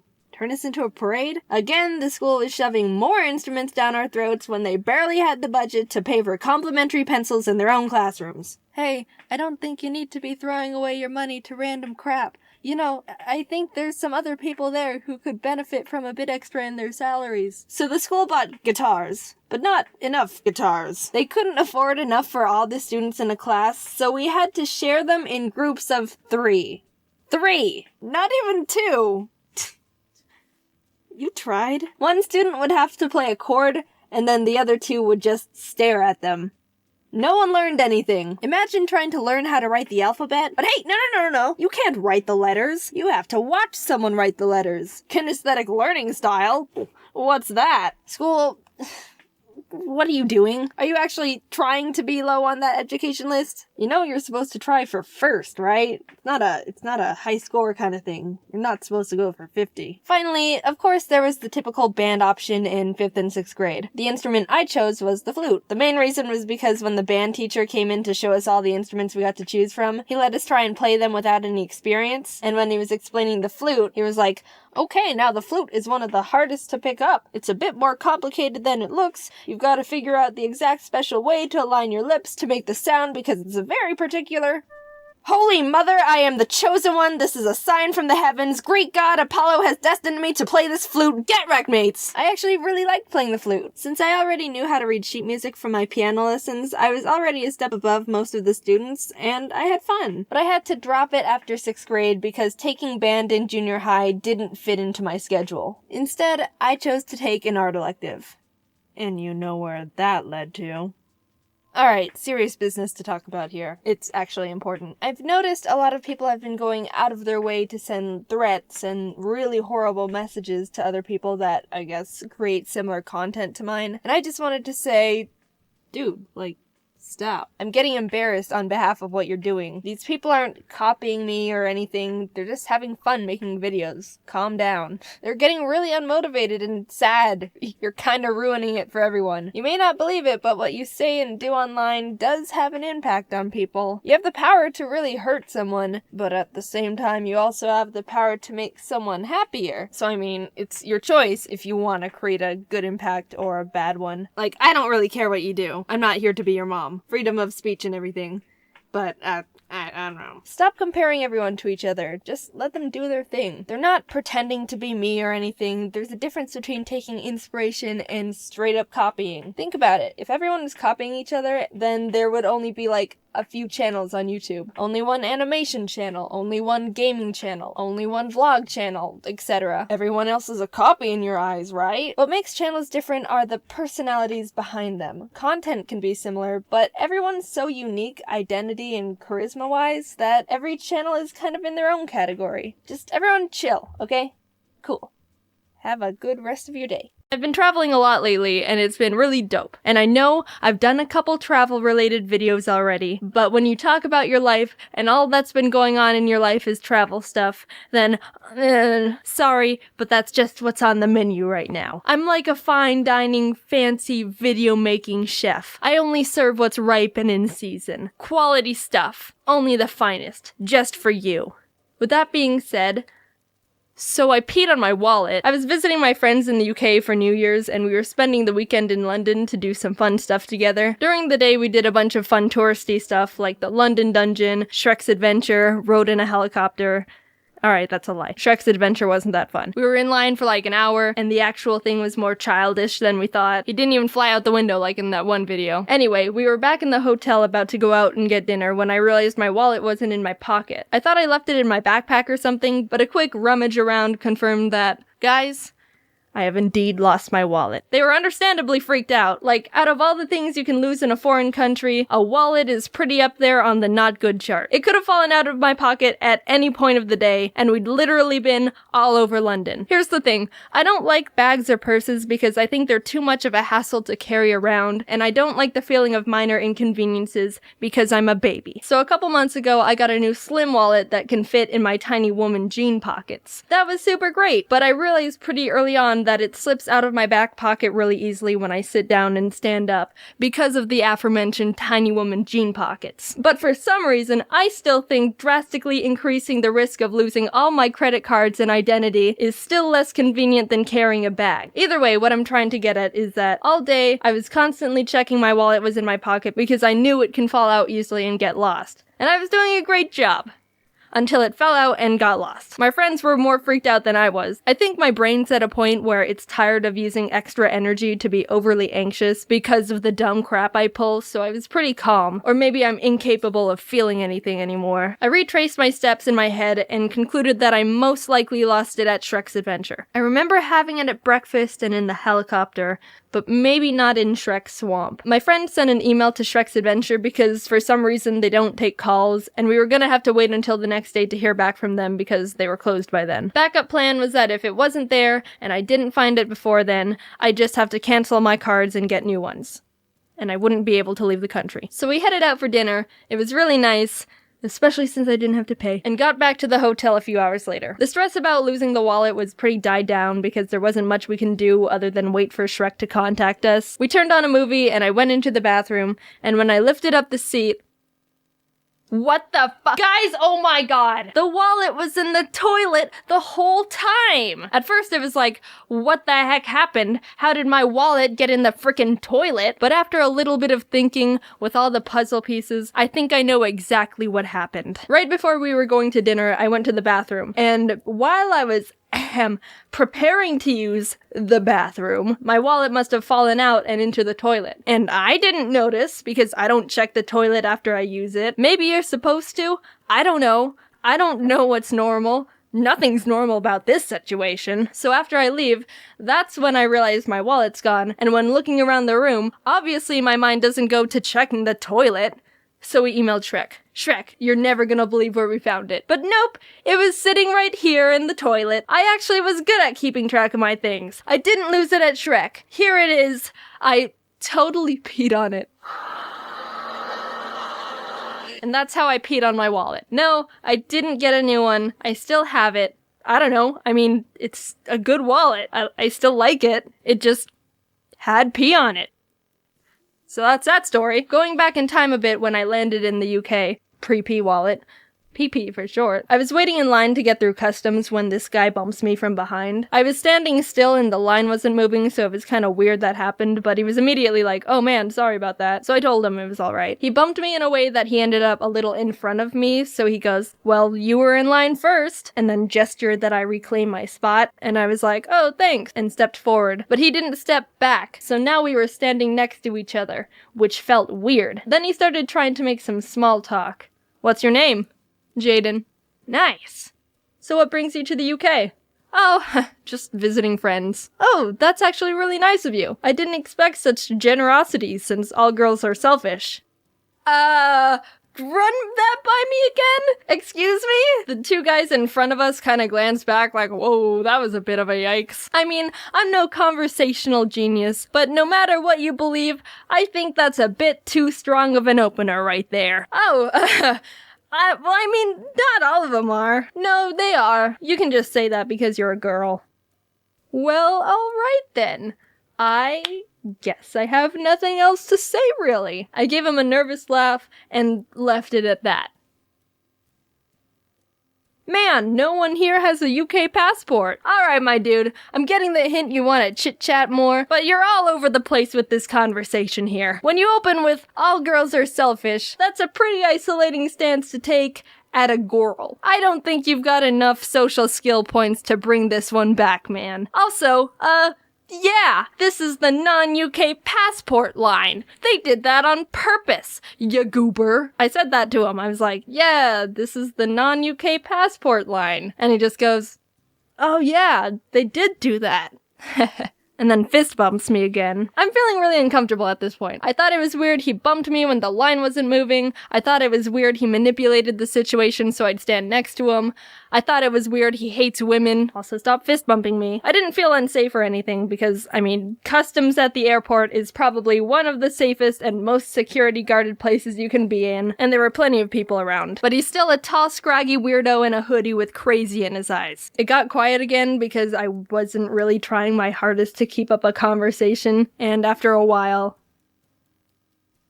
so many people have iPhones. What's the deal with that? Yeah, it's pretty big brand. Do you have an Android or something? Nah, I'm not a materialistic kind of guy. Oh, okay. Judging by that response, I was like, I guess he doesn't have a phone then. Not a minute passes and he takes out his, like, Google or Windows phone or something. Soulja Boy phone. Dude, what? Who are you? What is going on? Why are you so weird? You're like the airport customs line riddle master. Answer me these questions 3 and you may reclaim the spot taken by me. So what's the deal with women, phones, and minorities? Then he started going off on asking about my friends. What are your friends like? Have you even known them for a long time? I bet they don't visit you. Okay, you know what? I'm just gonna go to the back of the line. It's like he was jealous of my friends that they were friends with me, but also like, I thought you hated girls, which is what I am. You do know I'm a girl, right? Does this guy know what a girl is? Finally, when it was my turn to go up, he was like, well, it was nice meeting you, Jaiden. You're pretty nice. Yeah, thanks. Also, stop fist bumping me. And also a nerd. Hey, right, that one's pretty accurate. Anyway, I hope I never see you again. I didn't actually say out loud to him that I never wanted to see him again, but I thunk it. Also, I have some things to tell you about. Besides the fact I have Invisalign in and I sound very lispy, James, me, Domix, Ross, and Aaron are going on tour with our Scribble Showdown show. We did our first tester show in April and it was so much fun and we laughed and had such a great time during it and it was really well received, so we were like, yes, we want to do more in other places. It'll be October 1st through the 9th and we're going to Boston, Brooklyn, Austin, San Francisco, Seattle, and Portland. You can get tickets and more details in the description. I'm also going to VidCon. Oh, and we're also doing a Scribble Showdown during VidCon too on July 13th, so I hope to see some of you there. And lastly, I'm going to Summer in the City in London in August. It's a bunch of stuff, and it's gonna be a lot, but also a lot of fun. Alright, I think that's all for now. My laundry machine is running right now, so I don't know if you can hear that. I'm trying to shrink some shirts. They're for men, but I thought they looked cool, so I bought them for me. Okay, talk to you later. Bye. Hello everyone! So today we have a very, very special video. We just hit freaking 100,000 subscribers. What? And obviously we have to do something special, so I was digging through my closet a couple weeks ago and I stumbled upon some extremely old, very cringe-worthy drawings from when I was like tiny Jaiden to slightly teenager Jaiden. So I thought that maybe we could go through them and laugh at how horrible I was. And also Kate's here.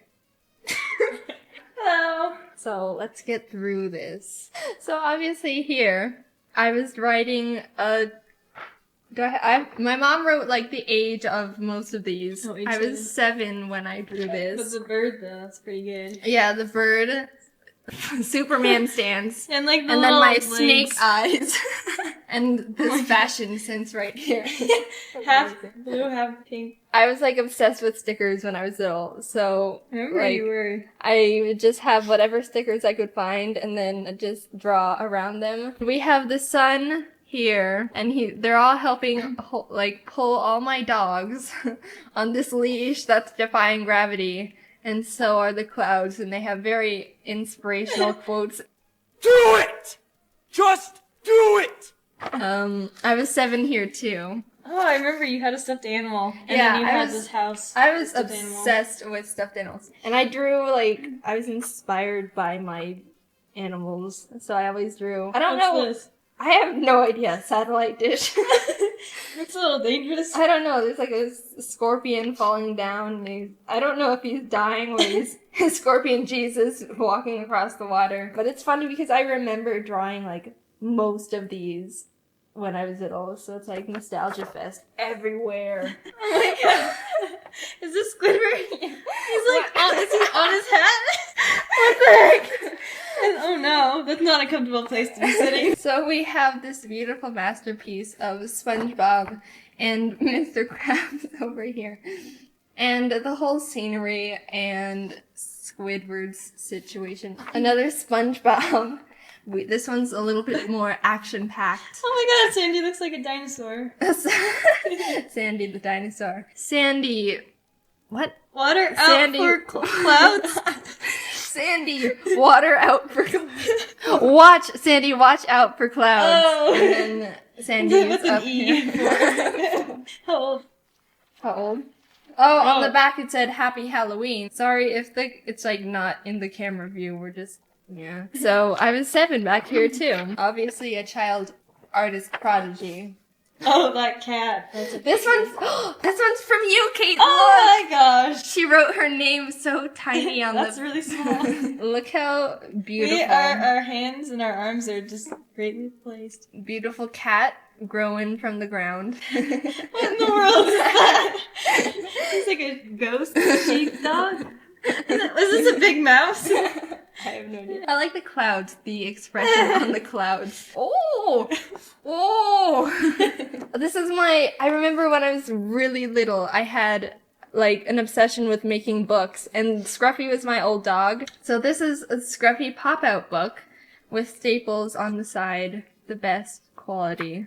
So, so now we have like an accordion, that's what they called it. Pop-out book. Can you see that pop-out? That is phenomenal. And again with the title, Scruffy Pop-Out Book, just in case you missed it. Oh, so we have Doghouse, Doghouse. In-house. Dog in the house. With that amazing 3D pop-out. Next page. Oh. Doing a handstand. Layer. And then I felt the need to label every single part of his body. Oh, this is like showing the leg. So ear, ear, leg, eye, leg, tail, and leg. And that is my first book that I've ever published. This is another one from Kate. Oh, look how tall the flowers are compared to us. We look like we're like crazed. And then, thank you for being my friend from Kate to Jaiden. We were actually, you guys probably don't know this, but we've known each other since we were 4. I would always do this type of thing where I drew something and then I'd like feel the need to color it in with multiple colors. And look at this spacing. Jaiden and Kate. I don't know what this one is. I'm like She's climbing going up the stairs with her basket. That's pretty cool. To Mom, Dad, Scruffy, and Jackson. I like how I put my dog in front of my own brother. Oh, this one's not too bad. I don't know what's going on in this picture here. They're all like angry about these. Very emotional clouds after this cheetah family and their little babies. Oh, he's saying, Chewie did it. And then he's like, oh, the sun. I did it. What did they He's do? the sharp teeth. I have no idea. This is my old wish list from when I was Oh my little. God. Like whenever we had like Christmas, and we didn't just like we had 3 things to ask for.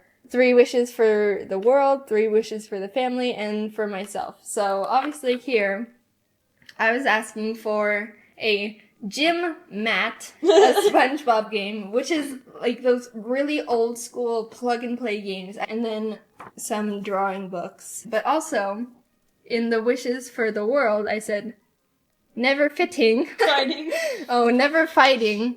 Everyone stays healthy. Everyone stays healthy. Everyone stays happy on Earth. Oh, that's very good, Jaiden. I was such a giving child. For family, I put everyone loves each other. Eat each other. Everyone eats each other. Everyone says, "Oh wow, I was really wanting everyone to stay healthy." Again with You're the Chewy obsessed stuff. with Chewy. This is like some rainbow power here. Also, I remember doing that. I'd also like put my name in the corner and then highlight it with a color. Make sure everyone knows you did it. Yeah. No one steal this original artwork. Oh, you're 8 now. I was so 8. You're getting better. I was improving. I don't think this is mine. This one's my favorite. But here's Otis and Otis. Froggy and Steve and Pecker. And this guy is saying hi. Oh dear. So it says in bold words, "To Mommy and Dad from Jaiden." And I have a cat, a pet cat, that I can't have in real life because I'm allergic. And also, I have these wonderful double pants going on. I would like fold my drawings in the most ridiculous tiny squarish ways.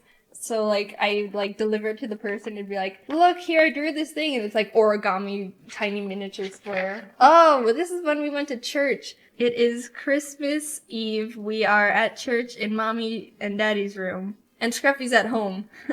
Alright. So here's Scruffy, and then here's church with loudspeakers or windmills. Those are scary. And I remember like drawing these hands like this is like 3 pointers. This is again at church, but I remember like you'd have to like draw. Oh my gosh, look at this. Oh my god. Okay, so like doing a hand thing, and then my friend like reached over my hand and like dotted her marker on my paper, and I was like, "No, don't do that." So I scribbled it out, and then she kept doing it, and then I kept scribbling it out. Oh my god. This is from Kate. That's a scary bunny. Oh my gosh. I actually still have this stuffed animal. Let me go get it. There he is. You can see the attention to detail that I had in here. And then again with the bird who's just flying without having to I fly. think that one's better. Good job. Oh, there he is again. Oh, here he is again, yeah. And then it looks like we're on top of Graves. gravestones Oh my god.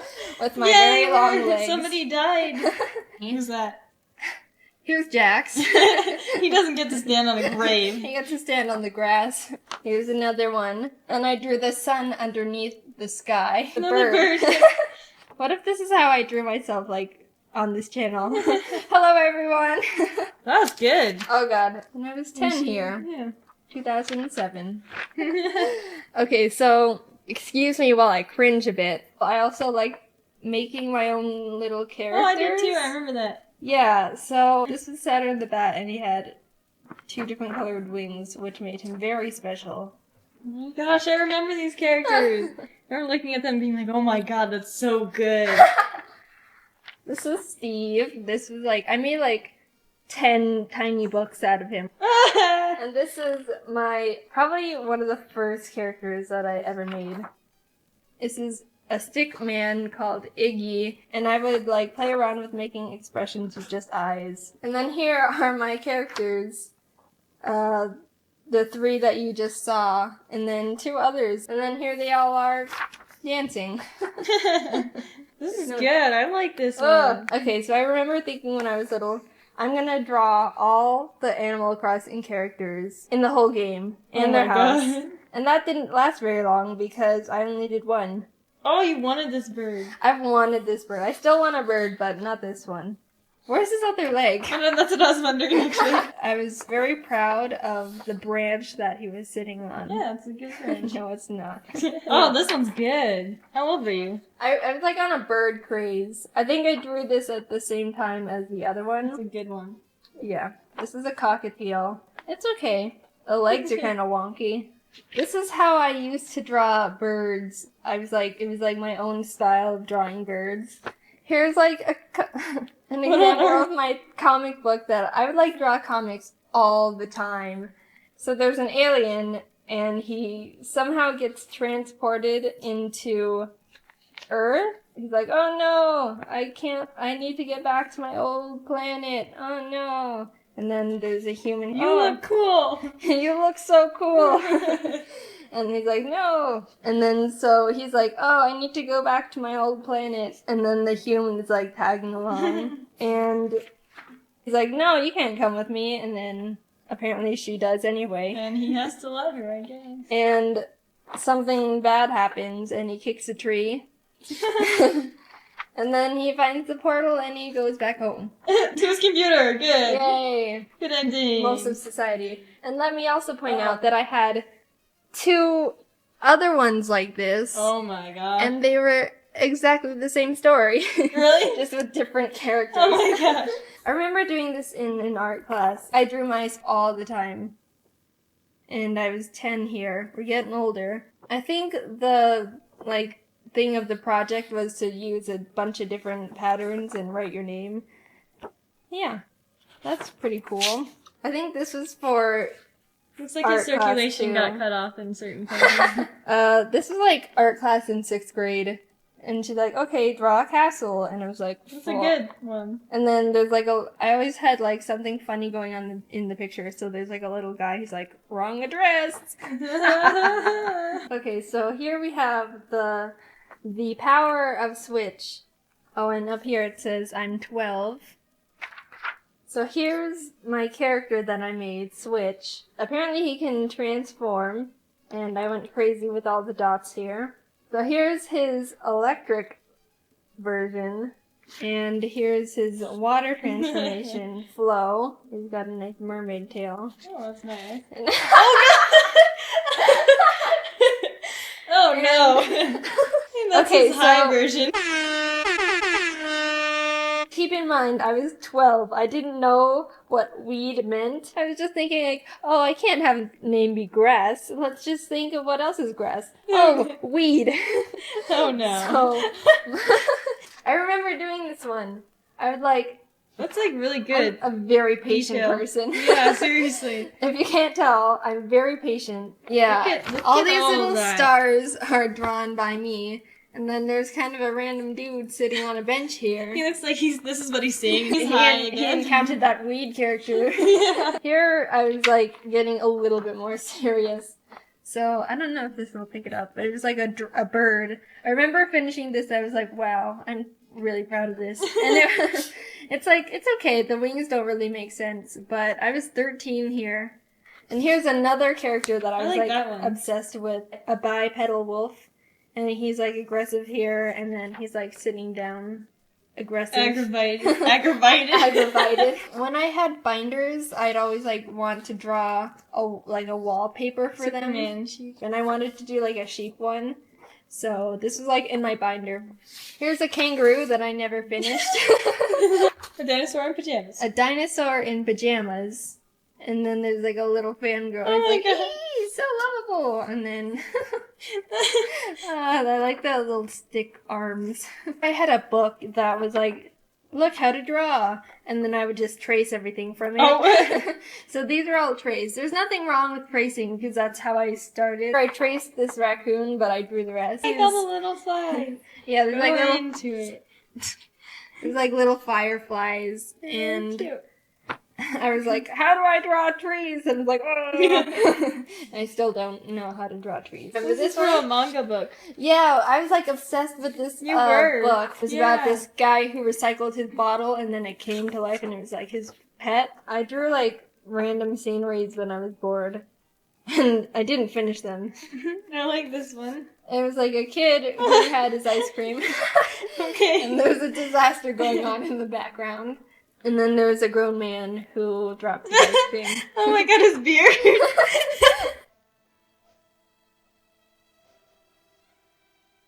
I remember only knowing how to draw dogs. So that's all I would draw. And this is a bunch of dogs all over this person who's puppies! I wanted to give the internet browsers a persona for some reason. So here's Google. So here's Google Chrome and she's got her Oh little my minion. gosh. And then here's Firefox. When was this? I don't know. I think it was maybe a year or 2 ago. And then here's Internet Explorer. And she's oh no, I'm too slow. Oh, that's cute. Yeah, here's a cat I drew. And I was messing around with the stripes. It kind of turned out cute. I really like that one. Yeah. Here's when Jaiden Animations was not even a thing yet. This was when I was just dreaming of starting a YouTube channel.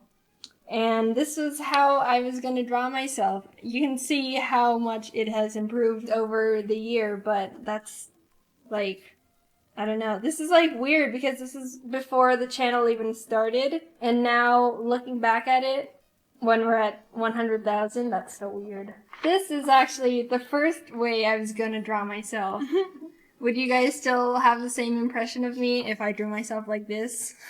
Trying to see what I wanted Jaiden Animations to look like. And look at that! There it is, right there. That's what I used. Then, I don't know what this one is. It says, go away, I'm drawing. Sounds pretty good right there. This is like a funny dance, apparently. I need more paper. I need more paper. I remember I was like, oh, I don't have any regular printer paper, so I had to use lined ones. And then these were like my drawing notebooks. I always had like comics filled and filled with these characters I made.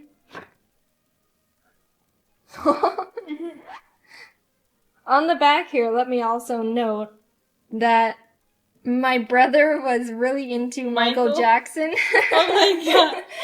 So on the back of my sketchbook, he wrote Michael, and it says music, artist, identical, cool, hi, awesome, eats good, and learns well. Wow. And J rocks. Wow, because of all those things right there. So that was going through my old drawings. Thank you guys for watching. I hope you enjoyed. I found it very cringeworthy. Thank you so much for helping us reach this huge milestone. It's really mind-blowing to think that we've come this far. So thank you for watching, and I will see you all next time. Bye!